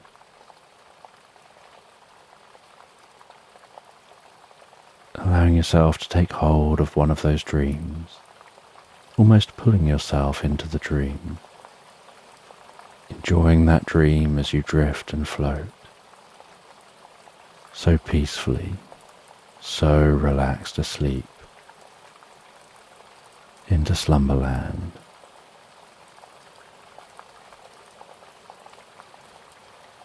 Tonight, as you drift asleep, you find yourself as a writer relaxing on a sleeper train, heading through beautiful countryside towards a town on the edge of woodland, said to hide the secrets of a magical feline temple. So just take a moment to allow your eyes to close and allow yourself to begin to relax. And as you begin to comfortably drift asleep, I don't know whether you'll drift asleep faster to the sound of my voice, or whether it'll be to the spaces between my words. And as you fall asleep, you can take a moment to allow yourself to get comfortable and imagine a healing light softly, slowly and gently passing down from the top of your head to the tips of your toes, relaxing, calming down through you as I count down from 10 to 1. And with each count, your mind can quieten and calm as the muscles soften and relax, and you can begin the process of drifting peacefully asleep. From 10, that healing light, relaxing the muscles around the top of the head, around the back of your head, gently, carefully, relaxing the muscles around the side of your head, around your temple, your forehead, and with each out-breath, that relaxation can deepen so peacefully, so comfortably, as it flows down around the eyes, around the ears. 9. That relaxation moving down around the jaw, relaxing the jaw, allowing the tongue to relax the lips, to relax the nostrils, to gently relax, with that relaxation moving carefully, slowly, as that healing light passes down the back of the neck, softening and calming those muscles around the sides of the neck, the front of the neck, down from the head, gradually moving that calming, healing light out across the shoulders, the shoulder blades, relaxing those muscles like a deep massage passing through your mind and body. 8. As that relaxation begins to move down those arms, and I don't know which arm the relaxation will move down fastest, whether it'll be the right arm or the left arm.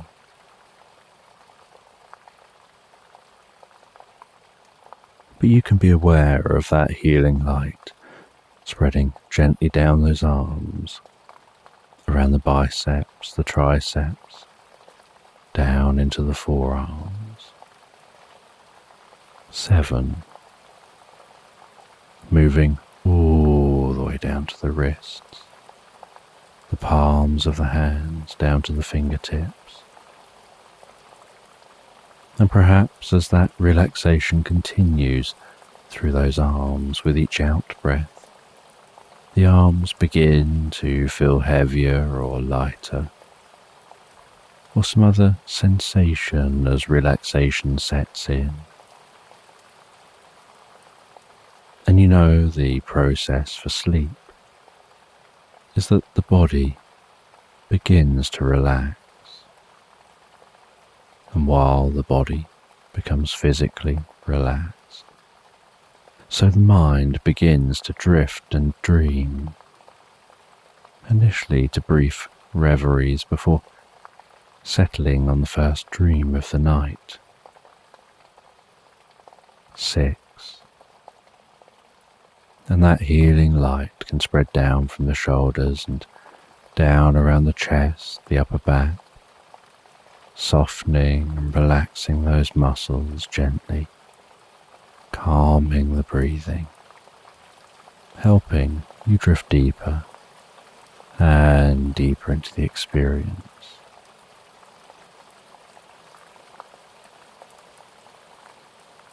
5. The healing light, moving down towards the stomach, the lower back, the sides, relaxing those muscles as it goes, bringing a deep sense of peace and calm to your upper body, releasing any tension, perhaps occasionally finding yourself shifting just a little to feel more comfortable.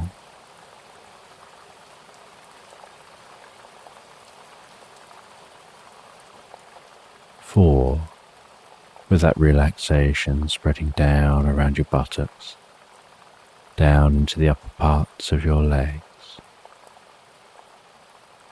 3.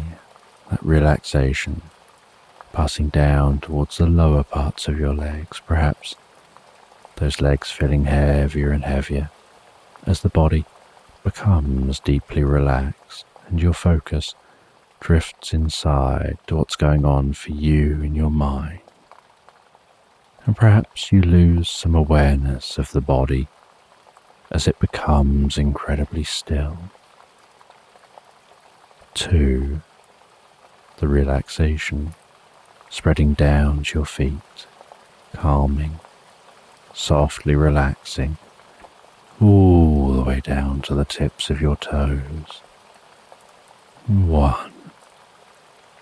As the final wave of relaxation pulses gently through you, from the top of your head, down through your body, all the way down to the tips of your toes, as your mind begins to drift and dream and wander into tonight's sleep story. And you're travelling on a train through wide, open countryside,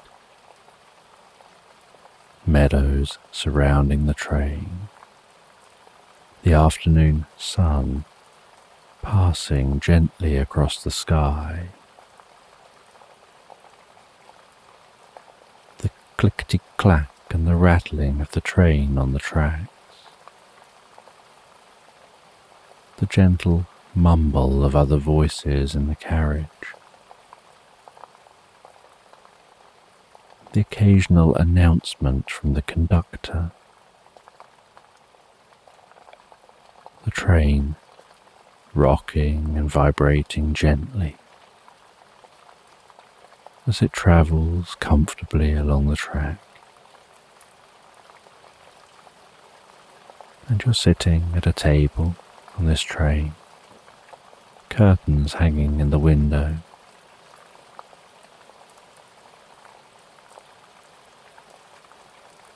bouncing gently around in the chair to the movement of the train,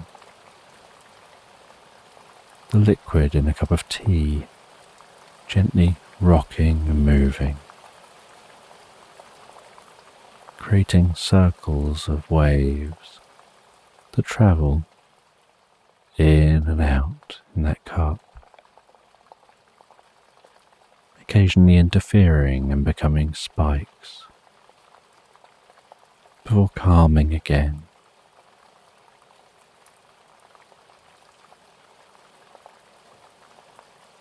Gazing out across the scenery, watching trees flash by the window, looking off to distant woodland and mountains, across meadows, and on the table you have an old-fashioned typewriter that you're writing your current book with, and next to the typewriter is a leather binder where you're placing your completed pages.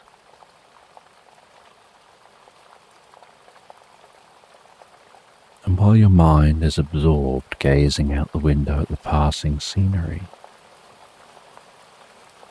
so you let your fingers start typing out the experience on the typewriter, the sensation of pushing those keys down and the letters springing up at the ink band in front of the paper. As the paper slowly moves across, as each letter stamps itself onto the page,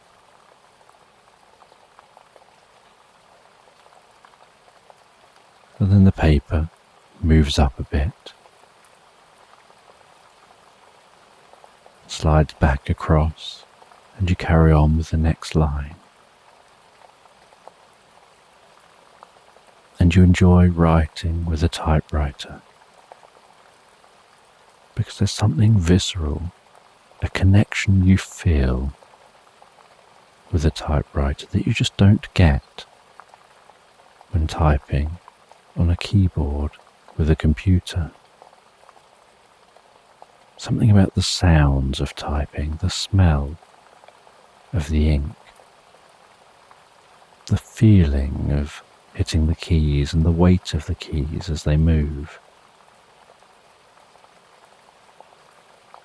You type about the experience of being on a train, the movement of the train, what you're feeling as you travel. Describing the peaceful scenery outside the window, the sensation of watching it flash by.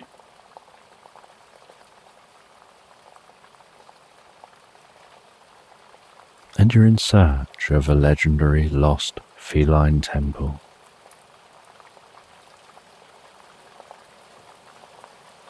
A temple that was situated in the heart of an ancient cat-worshipping civilization, where it's rumoured rituals used to be performed that allowed people to temporarily swap consciousness with cats that they were bonded to,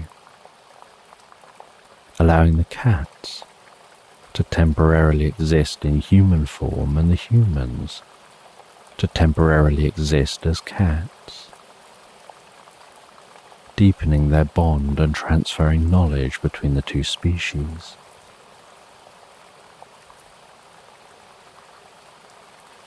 And as night falls, you set up your bed in the sleeper train. You settle down for the night, letting the movement of the train rock you gently to sleep. And the next day, you sit down, enjoy some breakfast. The view out the window is largely the same. It's such a vast, open landscape.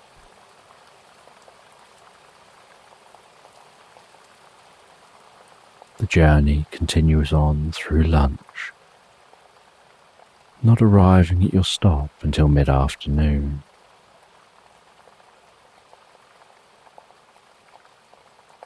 You set off on foot from the train, heading towards a nearby town on the edge of woodland.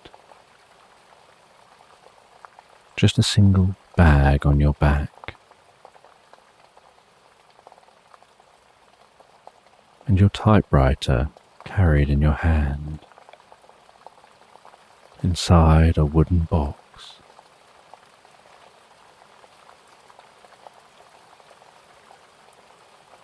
And you walk through the landscape, the sounds of songbirds wrapped around you,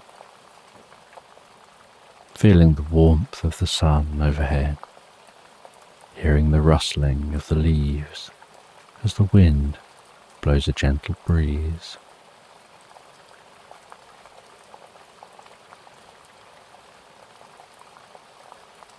and after some time you eventually arrive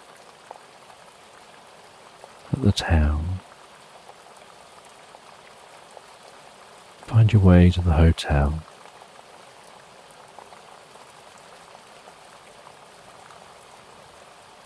You check into the hotel and head back downstairs after putting all your belongings in your room. You eat dinner in the restaurant area, chatting briefly with the locals, before heading back up to bed. And the next morning, you decide to get an early start. You head down for breakfast, and then head out towards the woodland in search of the temple ruins. You walk into the woodland, noticing the way the sounds change. Some sounds seem more muted, other sounds seem to almost echo through the woodland.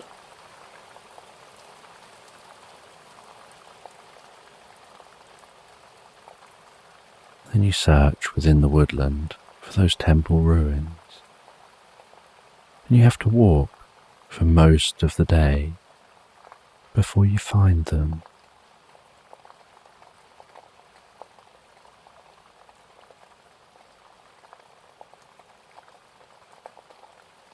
And you find the ruins in a slight clearing within this woodland. And some areas of the ruins are intact, other areas have entirely collapsed. You head into the intact part of the ruins, discovering carvings on the walls which seem to depict the stages of the ritual.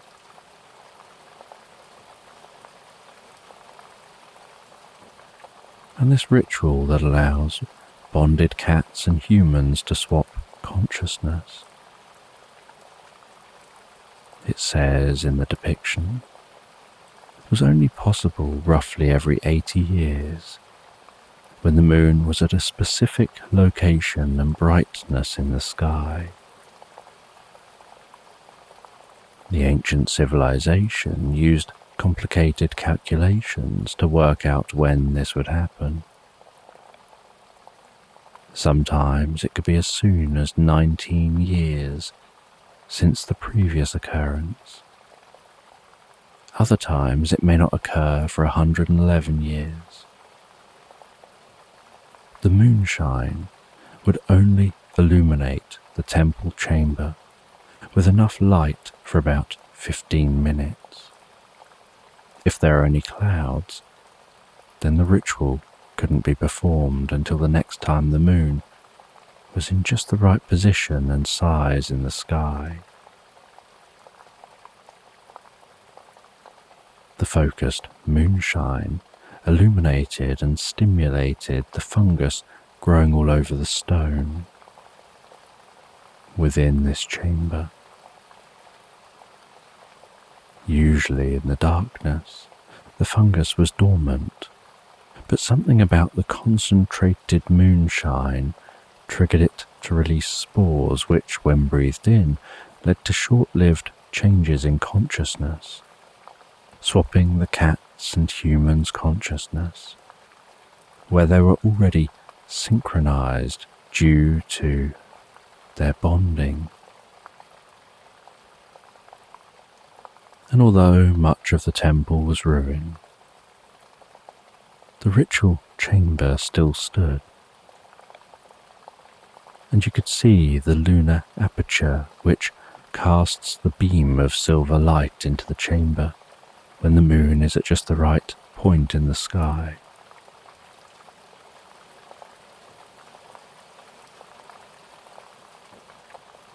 After exploring the temple ruins and taking a sample of the fungus, you head back to the town. You meet with a local elder who tells you the stories of the ancient civilization, and how, as the town became modernized and people left and gave other things their priority, they stopped bonding with their cats, and with the practice being so rare, it drifted from their lives. People stopped heading to the temple and maintaining it, and any belief drifted into legend.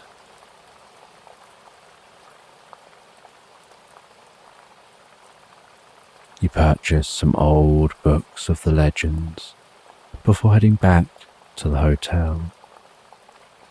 And at the hotel, you examine the fungus and you read through the books while typing up your findings.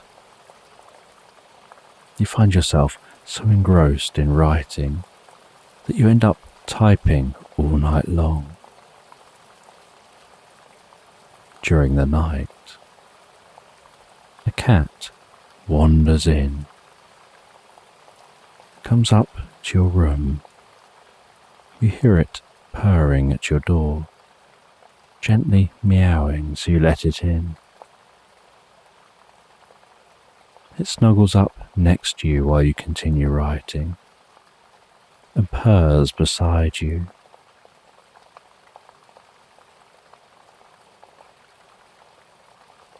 You look over towards the cat and you make the vow to tell its story.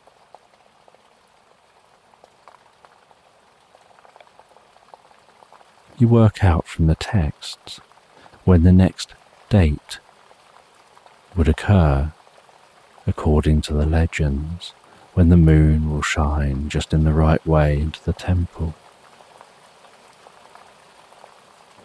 You discover that it'll be in 12 years' time, so you note this down.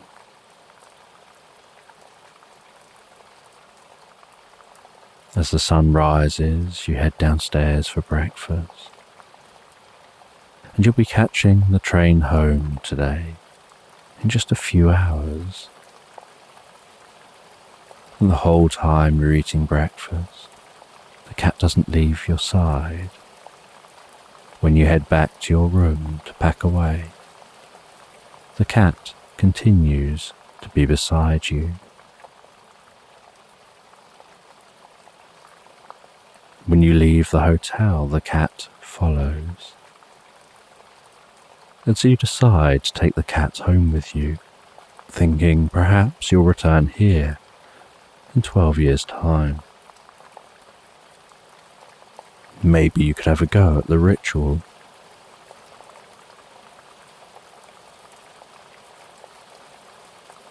And you wait for a while at the stop for the train to arrive. You board that train. And you make the journey on that train all the way home. And it takes a number of days journeying through the countryside, then having to change transport, using a few different forms of transport on your way home until you finally arrive at home. Having a cat with you now, you set up a dedicated space at home for the cat. You name them Luna, and they nuzzle you and purr as if to acknowledge that they approve of the name you've given them. You look through all of the papers that you've typed. You find it interesting, some of the information you've recorded. You have something to eat and then rest down at home, the cat climbing on your lap. You stroke the cat while you rest, enjoying relaxing in a chair in front of a cozy fireplace, feeling so comfortable being back at home, knowing you enjoyed your time away, but you definitely missed being at home in your own space.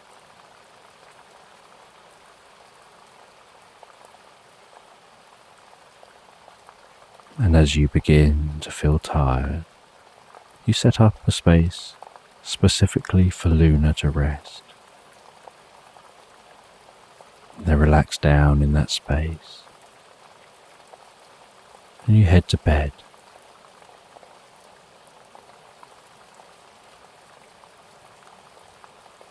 And as you rest down in bed, you review the experience you've had, what you've learned, what you may learn in the future, in just over a decade's time. And you find yourself drifting and floating so peacefully, so comfortably relaxed asleep into Slumberland.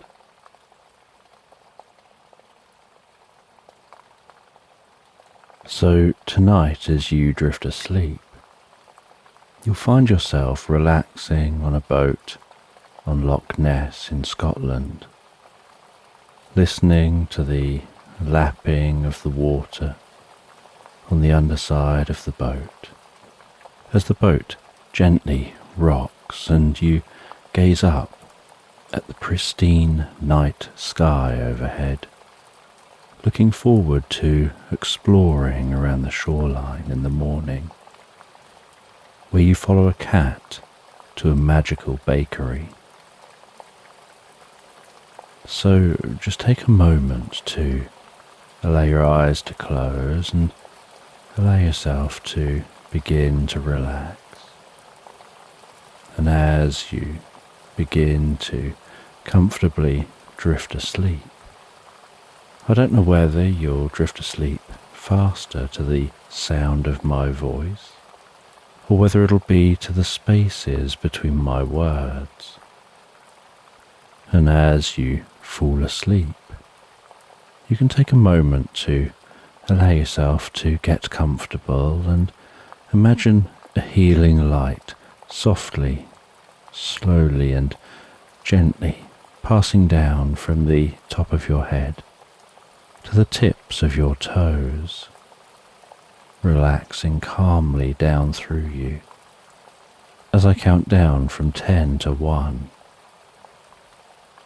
And with each count, your mind can quieten and calm as the muscles soften and relax, and you can begin the process of drifting peacefully asleep. From 10, that healing light relaxing the muscles around the top of the head, around the back of your head, gently, carefully, relaxing the muscles around the side of your head, around your temple, your forehead. And with each out-breath, that relaxation can deepen so peacefully, so comfortably, as it flows down around the eyes and around the ears. 9. That relaxation moving down around the jaw, relaxing that jaw, allowing the tongue to relax, the lips to relax, the nostrils to gently relax. With that relaxation moving carefully, slowly, as that healing light passes down the back of the neck, softening and calming those muscles.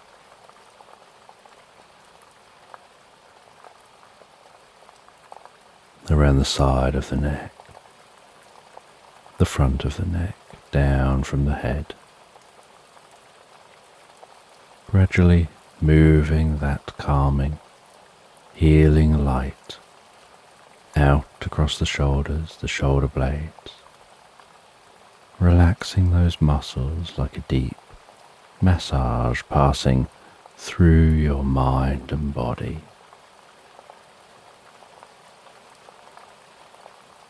8. As that relaxation begins to move down those arms. And I don't know which arm the relaxation will move down fastest. Whether it'll be the right arm or the left arm.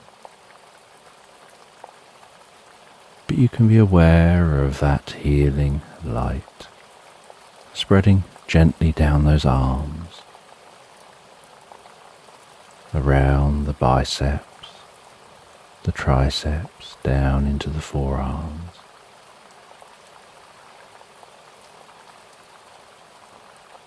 7.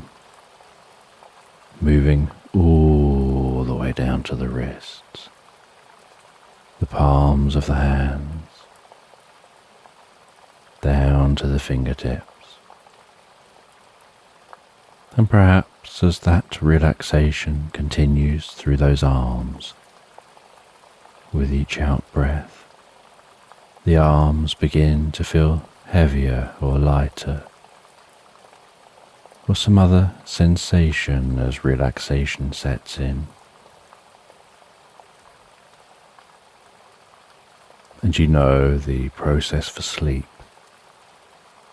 is that the body begins to relax, while the body becomes physically relaxed. So the mind begins to drift and dream, initially to brief reveries before settling on the first dream of the night. 6. And that healing light can spread down from the shoulders, down around the chest, the upper back, softening and relaxing those muscles, gently calming the breathing, helping you drift deeper and deeper into the experience. 5. The healing light moving down towards the stomach, the lower backs, sides, relaxing those muscles as it goes, bringing a deep sense of peace and calm to your upper body, releasing any tension, perhaps occasionally finding yourself shifting just a little to feel more comfortable. 4. With that relaxation spreading down around your buttocks, down into the upper parts of your legs. 3. That relaxation passing down towards the lower parts of your legs. Perhaps those legs feeling heavier and heavier as the body becomes deeply relaxed and your focus drifts inside to what's going on for you in your mind. And perhaps you lose some awareness of the body as it becomes incredibly still.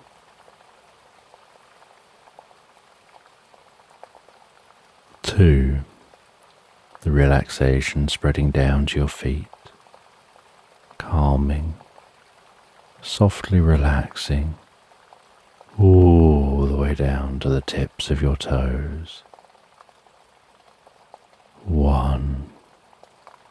As a final wave of relaxation pulses gently through you from the top of your head, down through your body, all the way down to the tips of your toes, as your mind begins to drift and dream and wander into tonight's sleep story.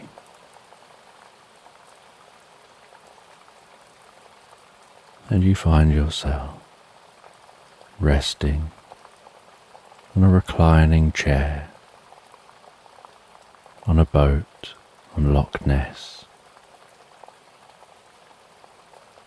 The sounds of water lapping gently against the underside of the boat as it's moored at the shore.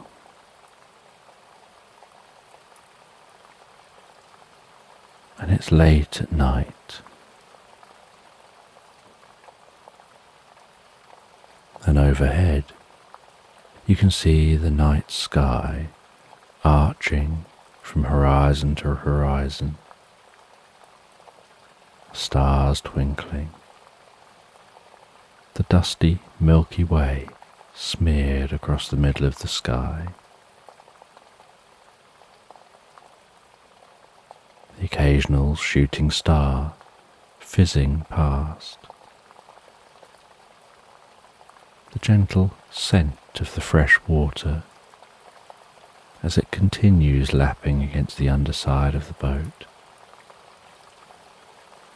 The slight rocking of the boat in its mooring. Perhaps noticing the occasional hoot of a distant owl.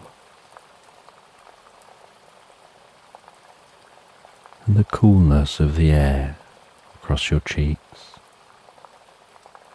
with that gentle breeze softly tickling your skin as you continue resting back in that reclining chair. And you lean over and pour yourself a warm drink. As you bring that drink up to your mouth, aware of the warm vapour rising up beneath your nostrils, up across your face, your forehead. The sensation of drinking that drink and the feeling of the warm drink soothing its way down through you. I'm really enjoying the deep sense of peace and relaxation resting on this boat. Just watching the night sky overhead. And as you finish that warm drink, you begin to feel tired. As you head down into the boat, you close the door behind you, head through to the bedroom, climb into the bed and settle down, and begin to drift asleep to the gentle rocking of the boat, the soft lapping sound of the waves against the underside of the boat.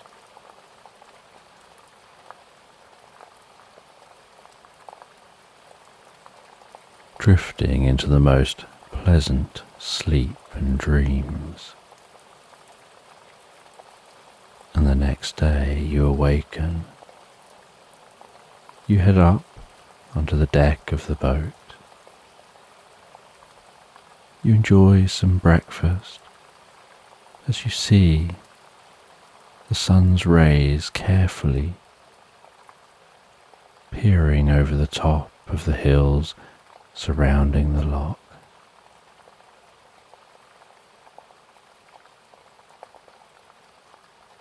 Seeing the way the light dances on the surface of the dark blue water.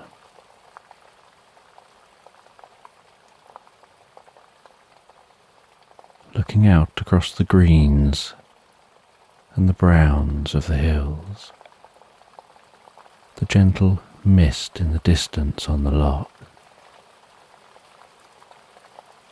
gently being evaporated by the sun's warmth.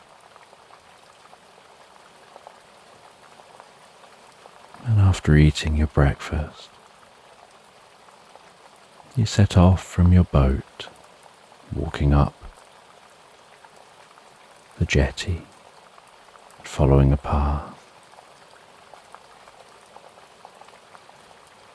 And you follow that path along the side of the loch, listening to the water lapping along the shoreline, before the path veers off among some trees, comes out the other side among countryside. You can see a small village in the distance.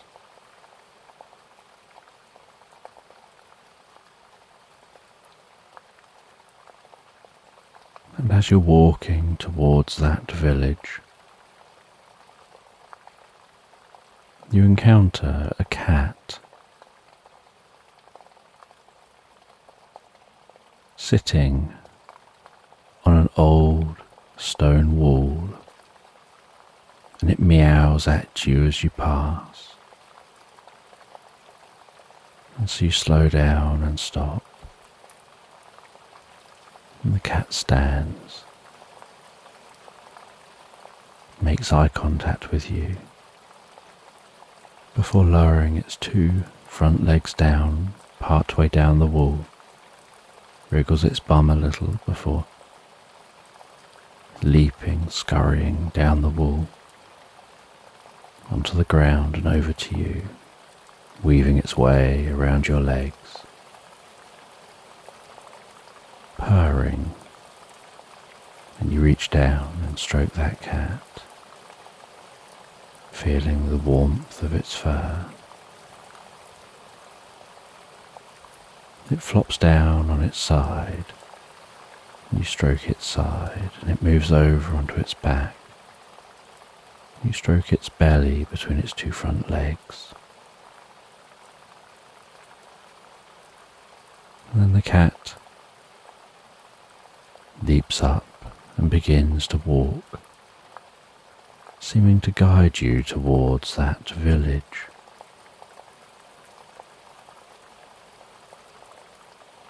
And so you follow the cat,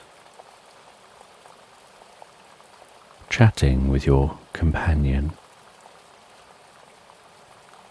as you walk along through the countryside, seeing a large bird of prey circling overhead, hearing the rustling of the leaves of the trees, feeling the wind as it blows a breeze, watching the clouds pass by in the sky, ambling along, slowly, peacefully, until you eventually arrive at the village and follow the cat through the village, and the cat stops at the foot of a bakery. And you see the sign for the bakery.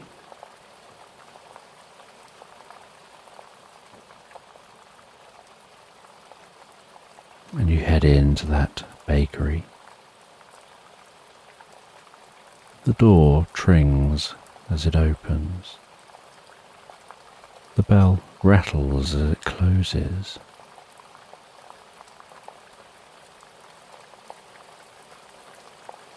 As soon as you're inside, you can smell the smells of this bakery. The smell of baked bread,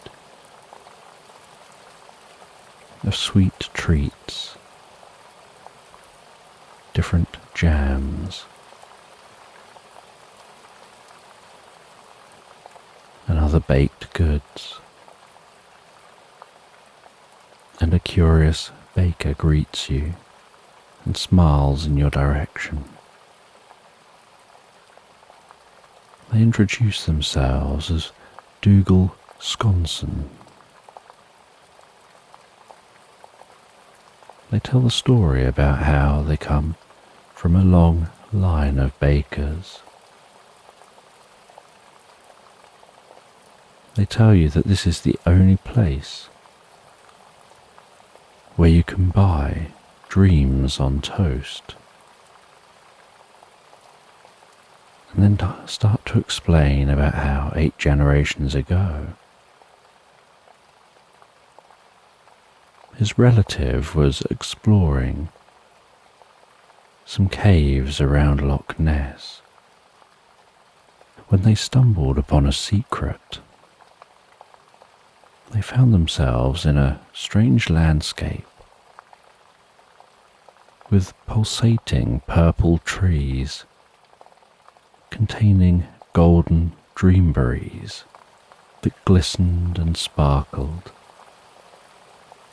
and slumbering gleaner birds which eat the berries. And these birds eat one of the berries and then fall asleep beneath the tree, having the most pleasant dreams. And this relative found this fascinating, took one of the berries, tried the berry and found it the sweetest, most pleasant taste.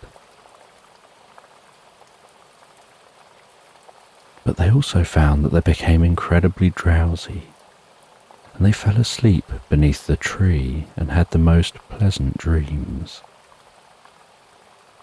So they took some of those berries away with them, and they made some jam from the berries. And this jam proved to be incredibly popular, bringing dreams to all who ate it. And so they tried to grow dreamberry trees in their orchard. But the trees just never grew, and they realized that the trees only seemed to grow in this strange landscape. And so each generation they've passed down the knowledge of where the landscape is and how to access it, keeping the location secret to anyone else so as not to disrupt the landscape, and to work in harmony with the landscape. The baker offers you some of this jam on toast. You take the jam on toast over to a table by a crackling log fire in this bakery. You have just a single bite of that jam on toast.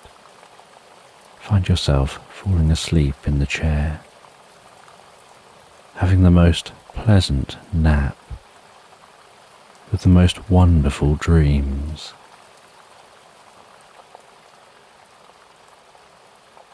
And you find the experience so pleasurable, so calming and healing, that you decide to buy some jars of the jam.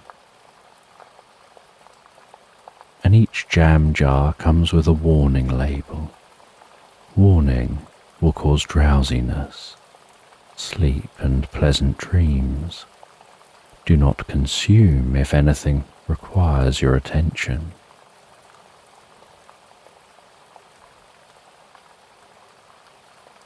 The cat curls itself up on the rug in front of the fireplace in this bakery.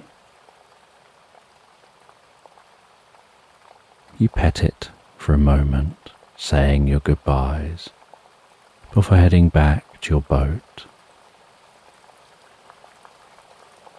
And back on your boat you make yourself dreamberry jam on toast, and you eat that toast before having the most pleasant dreams, drifting into the deepest sleep.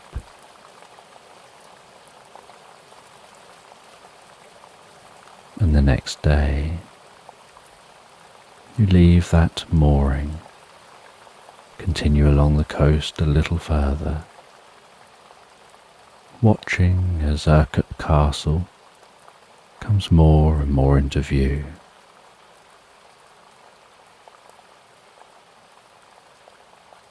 Mooring up near Urquhart Castle,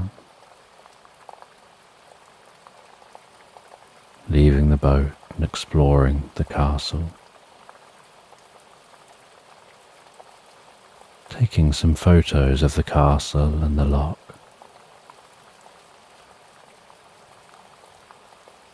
Before walking to the nearby village of Drumladrocket. And in Drumladrocket, among a pair of white stone buildings, you find an old mottled stone bookshop. And there's something deeply curious and interesting about this bookshop. You open the door and are instantly met by that old book smell and the sight of dust motes hanging in the air and the fuzzy beams of light creeping their way through the windows.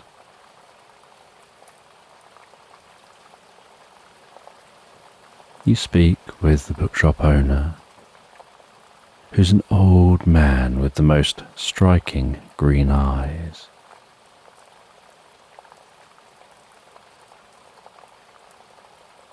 They explore among their books until they find an old book, an almost antique-looking book of ancient legends. And they hand you the book and tell you that the knowledge you seek is contained within that book, and you're curious to learn more about where those dream berries come from, and so you explore through the book until you find a story with some pictures about how this landscape is dotted with invisible doorways to the other world, a place where time is fluid, where trees are purple. Purple hazel trees drop nuts which contain wisdom, and the purple dreamberry trees drop berries which contain dreams.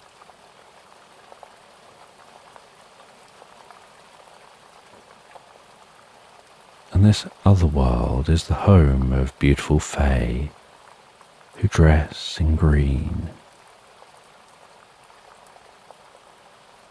And this race of fae are called She. They live here in the other world, rarely seeing people anymore from the regular world. And this book metaphorically describes the locations that you can use to access the other world, and explains about how the portals only open at dawn or dusk.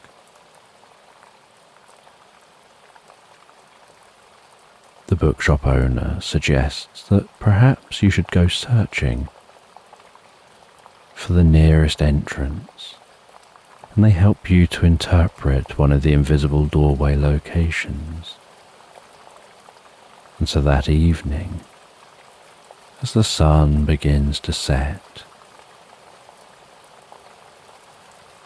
you head to the location where the portal may well be, and you find yourself walking through a portal, heading into the other world. You see the dreamberry trees. You see those birds. You meet a friendly she who shares about this place, explains about how times have changed, The world of man has changed, and they prefer now to keep themselves to themselves. They hand you a purple hazelnut, which you consume, gaining deep wisdom, understanding why you can never share about this place.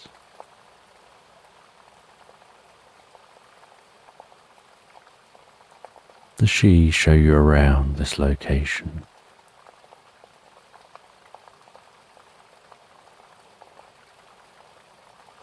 They show you to the different types of trees. They show you the differences in the environment, how the colours here are very different in the other world. And after you've looked around for a while, you head back to the portal, pass through the portal, knowing you'll never tell anyone where this place is, how to enter it,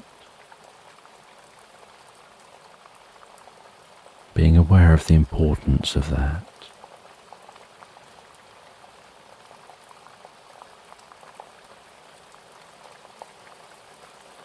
And you head back round through the village, down past Urquhart Castle, back to the boat.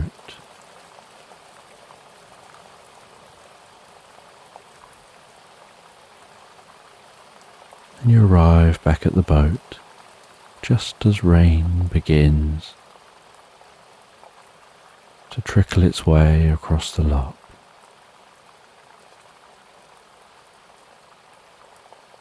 You head into the boat, listening to the rain on the outside.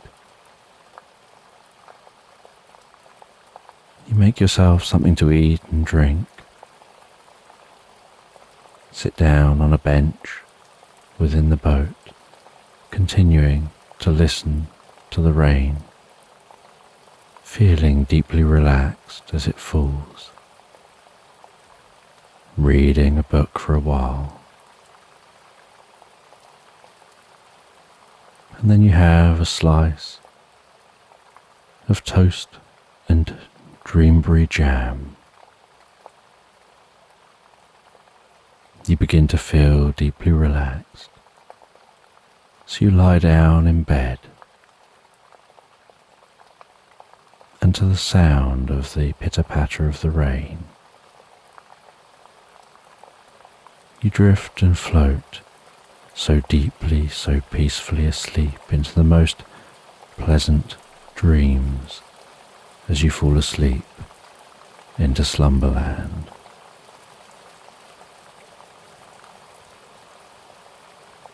So tonight, as you drift asleep, you find yourself relaxing on the bank of a lake as the sun begins to set, enjoying the sound of the water lapping gently against the shore,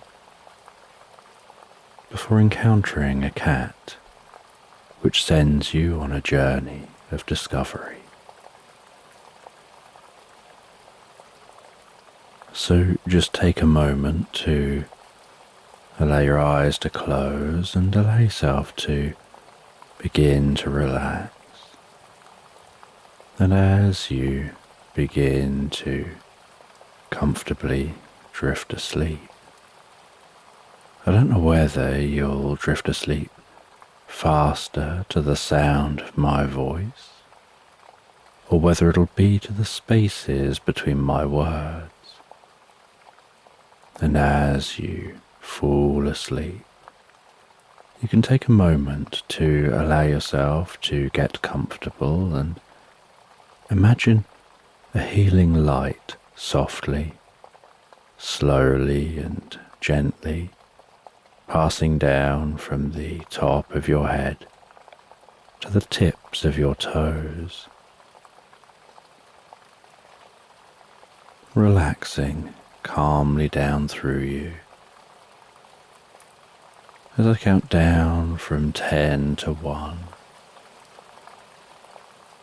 And with each count, your mind can quieten and calm as the muscles soften and relax.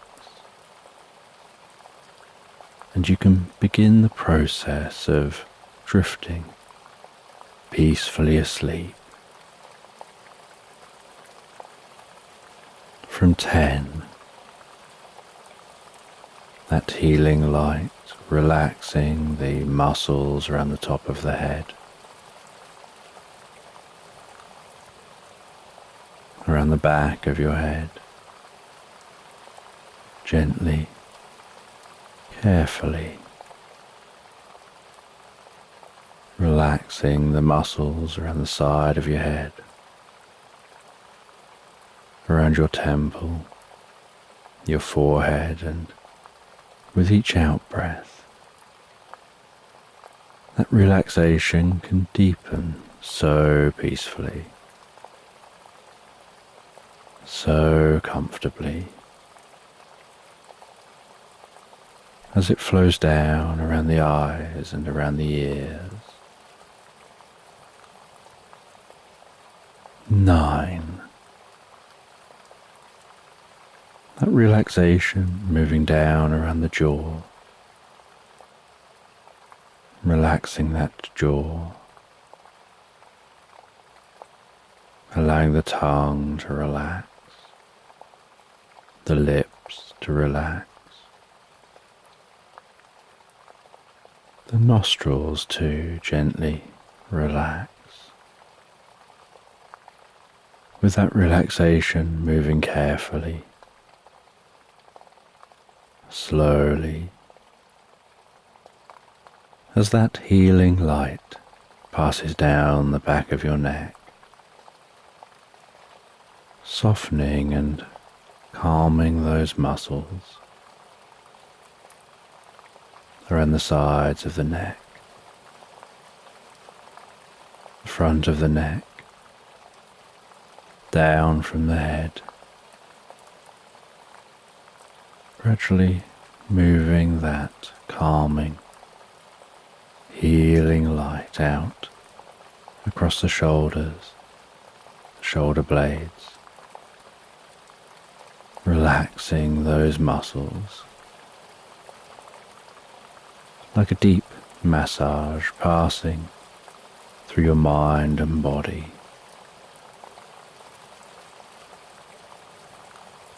8.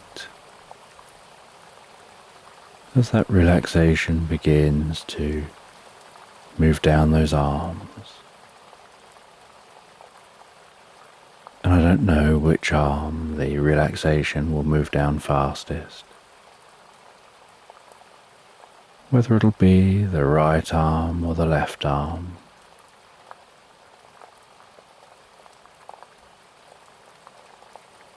But you can be aware of that healing light spreading gently down those arms, around the biceps, the triceps, down into the forearms. 7. Moving all the way down to the wrists, the palms of the hands, down to the fingertips. And perhaps as that relaxation continues through those arms, with each out breath, the arms begin to feel heavier or lighter or some other sensation as relaxation sets in.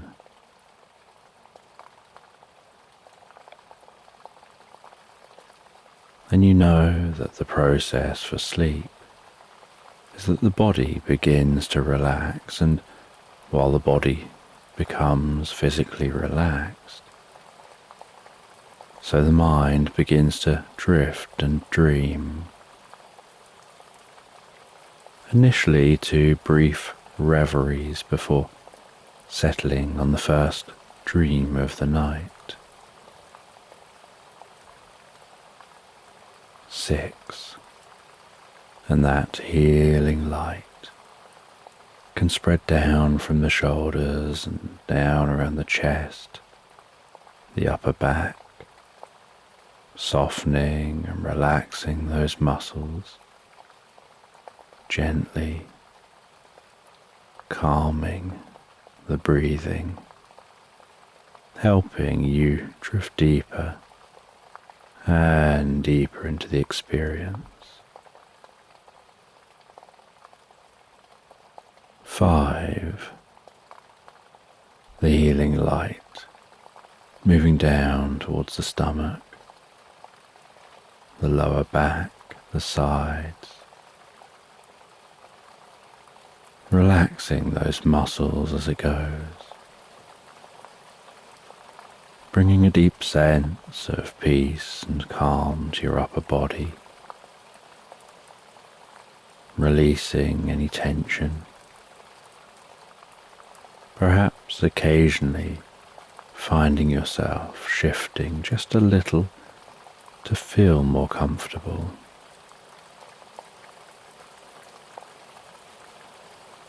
4. With that relaxation spreading down around your buttocks, down into the upper parts of your legs. 3. That relaxation passing down towards the lower parts of your legs.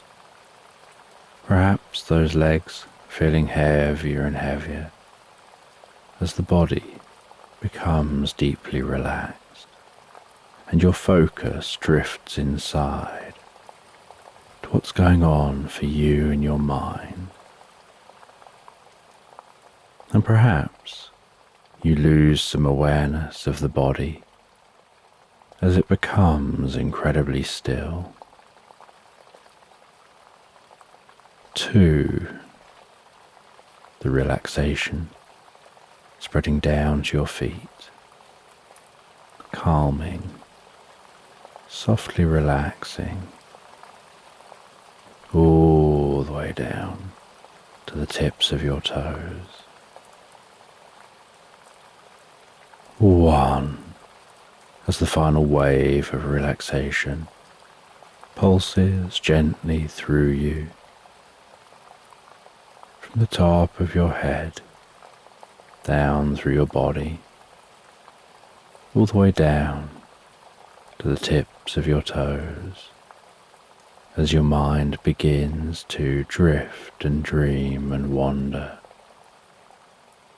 into tonight's sleep story.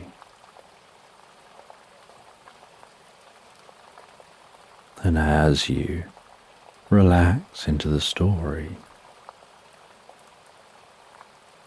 you find yourself resting in a meadow beside a lake.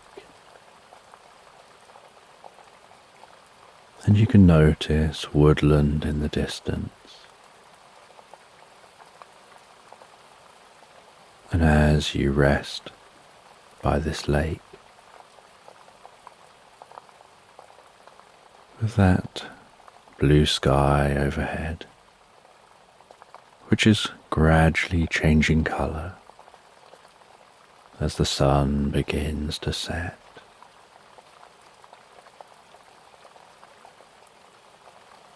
You can hear the sound of the gentle waves lapping softly on the shore and rustling among the reeds.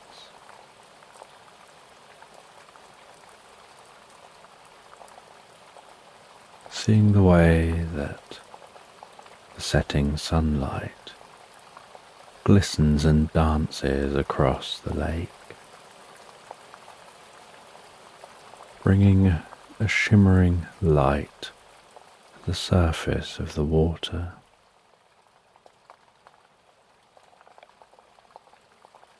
The sounds of ducks quacking, the sounds of sploshing as ducks poke their head under the water, diving down under the water before resurfacing again. And when they resurface, you can notice the way that the water just rolls off the duck's back. It doesn't absorb into their feathers. It just seems to bead and roll off of those ducks.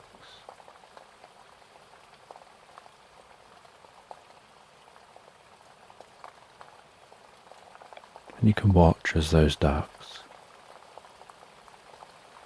amble slowly through the water, creating their own ripples, which spread gently out across the lake, gradually merging in with the calm waves traversing this lake.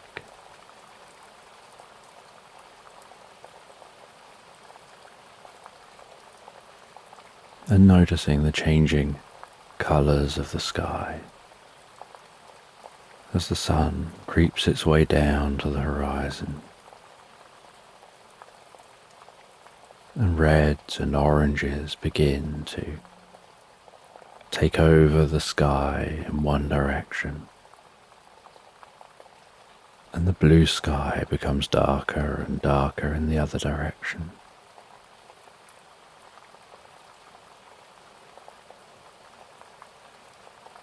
And noticing the first signs of the moon creeping its way into view, and a couple of pinpricks of light, probably planets due to their brightness, that are piercing through the blue sky.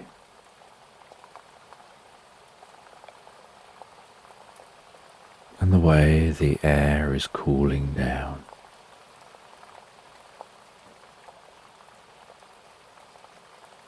As it gently wafts across the lake, carrying with it the deep scents of the meadow and the soft, distant sounds of wildlife. And there's a freshness to this air as it enters your nostrils. You breathe it into your lungs. That coolness, calming, that gentle breeze gently stroking your cheeks.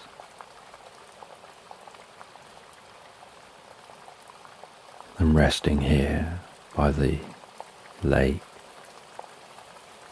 you can feel the grass beneath you.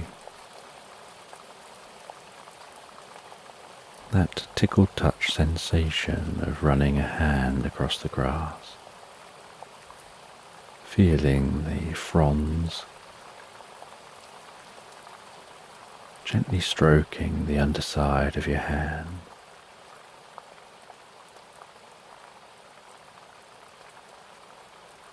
And with the sun setting, you decide it's time to light a campfire and put up a tent.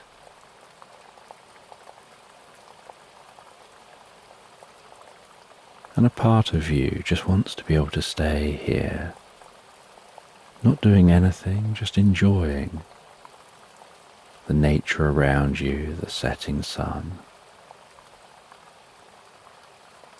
But you know you need to light that fire and set up your tent.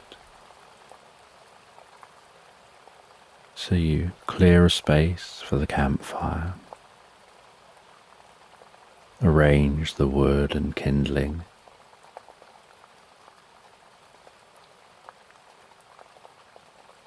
you light the fire and blow into the fire to help that fire take hold.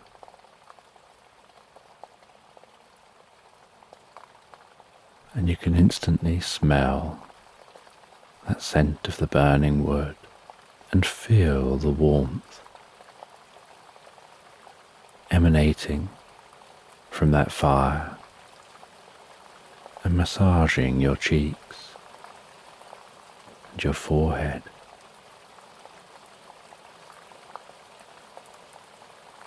And with the campfire alight, softly crackling away, shadows dancing, the flames flickering,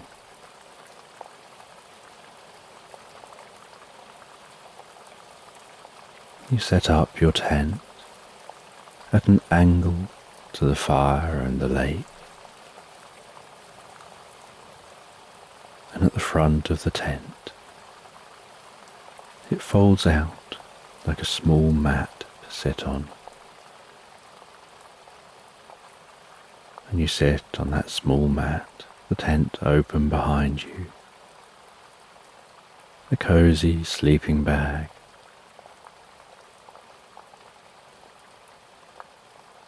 so inviting inside that tent, all laid out in the most comfortable way.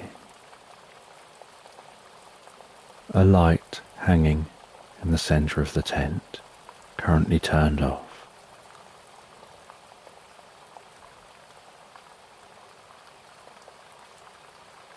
And while you relax there by the fire, you take out a saucepan and some food.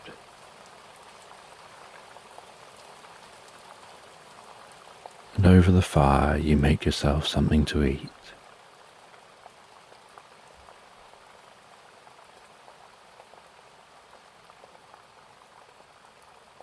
You enjoy eating that food and having a drink, and listening to the last sounds of the songbirds going to bed. As the last rays of sunlight creep over the horizon out of sight.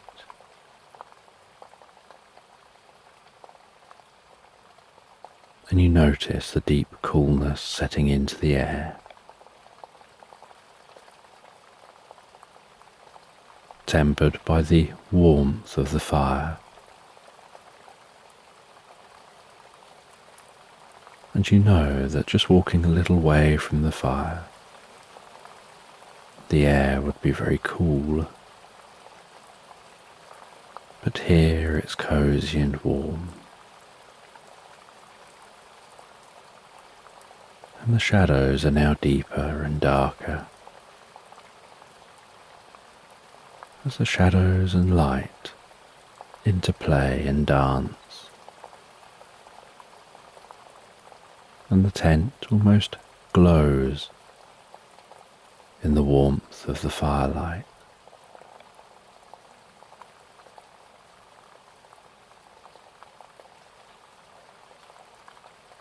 And gradually there's the gentle sound of crickets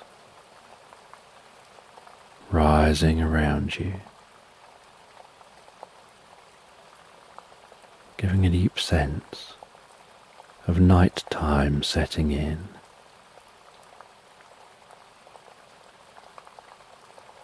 And after eating and drinking, you turn yourself around, lying down on your stomach, your feet deep into the tent,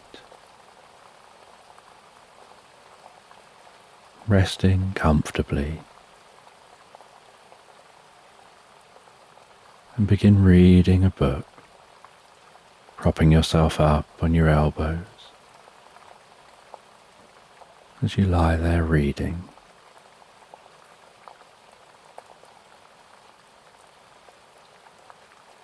And while you read, you can hear the crackling sound of the fire, notice the dancing light and shadows. And you're reading to the firelight, The sound of turning each page, the feeling of the paper of that book, the enjoyment of being absorbed in the story, while relaxing deeper to the background sounds of nighttime here, the occasional gentle splosh as a duck moves around in the water, occasionally quacking.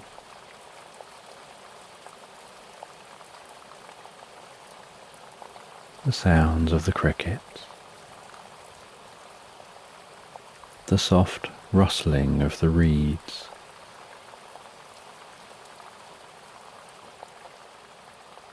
the occasional breeze making the fire flicker faster before it settles down again as the air becomes still.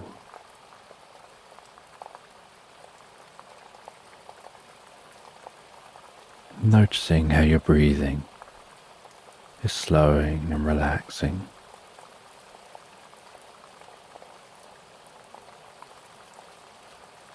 As you feel the environment so peacefully relaxing, deeper and deeper into the experience.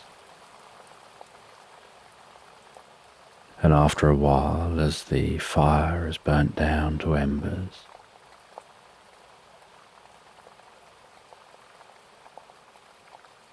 you put a bit of water onto the fire.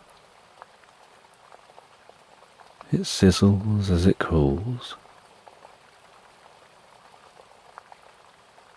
You head into the tent, turn on the light,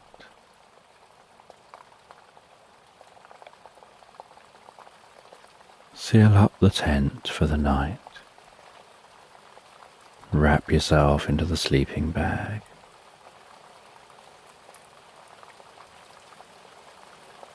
Feeling the stillness here in the tent. The occasional gentle movement of the fabric of the tent as the wind blows a breeze. The calming nighttime sounds beyond the tent. You turn off the light with the tent giving off the faintest glow from the moonlight. And as you rest here, tucked away in the tent, you can notice the coolness of the air as you breathe that in and out, while your body remains so cozy and warm, just the perfect, comfortable temperature for you within that sleeping bag.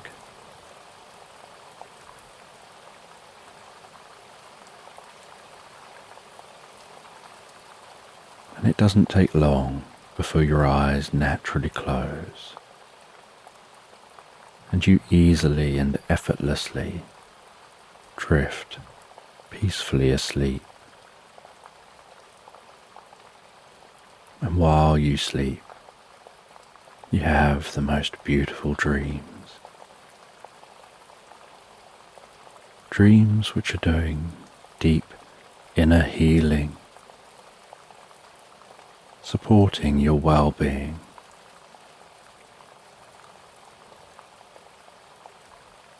Some dreams you don't remember, that you just drift into those dreams. You explore alternative realities in those dreams and drift into deep recuperative sleep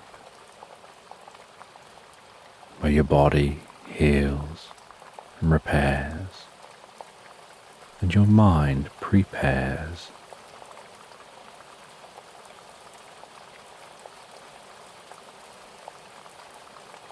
And you have the most pleasant night's sleep.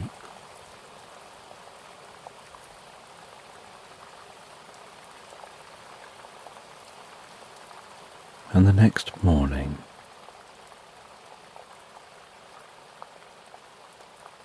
you slowly begin to wake up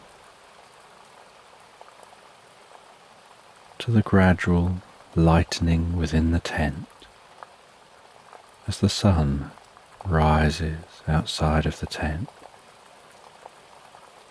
That light making the tent glow so softly.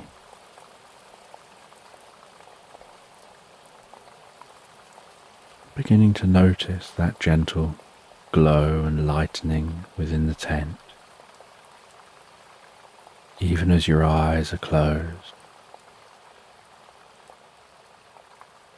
and you enter that state of sleep.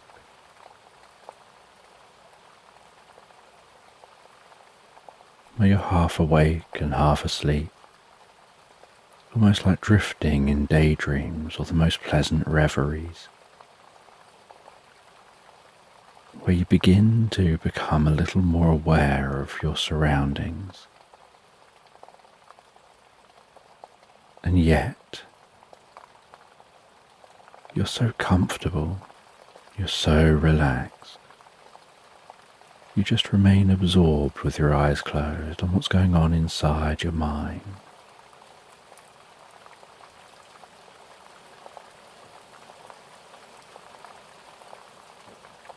And you start to hear the sound of a cat meowing. And for a while you wonder whether that's inside your mind, somewhere in a dream, or outside your mind, just beyond the tent.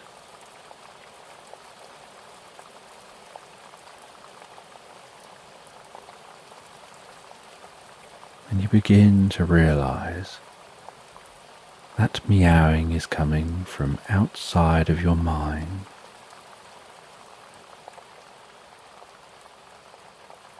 And you fully drift to wakefulness.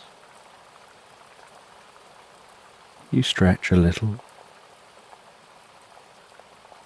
unzip yourself from the sleeping bag, open the tent and breathe in some of that fresh morning air.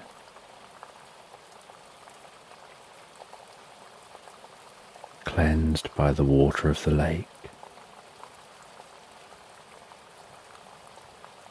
And as you open the tent, so you notice a tabby cat, looking so friendly, so kind, sitting before you. And around the cat's neck is a purple ribbon holding a silver key.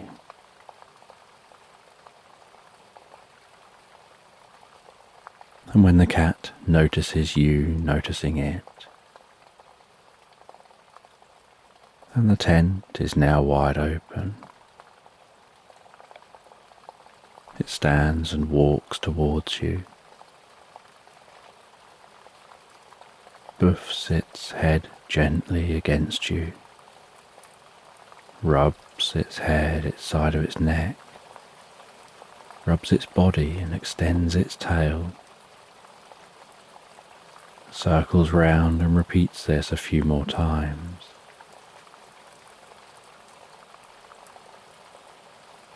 And then sits back down looking at you, seeming to almost make eye contact with you.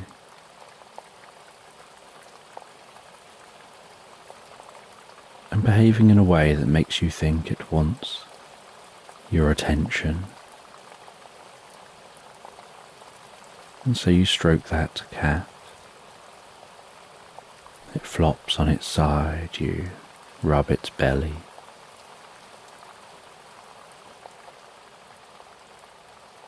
You wonder where this cat has come from. You make yourself some breakfast and have a drink.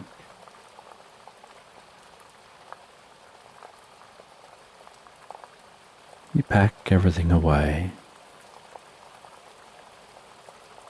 You enjoy the early morning sounds of nature,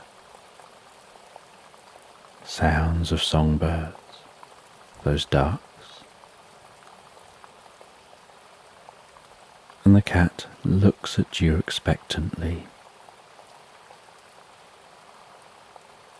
and seems to be signalling that it wants you to follow.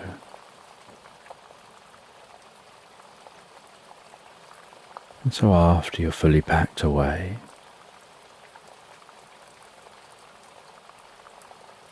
you initially begin to walk the direction you planned on going,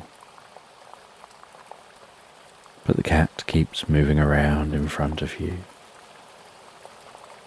blocking your path, nudging its head and your legs, as if to encourage you to go a different direction.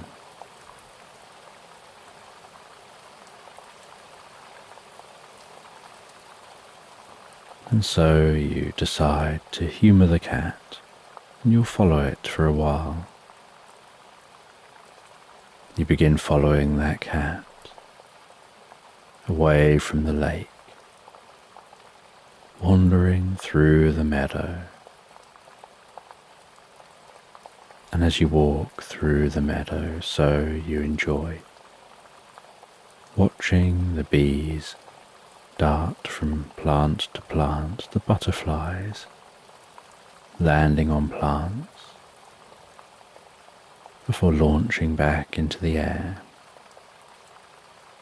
the sounds of songbirds, noticing the occasional soft, fluffy cloud pass through the sky.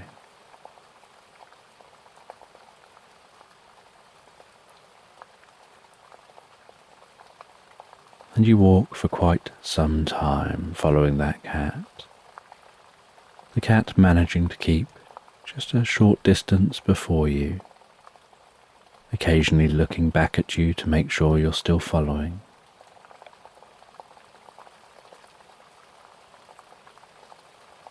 And sometime into the walking, you discover the ruins of an old church. And you stop, enjoy some lunch, sitting on the remains of an old stone wall.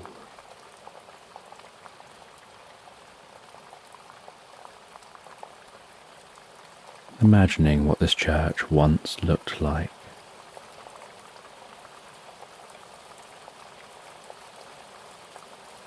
You hand a bit of the food to the cat, who graciously eats that food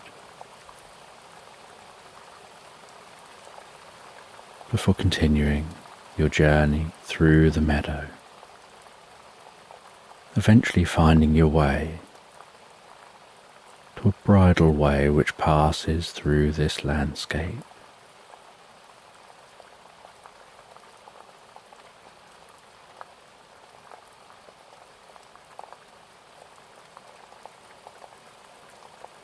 You follow that bridle way, which is much easier to walk on than walking through the meadow.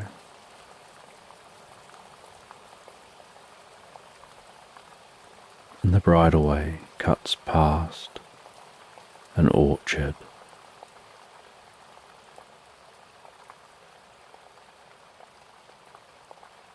And you continue on,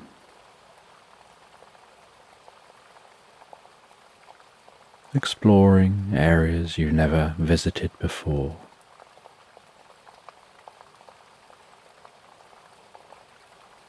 And as evening sets in, You notice there's the light of a campfire in the distance, and you know that you'll need to stop at some point.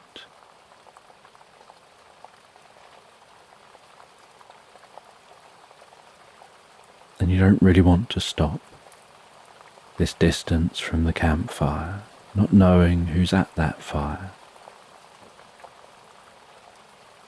So you decide to wander to that campfire, meet whoever's there.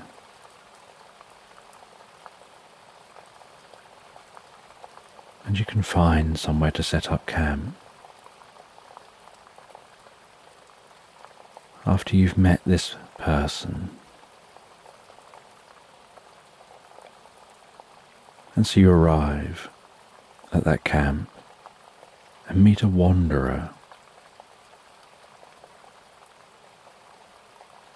And the cat purrs and rubs themselves against the wanderer, letting you know that this wanderer is safe and friendly,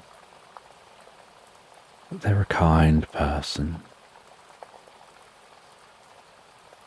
And the wanderer offers you some tea and food, and so you sit down and enjoy a meal with them.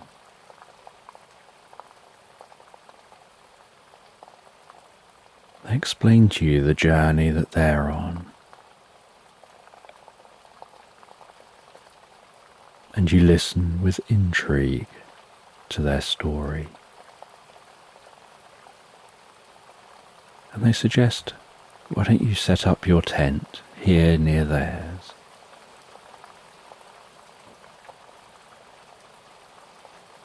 And so you set up your tent diagonally to theirs. The cat tucks itself down into the tent and falls asleep, while yourself and the wanderer chat by the campfire late into the night, sharing different tales, enjoying each other's stories.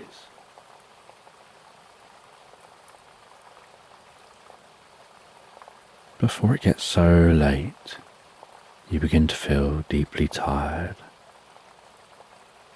You say good night and settle down into your tent and drift so deeply, so peacefully asleep. And the next morning, you're awoken by the most beautiful scent of breakfast, the sounds of the food cooking. You open the tent. The wanderer offers you some breakfast and hands you a plate of that food, and puts a little bit of the food down in a bowl for the cat. And you enjoy that food. And the cat seems to enjoy the food.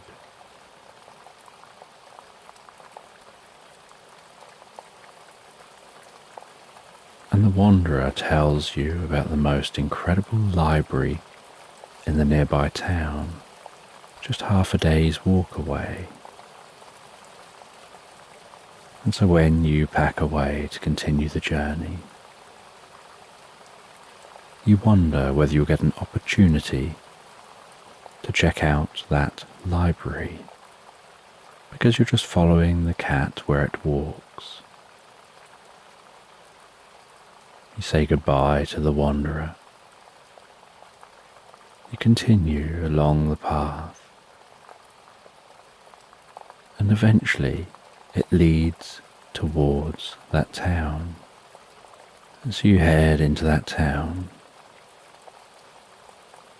wandering through the town, finding that library. And it's a really old looking library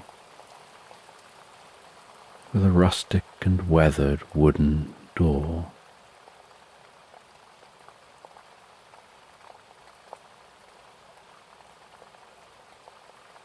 and you open the door and head into the library to be met with the scent of old books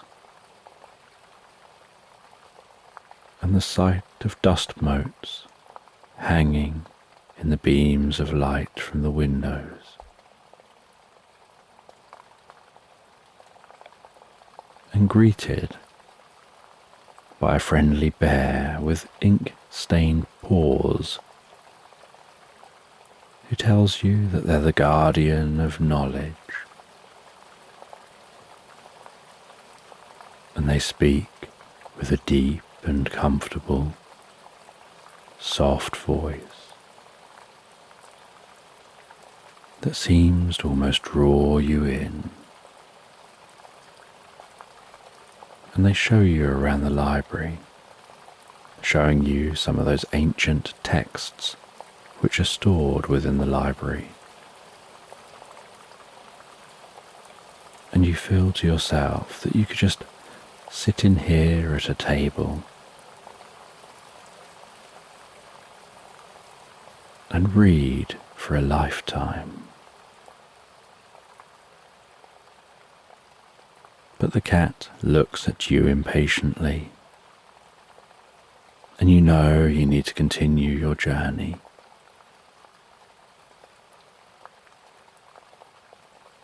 So you make almost a mental note that you want to come back and visit here once you're done following the cat.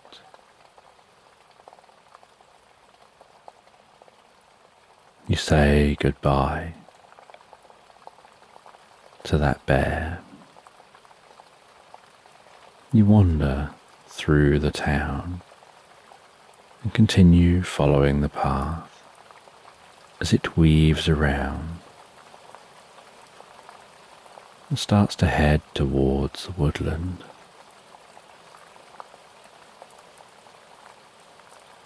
And as you wander towards that woodland, beginning to hear the rustling sound of the trees, you notice on the edge of the woodland the lights of a cozy cottage, and the cat seems excited and begins to speed up, heading towards that cottage. And you follow them all the way up to the cottage. You knock on the door, and there's no answer. You try the door handle, and the door doesn't open. You wander round and look through the windows, and it seems as if no one's home. And the cat rests its paws up against you, as if trying to communicate with you. And you realize they're trying to get you to take that key from their neck. So you reach down,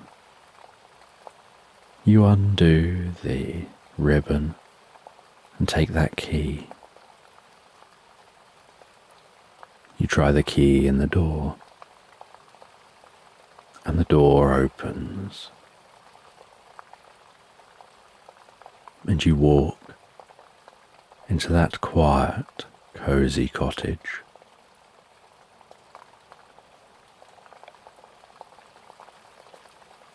And you light the lamps within the cottage, helping to give that cottage a cozy glow, the soft orange light dancing around the walls.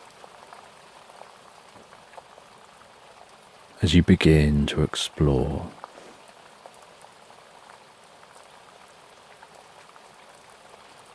and the stillness in this cottage feels palpable, and you notice a mirror on the back wall of the main living area, and you're surprised to see a sad-looking woman sitting on a seat in what looks like a reflection of the inside of the room you're in. And at the foot of the mirror is an old book, face down and open, as if it had been dropped.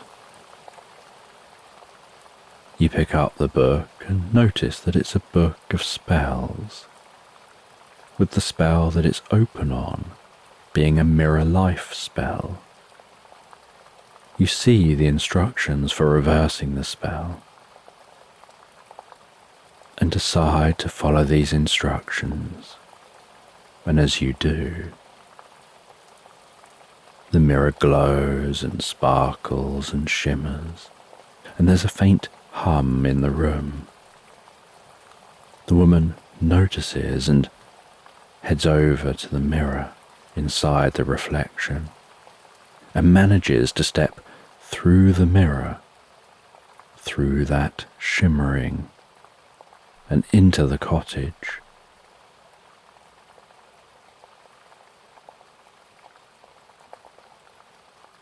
And as she steps into the cottage, the cat dashes over to her and excitedly greets her, as she excitedly greets the cat in return, before acknowledging your presence.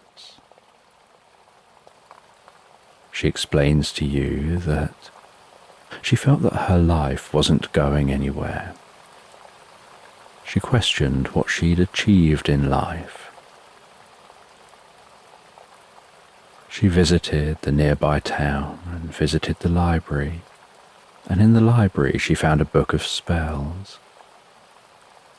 And she decided to do the mirror life spell, thinking that it would give her the opposite life, one where she'd achieved things and felt like she'd done something with her life.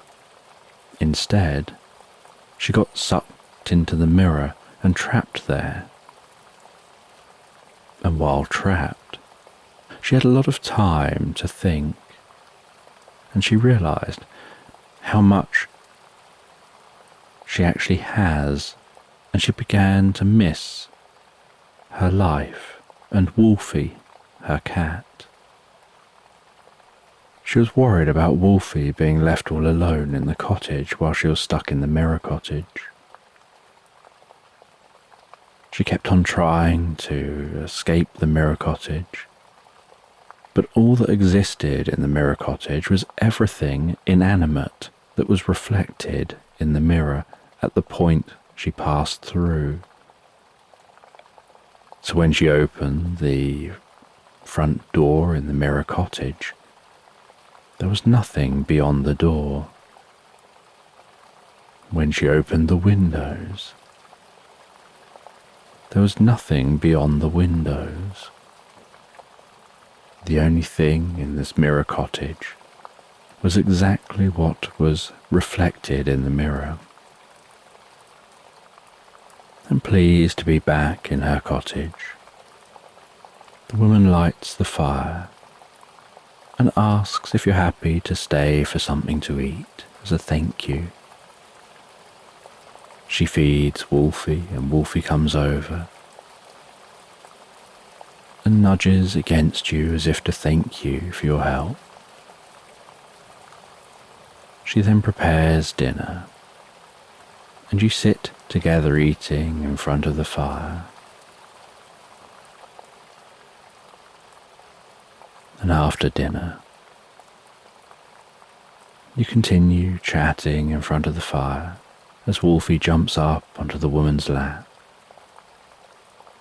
And she pets Wolfie as Wolfie purrs and drifts peacefully asleep. She asks if you'd like to stay for the night.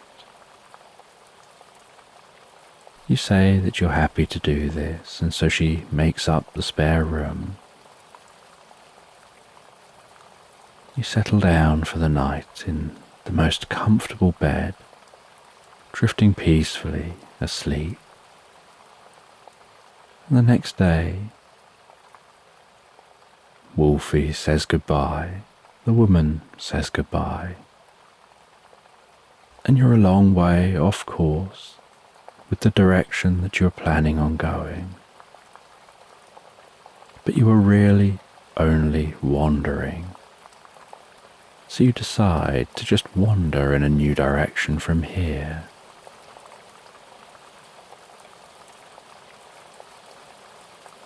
You head back down to the town. You visit that library for a while before heading through the town to a fork in the road where you decide to head the opposite direction to the one you came down as you approached that town before.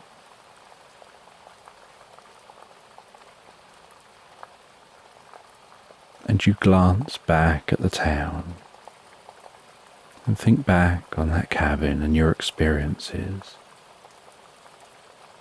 pondering that as you walk, before bringing your attention back to your journey.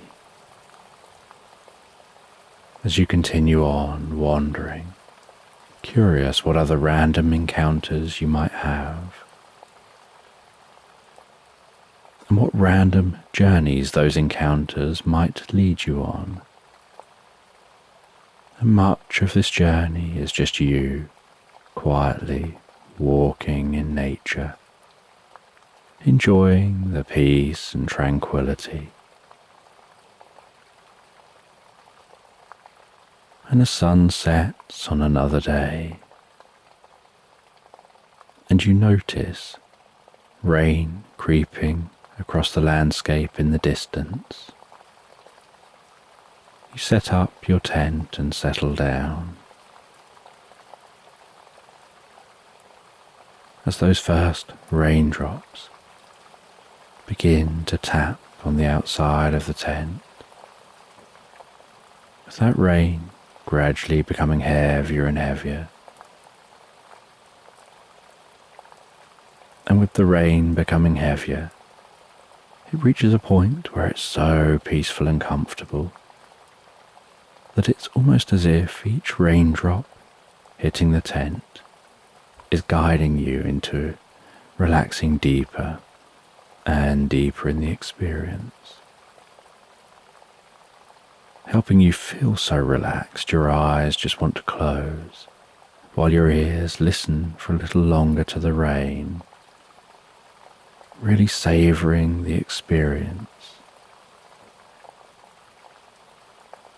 before drifting so peacefully and comfortably asleep into Slumberland.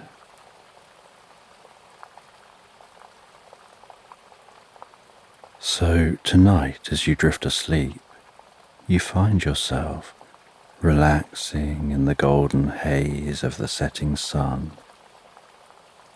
on a bench outside a quaint old windmill, before setting off on a magical journey of inner discovery. So just take a moment to allow your eyes to close and allow yourself to begin to relax. And as you begin to comfortably drift asleep, I don't know whether you'll drift asleep faster to the sound of my voice or whether it'll be to the spaces between my words. And as you fall asleep, you can take a moment to allow yourself to get more comfortable and imagine a healing light softly, slowly and gently passing down from the top of your head to the tips of your toes, relaxing calmly down through you. As I count down from 10 to 1, and with each count, your mind can quieten and calm as the muscles soften and relax. and you can begin the process of drifting peacefully asleep from 10, that healing light, relaxing the muscles around the top of the head, around the back of your head, gently, carefully, relaxing the muscles around the side of your head, around your temple, your forehead. And with each out breath, that relaxation can deepen so peacefully, so comfortably, as it flows down around the eyes and around the ears. 9. That relaxation moving down around the jaw, relaxing the jaw, allowing the tongue to relax, the lips to relax, the nostrils to gently relax, with that relaxation moving carefully, slowly,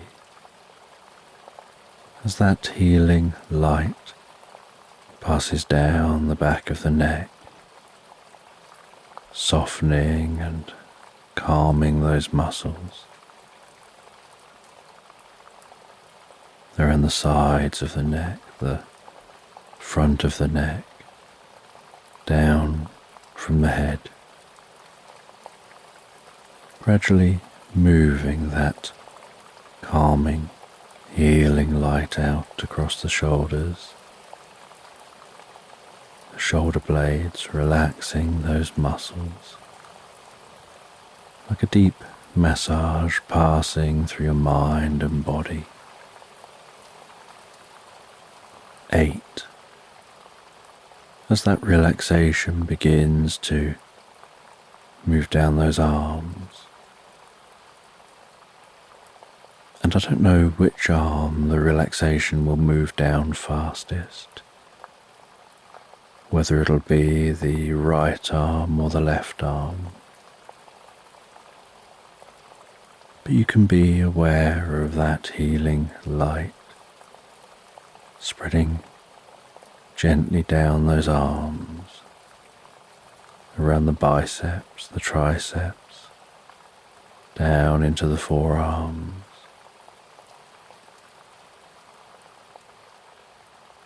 7. Moving all the way down to the wrists, the palms of the hands, down to the fingertips. And perhaps as that relaxation continues through those arms with each out breath,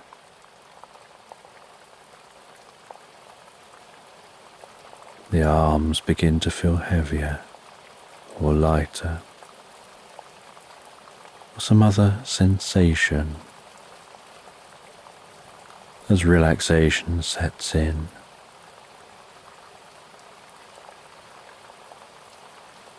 And you know the process for sleep is that the body begins to relax,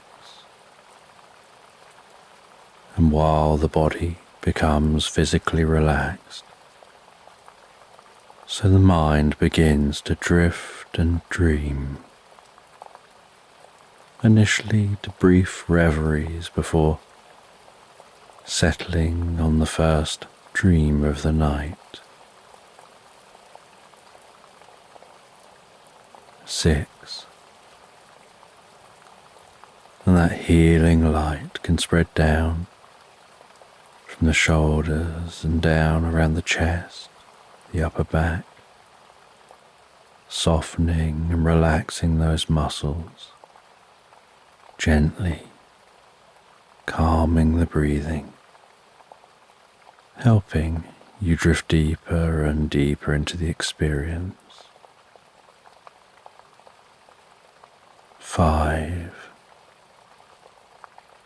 the healing light moving down towards the stomach, the lower back, the sides, relaxing those muscles as it goes, bringing a deep sense of peace and calm to your upper body,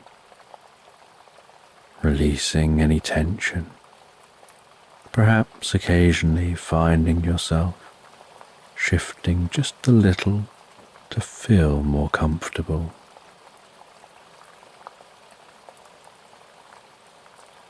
Four, with that relaxation spreading down around your buttocks, down into the upper parts of your legs. 3, that relaxation passing down towards the lower parts of your legs. Perhaps those legs feeling heavier and heavier as the body becomes deeply relaxed and your focus drifts inside to what's going on for you in your mind, and perhaps you lose some awareness of the body as it becomes incredibly still. 2, the relaxation spreading down to your feet, calming, softly relaxing, all the way down to the tips of your toes. 1, as a final wave of relaxation pulses gently through you from the top of your head, down through your body, all the way down to the tips of your toes as your mind begins to drift and dream and wander into tonight's sleep story.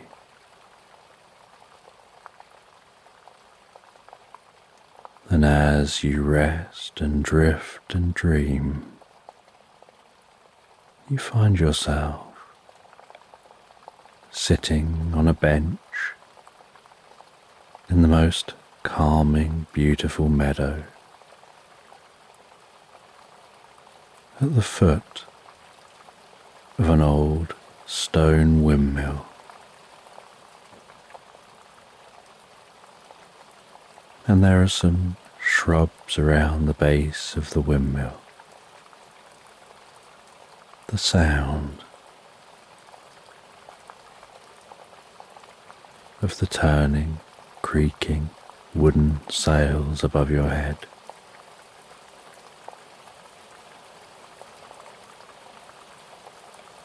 The canvas on the sails, occasionally flapping slightly in the wind.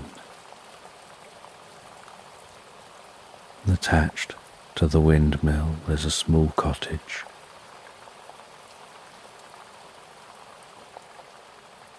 And it's the most beautiful spring evening. The sun is setting.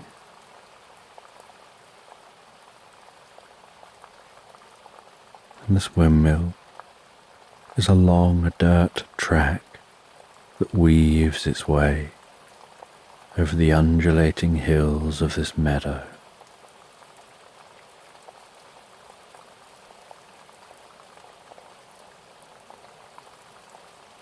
And while resting on this bench, hearing the stones grinding, the flour, those turning sails overhead,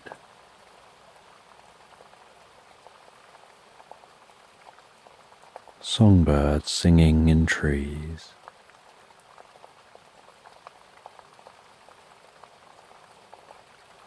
the sheep bleating peacefully as they eat in the meadows, and the distant sound of cows mooing through the landscape, and the even more distant sound of the church bells of a distant town. The sound of those bells carried on the breeze, in the same way that sometimes there are sounds you can't quite hear from your location, but when the weather is just right and the air pressure is just right, the sound carries, and you hear those sounds you don't ordinarily get to hear. As you rest here, with the setting sun casting its golden light across the landscape, you can notice that there are sounds of robins, sounds of blackbirds and blue tits. There are sounds of crows settling down into the tops of the trees in their bulbous nests. That gentle rustling sound from the trees as the wind blows a breeze. The scent of the wildflowers wafting their way to your nostrils, dancing around your nose, almost bringing a deep sense of peace and comfort to your senses. The scent of roses from some of the bushes at the foot of the windmill.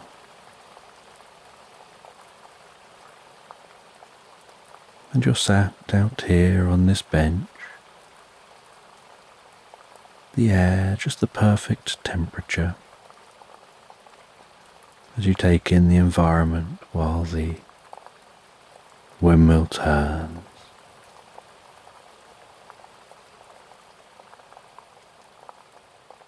And the flower is formed.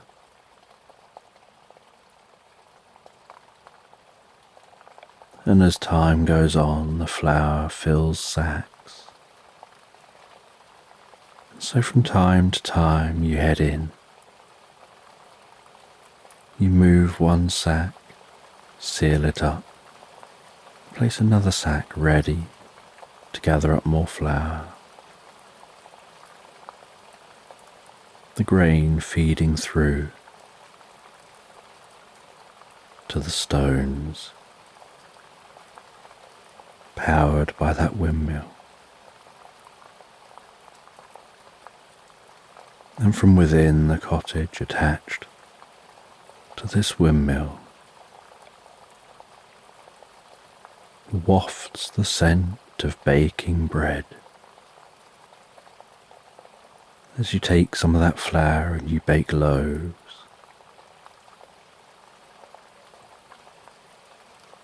and once a day, every morning,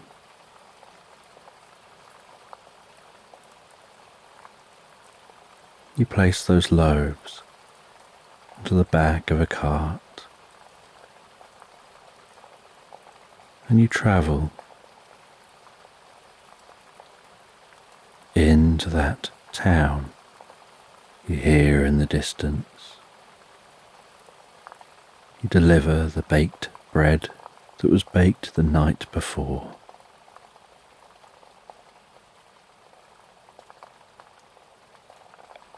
And then travel back to the windmill.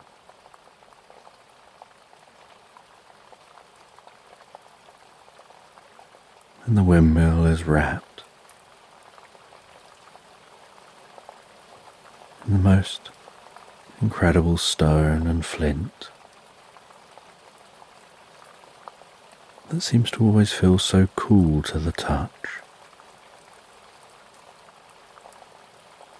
The flint being so smooth under the fingers, and the coarseness of the grains between the flint.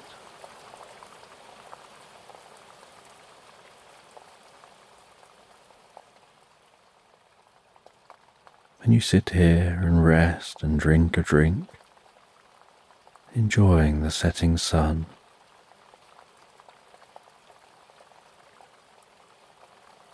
You hear a small bell tring to let you know it's time to head into the cottage.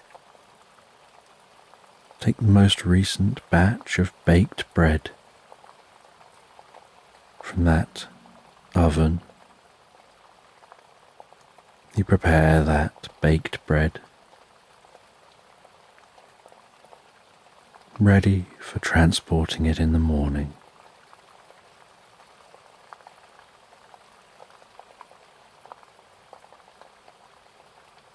And after the sun has set,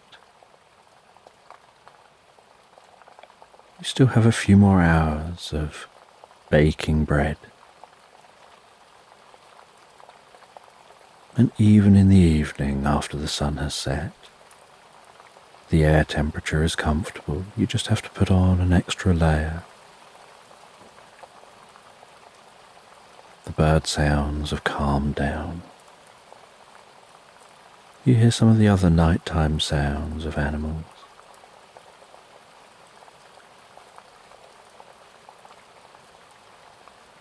Until you reach the end of your working day,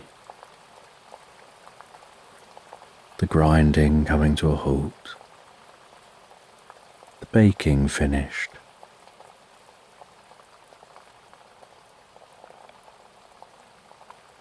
You make yourself some dinner, and after eating dinner and relaxing for a while, you head to bed and drift peacefully and comfortably asleep.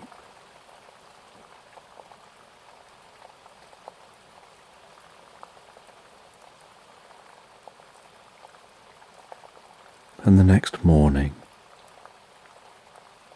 you begin your journey down into that town. You load all the bread onto the cart, cover that bread over. You climb up onto the cart and travel with that horse along the dirt track till you eventually find a more substantial track that you follow all the way down to the town. The wheels jiggling, rolling, creaking, the sound of the wood, the clopping of the horse, the occasional breath and pant and neigh of the horse, feeling of the reins in your hands, the tension and relaxation as the horse knows its way and requires very minimal input from you.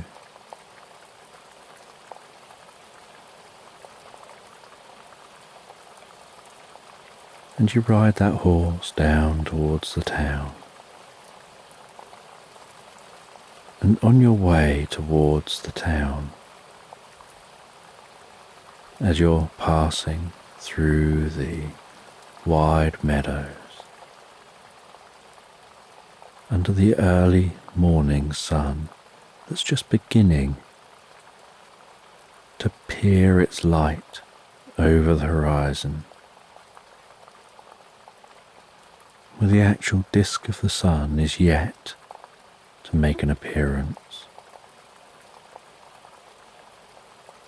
You hear the sound of sparkling and see some sparkling light among some grass, a little way from the road you're on. You stop the horse, dismount from the cart. You head over towards that sparkling light among the grass, and you find a tablet And the tablet is like a stone tablet with text on it. And you understand the writing on that tablet. And it suggests that there's a way of learning, a special healing meditation that requires a magical silver bell, and it gives the instructions on how to find that bell.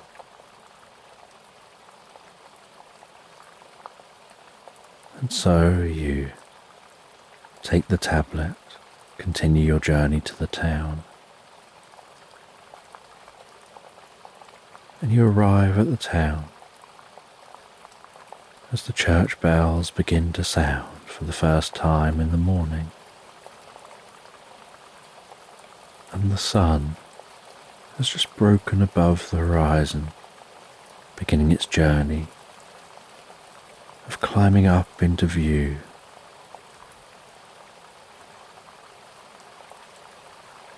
You head to the bakery. You drop off the bread at the bakery, and you share with the baker about the tablet, about how you plan on seeing if you can find this silver bell and learn this meditation. And you say that as the bakery tomorrow will only be open for half a day anyway, with it being a Sunday, hopefully the bread you've delivered will last through tomorrow. And you plan on having more bread for them come Monday morning. And you set off from the town in the horse and cart. You head back to the windmill, and after sorting everything out, feeding the horse, you gather up a bag of items and set off on foot, finding your way to the location described on that tablet.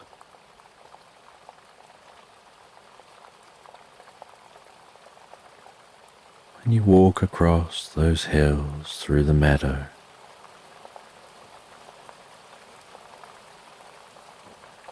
walking off of the path, smelling those wildflowers, watching bees and butterflies and other animals and insects,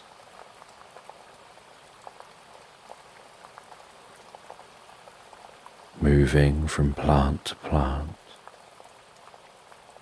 hearing the songbirds, watching as different birds fly past in the sky.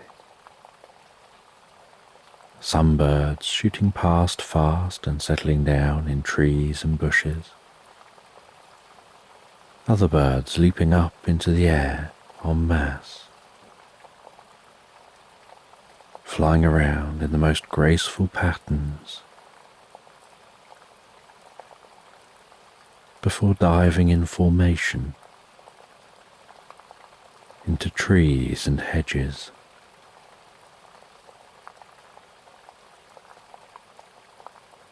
You find your way through the meadow, down to walk along the edge of a comfortable, relaxed, flowing river.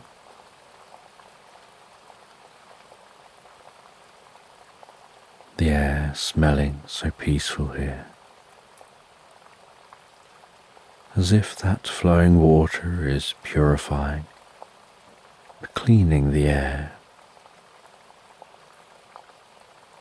You follow that river as it bubbles along beside you, working your way round and into the woodland, continuing to follow the river as it passes through the woodland, birdsong echoing among the trees, the sight of a deer a little way off, with its head down into the water, having a quick drink, before moving away from the water to vanish back into the woodland.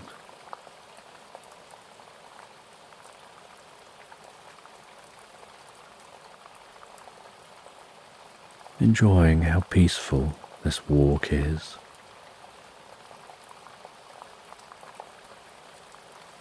And you continue walking. The dappled light dancing before you as it creeps its way through the canopy overhead.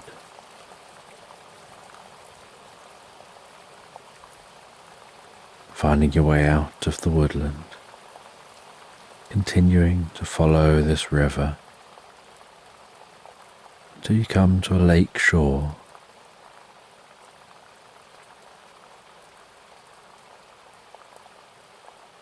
And now, late afternoon, you gaze across from the lake shore to the island in the middle of the lake.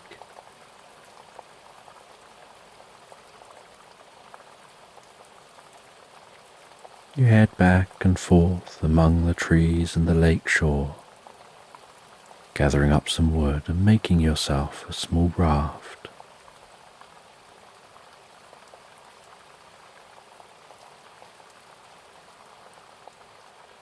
And the first signs of the sky beginning to darken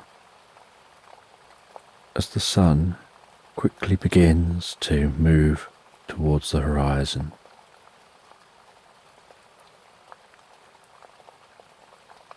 You feel there's just enough time to make it across to that island before darkness sets in. You climb onto the raft and push off from the side. You leave the lapping water behind as you row towards the island.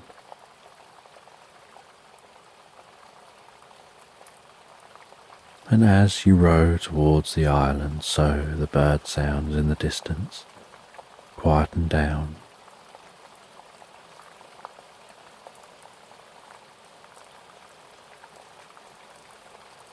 And on arriving at the island, the sun now well on its way to setting,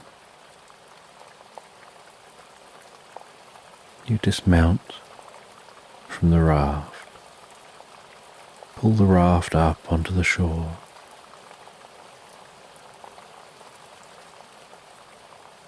you begin to explore this small island, and you've never visited this island before. You visited the lake shore. You've sat and enjoyed picnics on the lake shore, but you've never crossed from the shore to the island.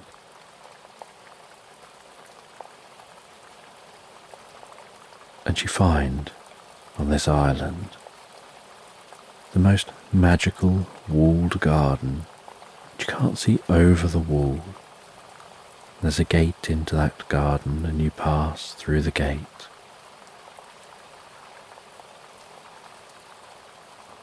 And in the heart of the garden you can see a small cottage. And in that garden is a gardener, and you call out very friendly to that gardener, who looks up and smiles. And this gardener is more than welcoming and kind.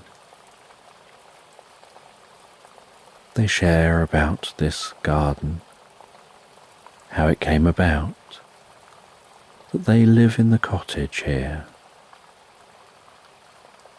and tend to the garden all year round, making sure that it's exactly as it's supposed to be.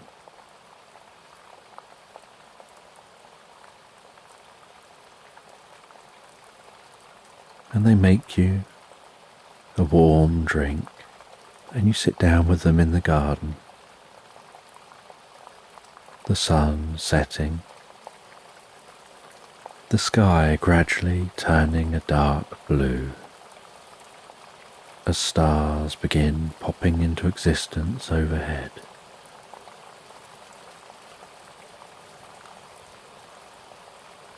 You explain about that tablet and show the tablet.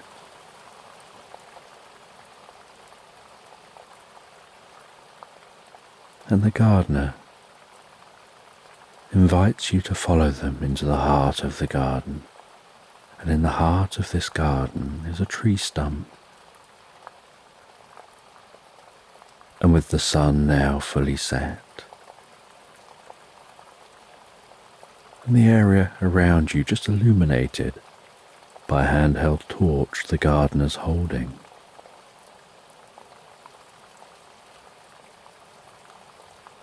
you see some sparkling in the garden near that stump.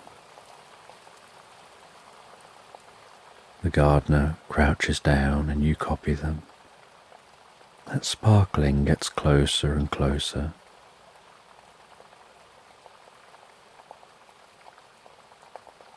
And a fairy flies over to you.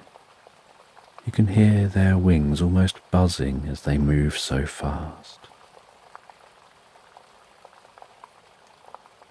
And this friendly fairy is told by the gardener about why you're here.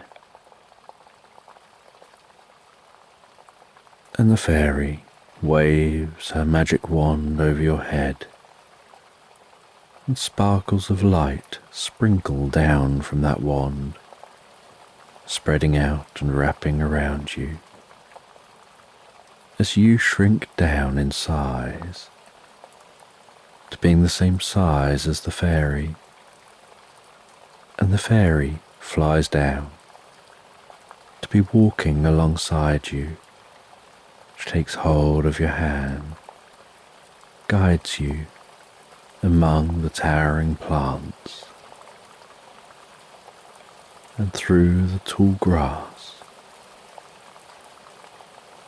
to that stump, and then into the stump. And initially, on passing into the stump, everything gets darker and darker, with the only glow being the sparkling the fairy gives off. But then, while continuing to walk, everything starts to get lighter and lighter, and you find you come out into a fairy world, and it's night time here like it is where you just came from.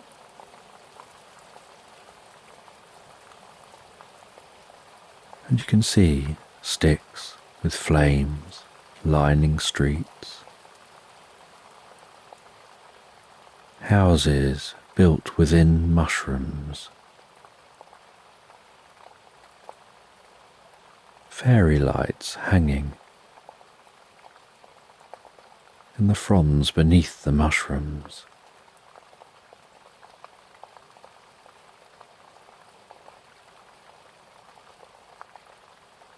The occasional sparkling dust wafting around this space, weaving among trees, weaving among plants.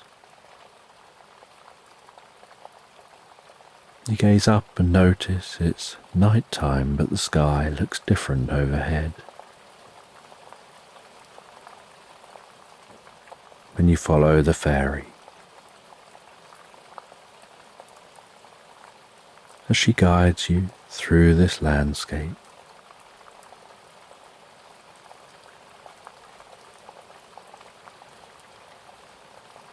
and and she takes you to the heart of this landscape,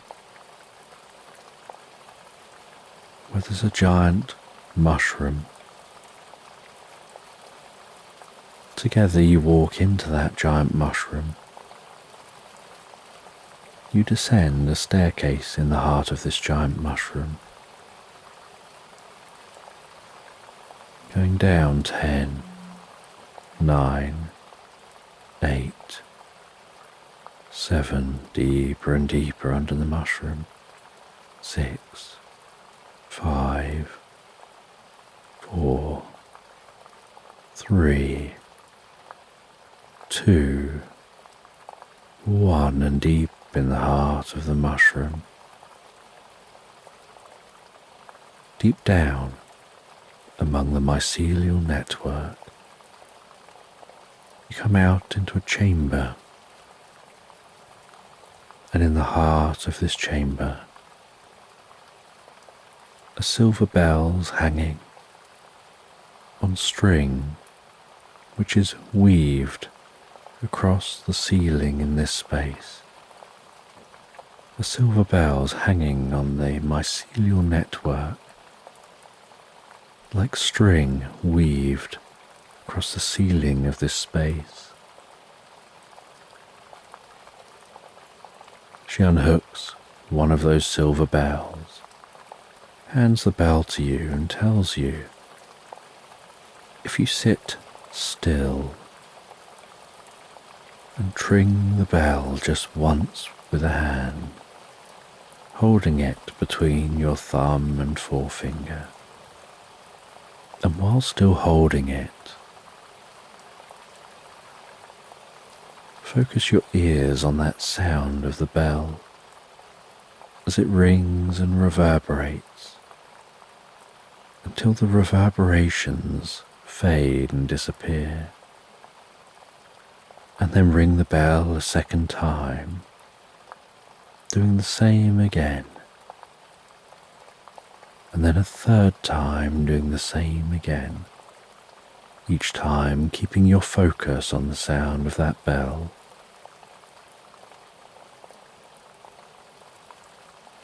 Then that focus will help to focus you, your inner frequencies. And with each ring of the bell, just keep breathing in and out, allowing the out-breaths to lengthen and deepen, allowing the shoulders to relax, the arms to relax, the muscles through the body to relax, while your mind gets absorbed just around the sound of the bell. And begin in your mind to see the sound of that bell as light, as a sparkling, twinkling light, and the way that sound spreads out further and wider, the way the sparkling spreads out further and wider.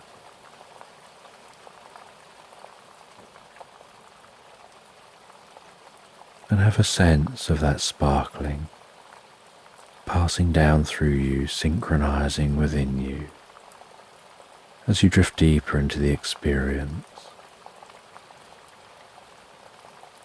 And so, with her guidance, you practice this here under this mushroom in the heart of this space.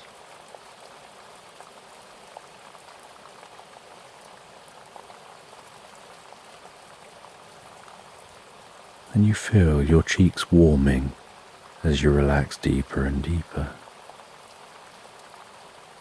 And once you've mastered the technique, the fairy guides you out of the meditation, tells you to take the bell with you.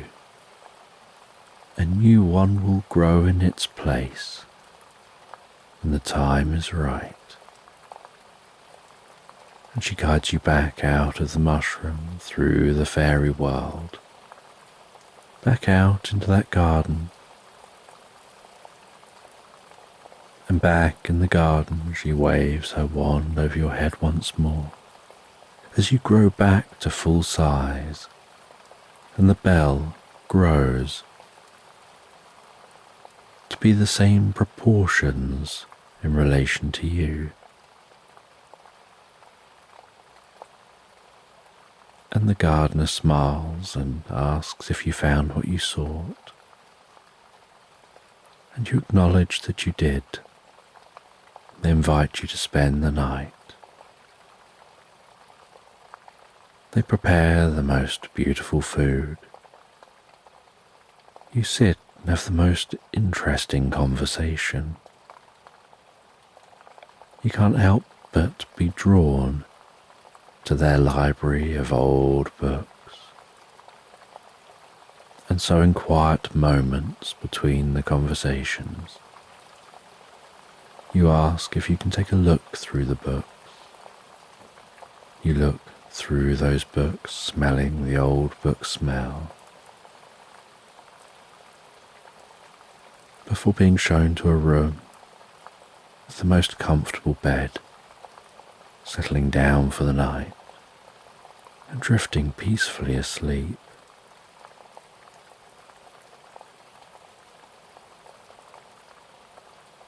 And the next morning, you awaken to the first rays of sun creeping in the window, and the sweetest scent of breakfast. You enjoy that breakfast before making your journey back home, setting off from the island, back to that bank of the lake.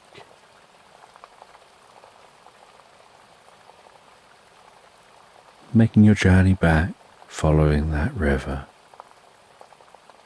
back round to the woodland, through the woodland, back to the meadows, over the undulating hills of the meadows,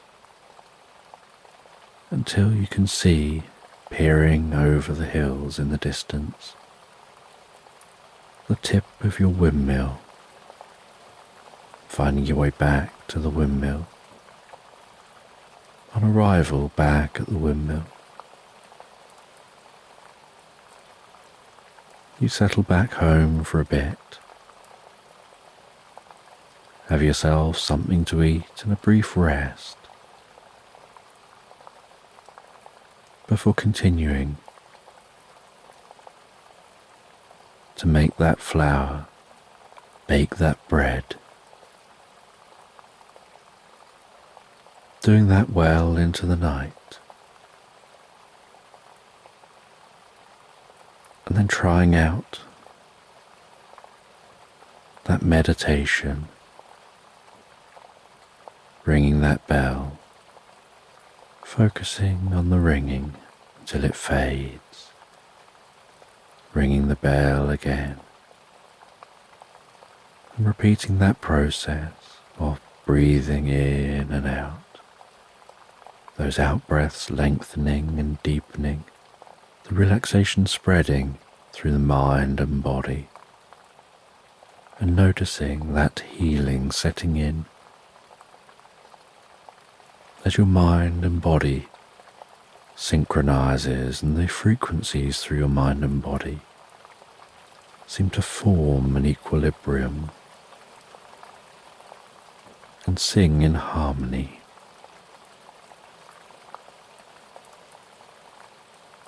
And you notice at the peak of the meditation,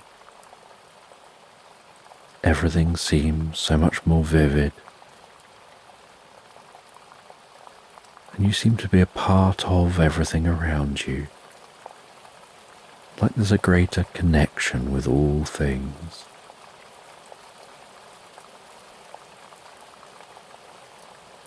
As if somehow the world feels richer, as if you can smell the differences between the smell of the baking bread, the nuances to that smell, each individual part that makes up the smell, while still enjoying the smell itself, and the same with the sounds and the sights.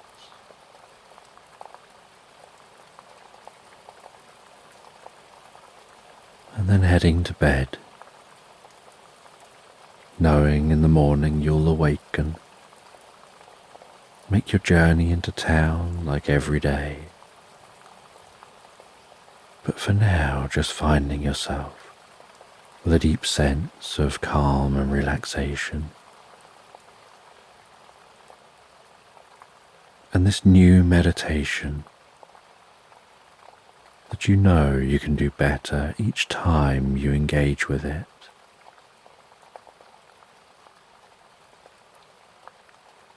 And while going over the experience in your mind, you find yourself so easily, so effortlessly, drifting and floating peacefully asleep into Slumberland.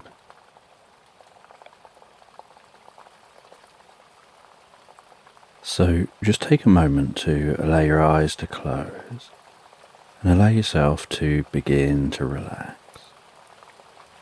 And as you begin to comfortably drift asleep, I don't know whether you'll drift asleep faster to the sound of my voice, or whether it'll be to the spaces between my words.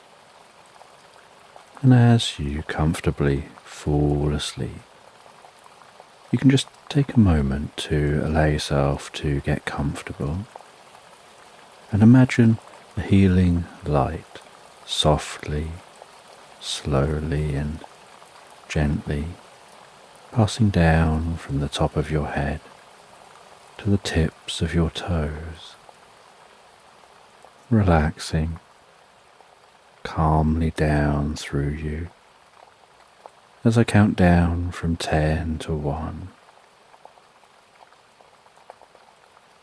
And with each count, your mind can quieten and calm as the muscles soften and relax. And you can begin the process of drifting peacefully asleep from 10, that healing light relaxing the muscles around the top of your head, around the back of your head, gently, carefully relaxing the muscles around the side of your head, around your temple, your forehead. And with each out-breath, that relaxation can deepen so peacefully, so comfortably, as it flows down around the eyes and around the ears.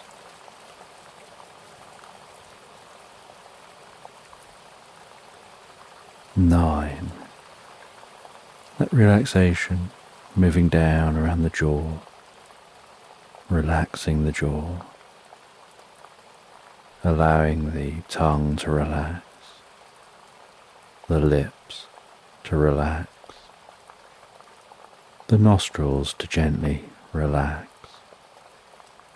With that relaxation moving carefully, slowly, as that healing light passes down the back of the neck, softening and calming those muscles.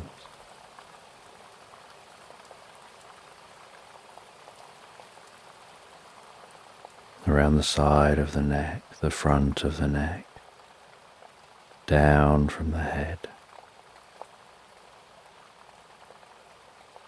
Gradually moving that calming, healing light out across the shoulders, shoulder blades, relaxing those muscles like a deep massage, passing through your body and your mind.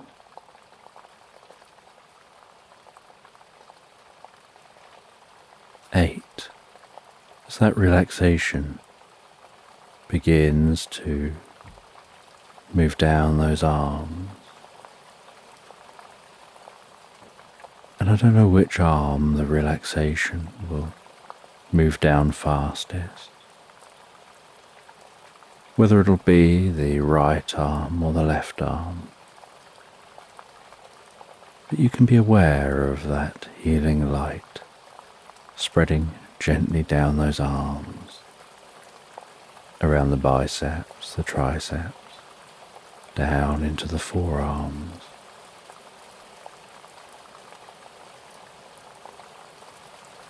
Seven, moving all the way down to the wrist, the palms of the hands, down to the fingertips.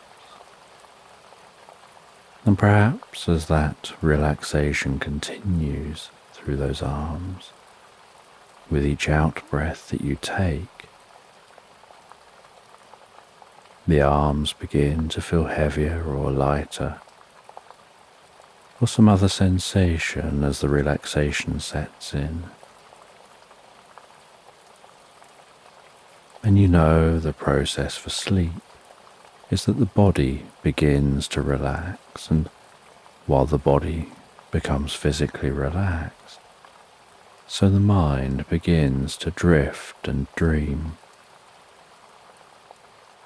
Initially to brief reveries before settling on the first dream of the night. 6. And that healing light can spread down from the shoulders, down around the chest, the upper back, softening and relaxing those muscles so gently, calming the breathing, helping you drift deeper and deeper into the experience.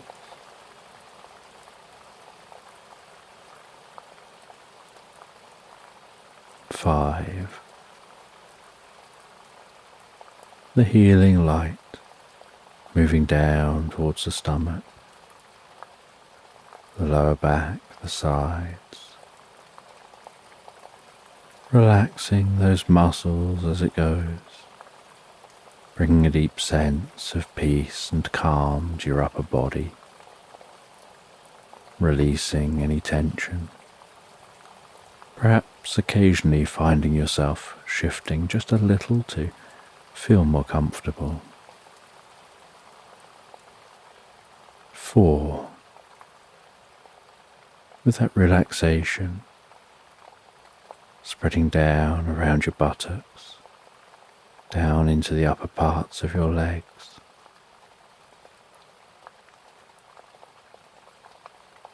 3. That relaxation passing down towards the lower parts of your legs. Perhaps those legs feeling heavier and heavier as the body becomes deeply relaxed, and your focus drifts inside to what's going on for you in your mind.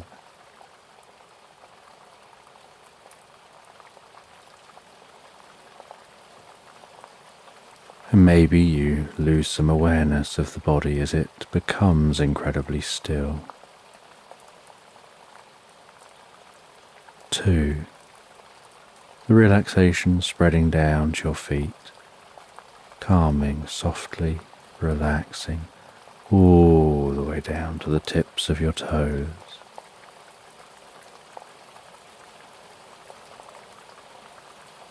1. As a final wave of relaxation pulses gently through you from the top of your head, down through your body, all the way down to the tips of your toes, as your mind begins to drift and dream and wander into tonight's sleep story.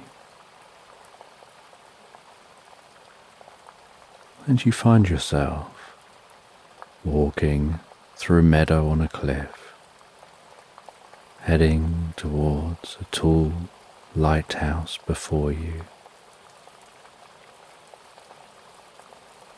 The meadow a myriad of different scents,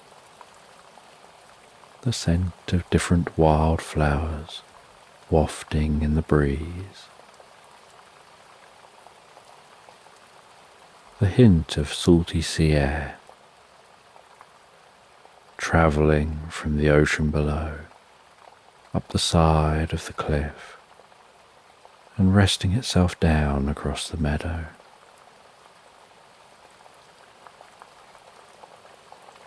The setting sun casting a golden light across the surface of the meadow,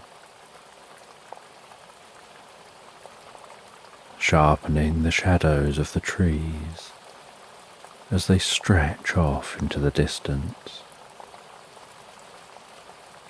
A slight cool tinge to the air as the sun sets. And some areas of the sky being alight, while others are turning darker. And in one direction, you see shades of blues. The other direction, shades of oranges and reds and pinks.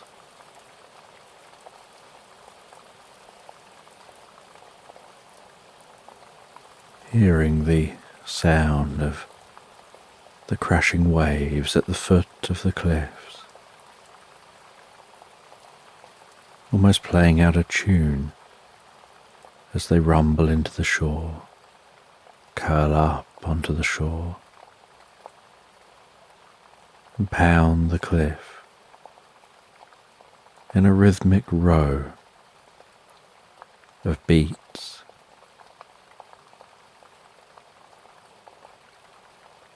And then the soft pull back of the water,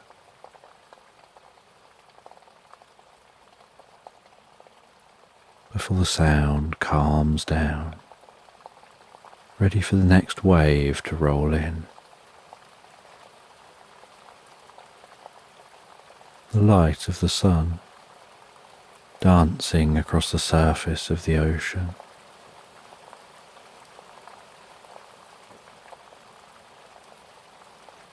White horses galloping to the shore along the fronts of the waves.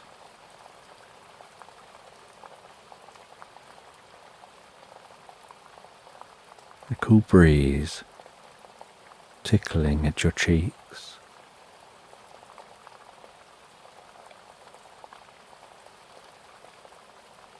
The bird songs beginning to change as daytime birds find their way home.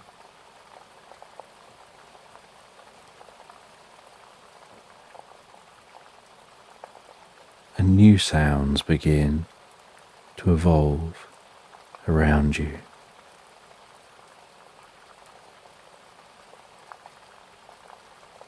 As you walk towards the lighthouse, each footstep like a weight gently thudding on the soil beneath your feet.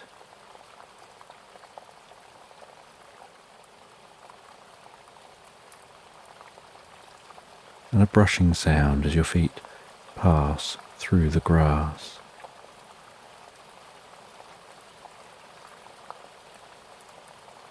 And you continue walking towards the lighthouse just as the sun continues to set.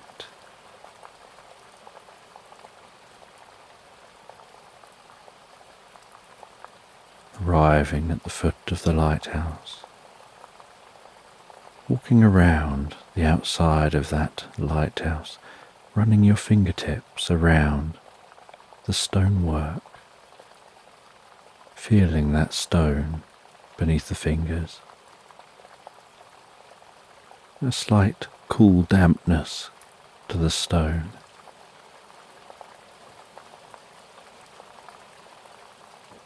Some moss growing in cracks within the stonework. Plants hugging the bottom of the lighthouse. Small windows that are slightly too high up for you to be able to see inside. You ascend the steps. You knock on the wooden door, hearing that knock echo within the lighthouse, almost reverberating up and down inside that lighthouse. And with no answer, you carefully open the door, announcing your presence. You find that no one is in the lighthouse. You close the door behind you. And within the lighthouse, as you look around, you can see curved bookcases lined with old books, the scent of which wafts over to your nostrils as the air is disturbed by the open door. And as you close the door, the sounds outside quieten down, almost sounding muted, yet you're still aware that they're there.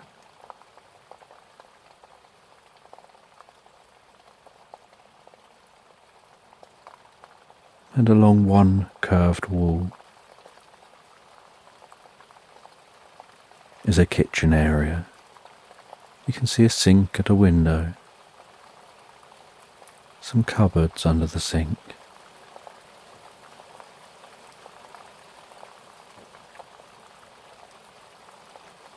some kitchen items upon the work surfaces. In the centre of the room is a round dining table with a couple of wooden chairs around that table. Almost opposite the kitchen is a sofa, and the sofa looks uncomfortable in its position, with its flat back, and it's moved away from the wall to try to reduce the contrast between the curved wall and the straight sofa.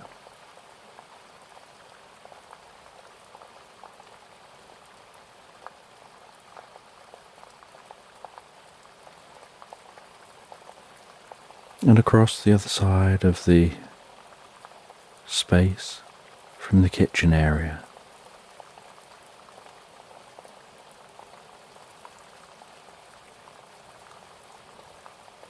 is a comfortable reading nook with a sofa and a couple of seats,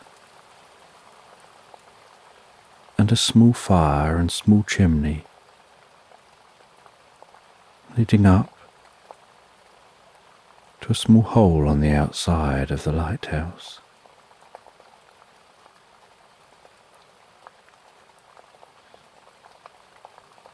And the fire is still crackling away, and you walk over to the dining room table, and on the table is a cup with a half-drunk drink and a letter, handwritten, just saying, "I've gone out, I'll be back in 5 minutes."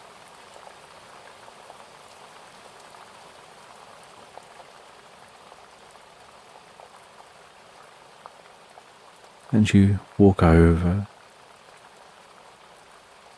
and begin to look at what books are on the bookshelves,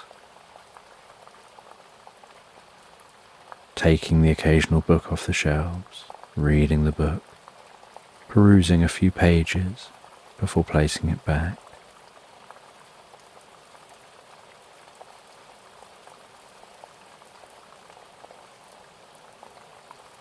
You make yourself a drink, sit down in the comfortable reading area near the fire,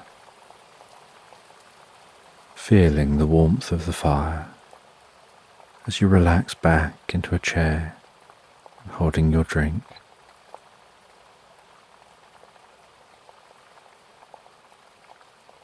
You can hear the faint sounds of the waves of the ocean outside.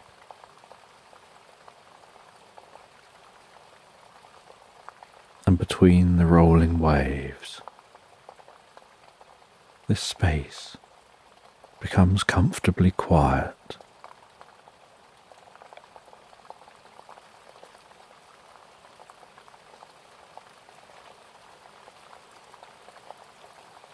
And you know that while you're here, there's nothing at all you need to do other than wait and relax.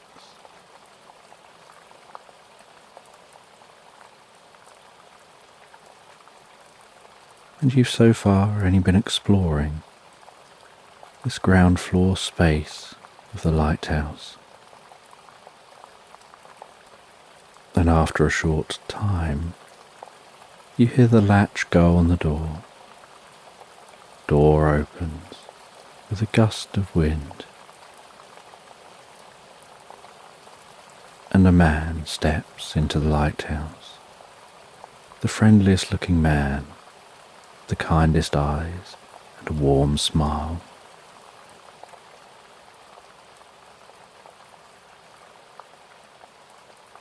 He introduces himself as Jack.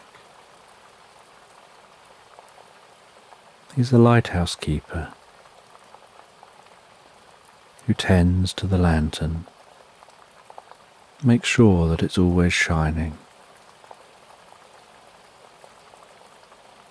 And Jack goes to offer you a drink and then notices you've already had one and sits down at the table, finishing his drink.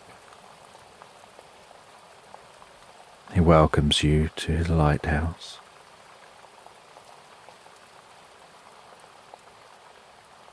And he begins to explain why he's asked you to come here. He explains that as the night time sets in, lately, there's been unusual occurrences. He says it's very difficult to explain, but you'll find out a bit later. And he offers to make some dinner, and so he makes that dinner. And while he's preparing the food, so you sit at the dining room table talking with him in the kitchen area.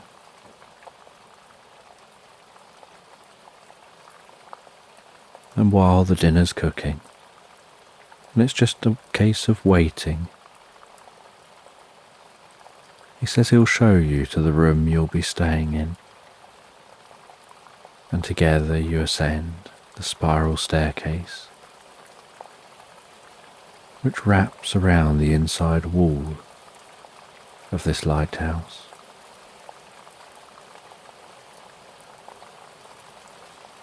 He takes you up to the next room.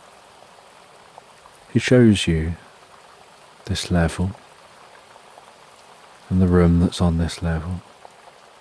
Takes you up a level higher and a level after that, to a small room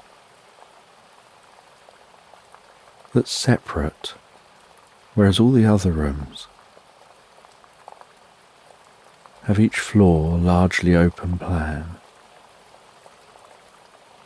This room is separate, with the steps wrapping around the room,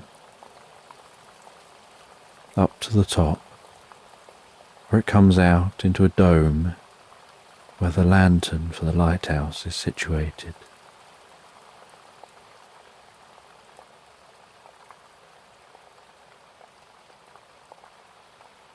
And there's a small building on the ground level that's attached to the side of the lighthouse. And through that building is a bathroom and some storage.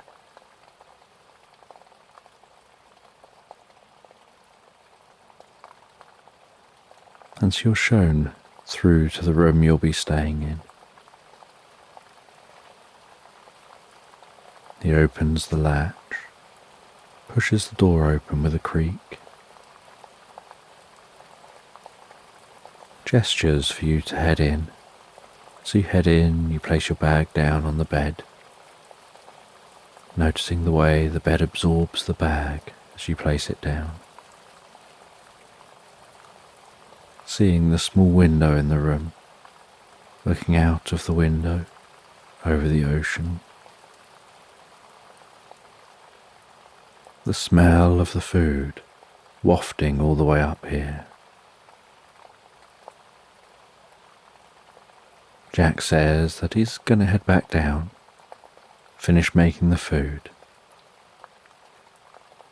Make yourself settled, then you can come down for dinner. And so you settle yourself into this room, making this room your own, even though you'll only be here for a short time. The smell of dinner increasing with each passing moment. And so almost as if you're following your nose, you descend those steps again, yet all the way back down to the ground floor, where Jack has plated up the dinner.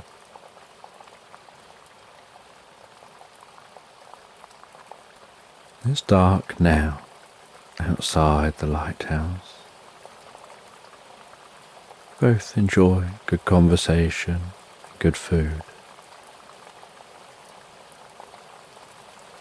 And after eating, Jack washes up as you sit by the fire enjoying a drink.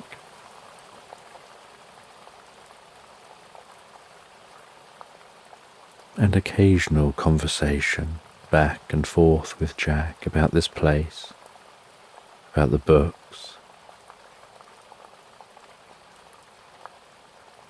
You both avoid having a conversation about this curious thing that you've been called here for.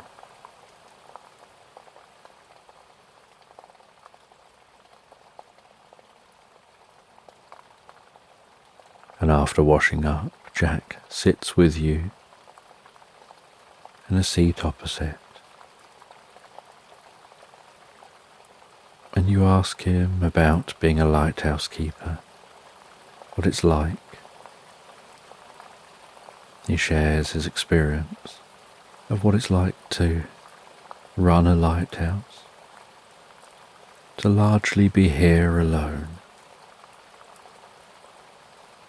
to be at the front line of harsh weather and storms. He explains how the top of the lighthouse, although looking solid and sturdy, actually sways ever so slightly with strong wind, and that this is by design. And yet it can feel a little unnerving at first, because you don't expect a building to be moving in the wind. And Jack explains that it's that slight movement that gives this lighthouse the strength to manage even the most challenging weather.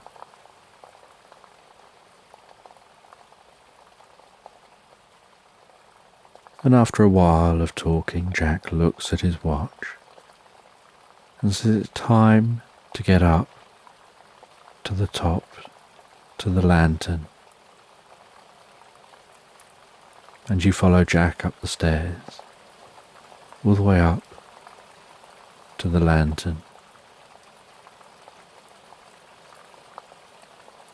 And in this glass dome you watch as a mirror moves around a giant light, directing a beam out, sweeping across the ocean.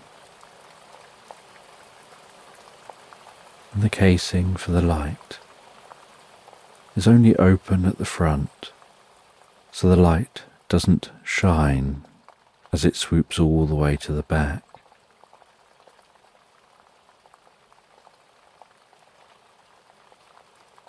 And so Jack and yourself can stand behind the light. Without that light turning and facing you,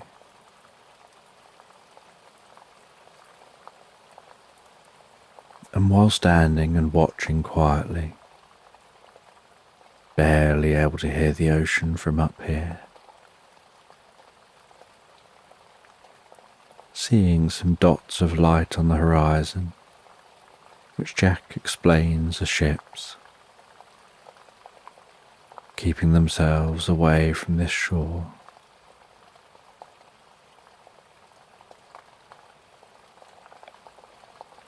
You have moments of talking and moments of silence, and in one of the moments of silence, Jack suddenly bursts out with instructions for you to look in a certain direction.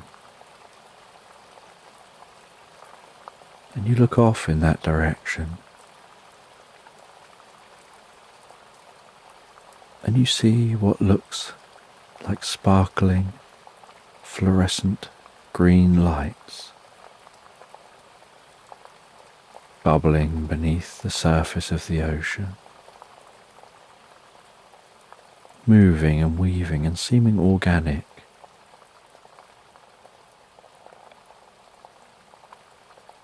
Almost intelligent.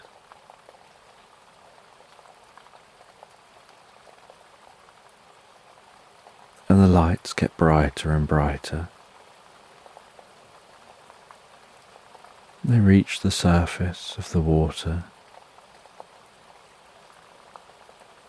and in the darkness you see those lights rising from the surface in a formation and beginning to silently move across the surface of the ocean.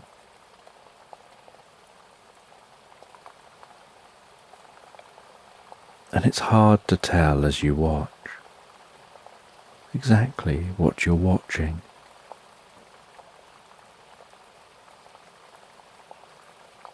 Because all you can see is darkness and those lights,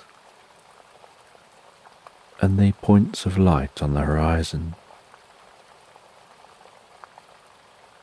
And Jack explains that for the last few weeks, he comes up here, he observes like always, checking that the light is still working, looking out at what's in the ocean, seeing that all the boats are keeping a safe distance from the shore. But the last few weeks, he's seen the same thing. Those lights rising from the water, travelling around on the water. They do so for a while, before seeming to sink back down into the water again, and then fading away. And you watch all the way through to those lights, heading back the way they came, and seeming to fade away, as if they've descended beneath the surface of the ocean once more. And you're really curious what it is you've just witnessed. You try to let your eyes adapt to the dark, But the light here is so bright that even though you're keeping out of line of the beam, your eyes never fully adjust to the dark well enough to be able to make anything out, so you don't really fully know what you've seen.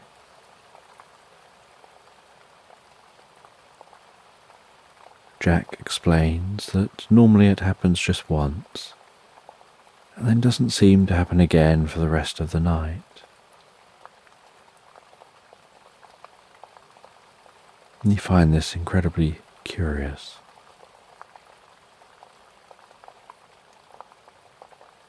When Jack and yourself descend the steps, it's beginning to get late, so you head to bed. You say that you'll definitely investigate this in the morning. You settle down in bed, finding it to be so comfortable and deeply relaxing as you drift peacefully asleep.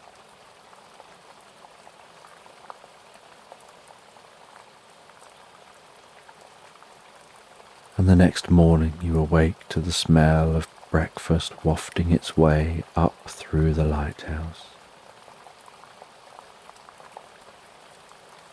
You get ready and dressed and prepared for the day.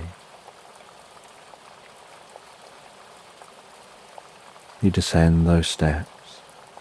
You sit and enjoy breakfast with Jack. After breakfast, you explain you'll be going out, seeing if you can learn more about those lights.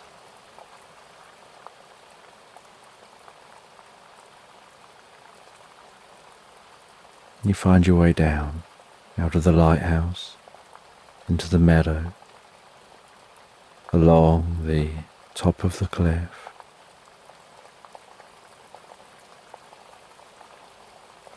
until you reach a path that weaves and descends down the side of the cliff. You follow that all the way to the stones at the foot of the cliff. The sound of the ocean, almost thunderous, even though it's not particularly rough, as it rolls up onto the stone, claws them back and drags them into the water.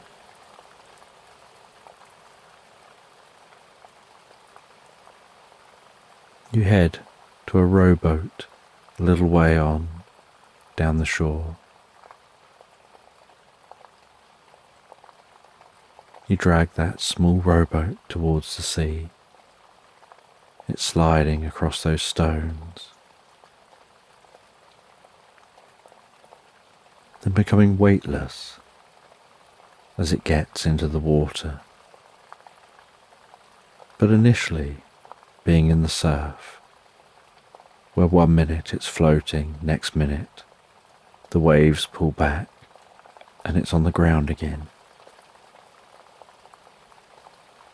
But each time it floats, you drag it a little further into the water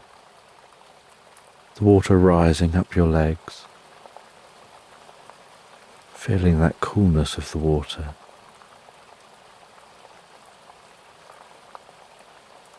Then you climb into the rowboat, with the oars pushing off from the shore as a wave pulls back, helping to tug you better out into the sea. You paddle beyond the line where waves roll over and break. You look up towards the lighthouse and begin to try to get your bearings. Try to work out exactly where you saw those lights.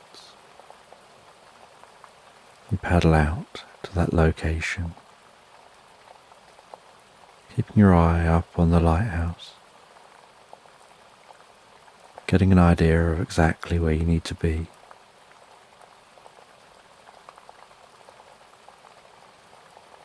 Your rowboat now just bobbing gently up and down in the water.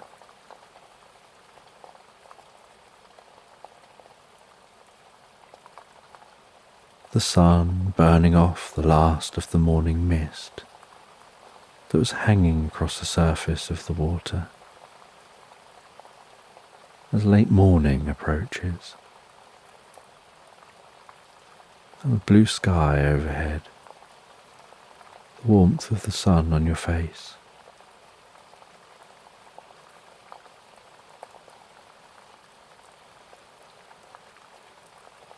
And from where you are, you look down into the water, and you can't see all the way down to the bottom.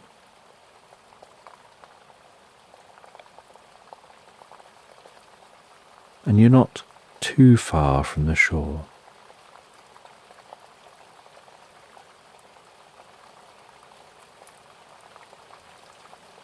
You attach a rope to the front of the boat. You take your overclothes off to reveal a wetsuit. You take a snorkel and mask out of your bag and seal your bag back up. You place some flippers on your feet. Attach that rope to you.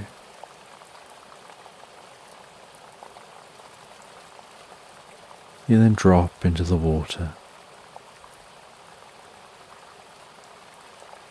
and swim down underwater. You drop into the water. You take a few deep breaths. Place the mask over your eyes and nose.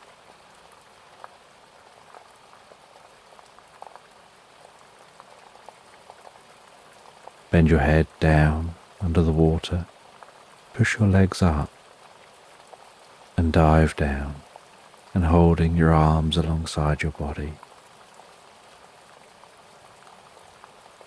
You wave your legs up and down, keeping your feet together, propelling yourself down deeper underwater. And in the gloom, you begin to notice a faint glowing, and you continue diving deeper and deeper,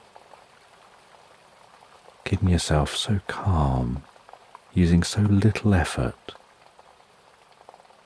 Just the subtle movement of your legs, amplifying that movement through the fins, propelling you down deeper and deeper.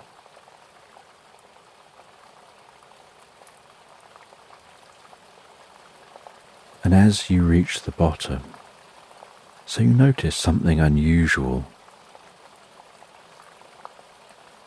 The bottom is covered in stones and silt and rock formations. All the sorts of things that a ship could get caught on.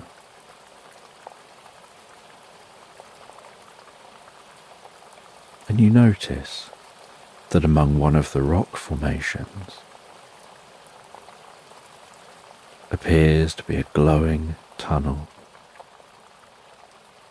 And it's glowing with the same kind of fluorescent green that you'd seen the night before.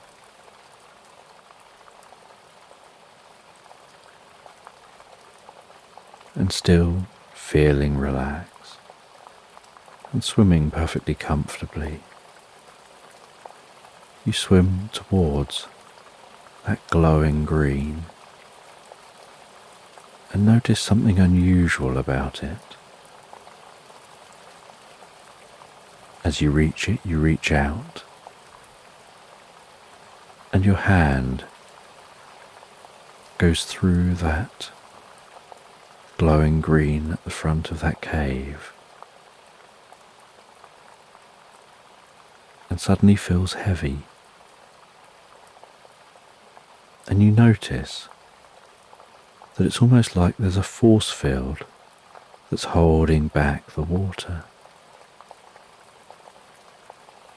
And so you swim yourself towards that and flop down onto the ground as you swim out of the water and into the tunnel.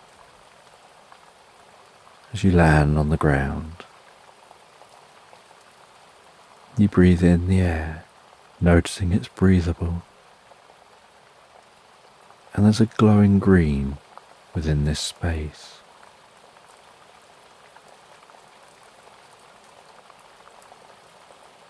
And you tie the rope within this cave to a jutting out bit of rock. You take the flippers off and place them down next to the rope. You begin to walk within this glowing green cave. You follow it around deeper and deeper.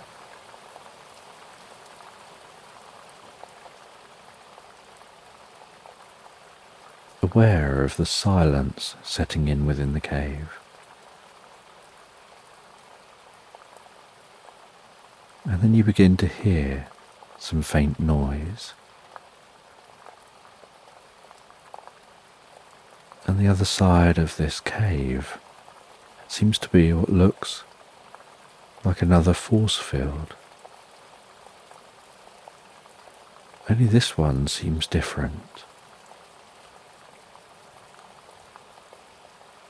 You walk up to this force field and it looks like the other one, like held back by this force field is water. But when you look through the water, it looks like an entire city of swimming beings. All those beings having streaks of green light pulsing down tails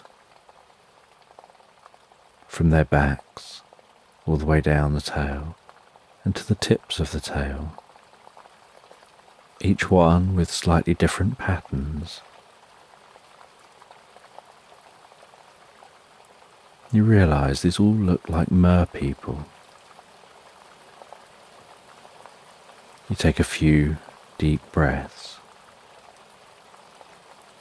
Lean forward towards the force field in front of you, pushing yourself into the water, and this water feels so still and warm, so comfortable. You find yourself swimming around within an underwater city.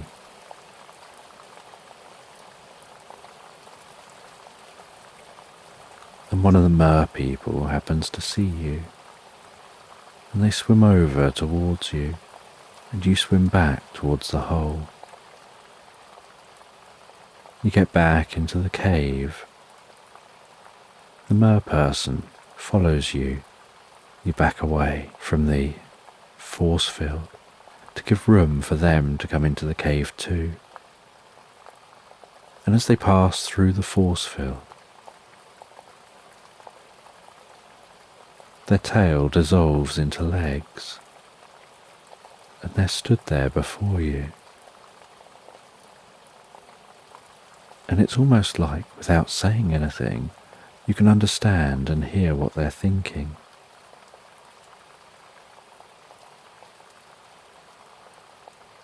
And they begin to ask who you are, where you're from, and you explain about being from the lighthouse, exploring a mystery of lights in the ocean here.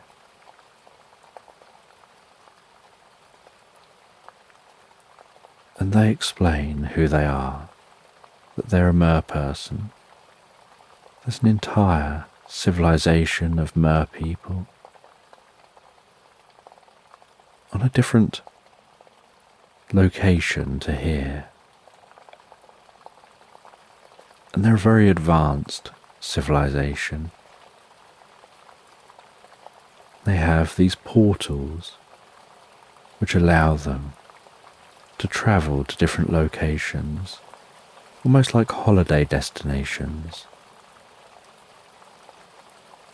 and they're able to swim, but when they dry off, their legs form, and it's an adaptation that allows them to be able to be in water or on land, but they can only be out of water for a limited period of time before they need to be back in water again. And so they create these portals, and they create them through these caves where they can walk over to the portal that comes out in their destination they want to visit.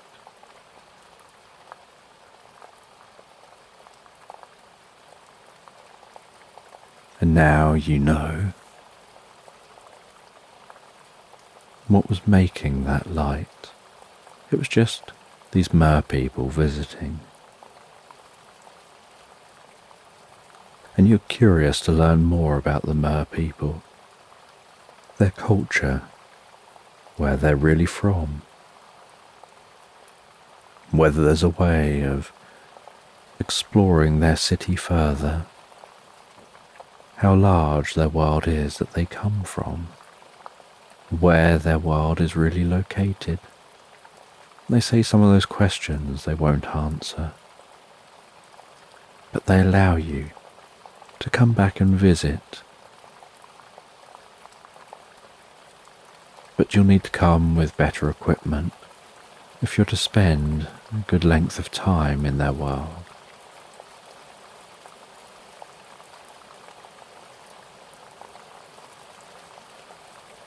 And so you say your goodbyes. You head back the way you came, placing on your flippers, unhooking the rope, attaching the rope back to yourself, and swimming back up to the boat following the rope, climbing up the back of the rowboat and into the rowboat, and rowing back to the shore. And it hasn't been that long that you've been away. You pull the boat back out onto the shore,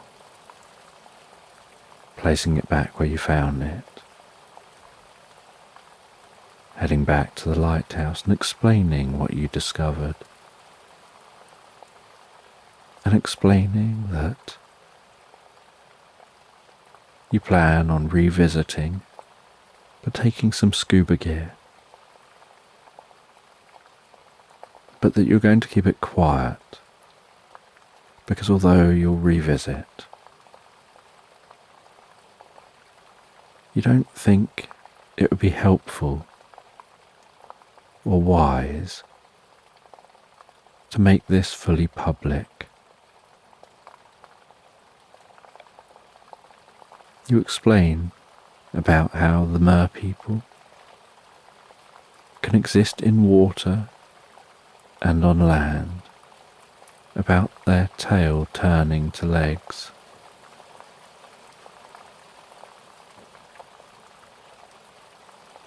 and with the plan that you're going to revisit those mer people.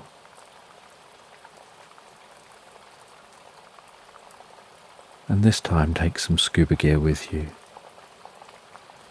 You head up to bed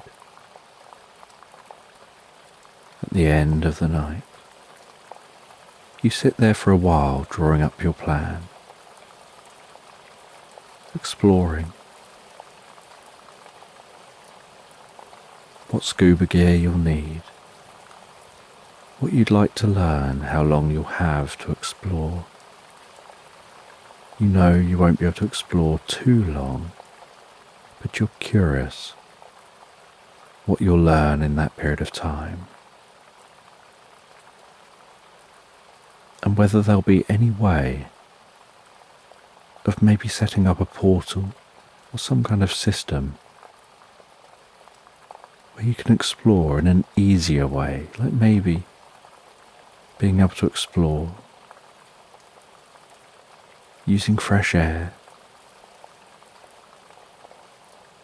explore in an easier way. And after developing your plan, knowing you'll be here for a few more days, but even after you've gone, you hope to come back and visit again, or maybe learn about other locations where you can access the Mer people's world from.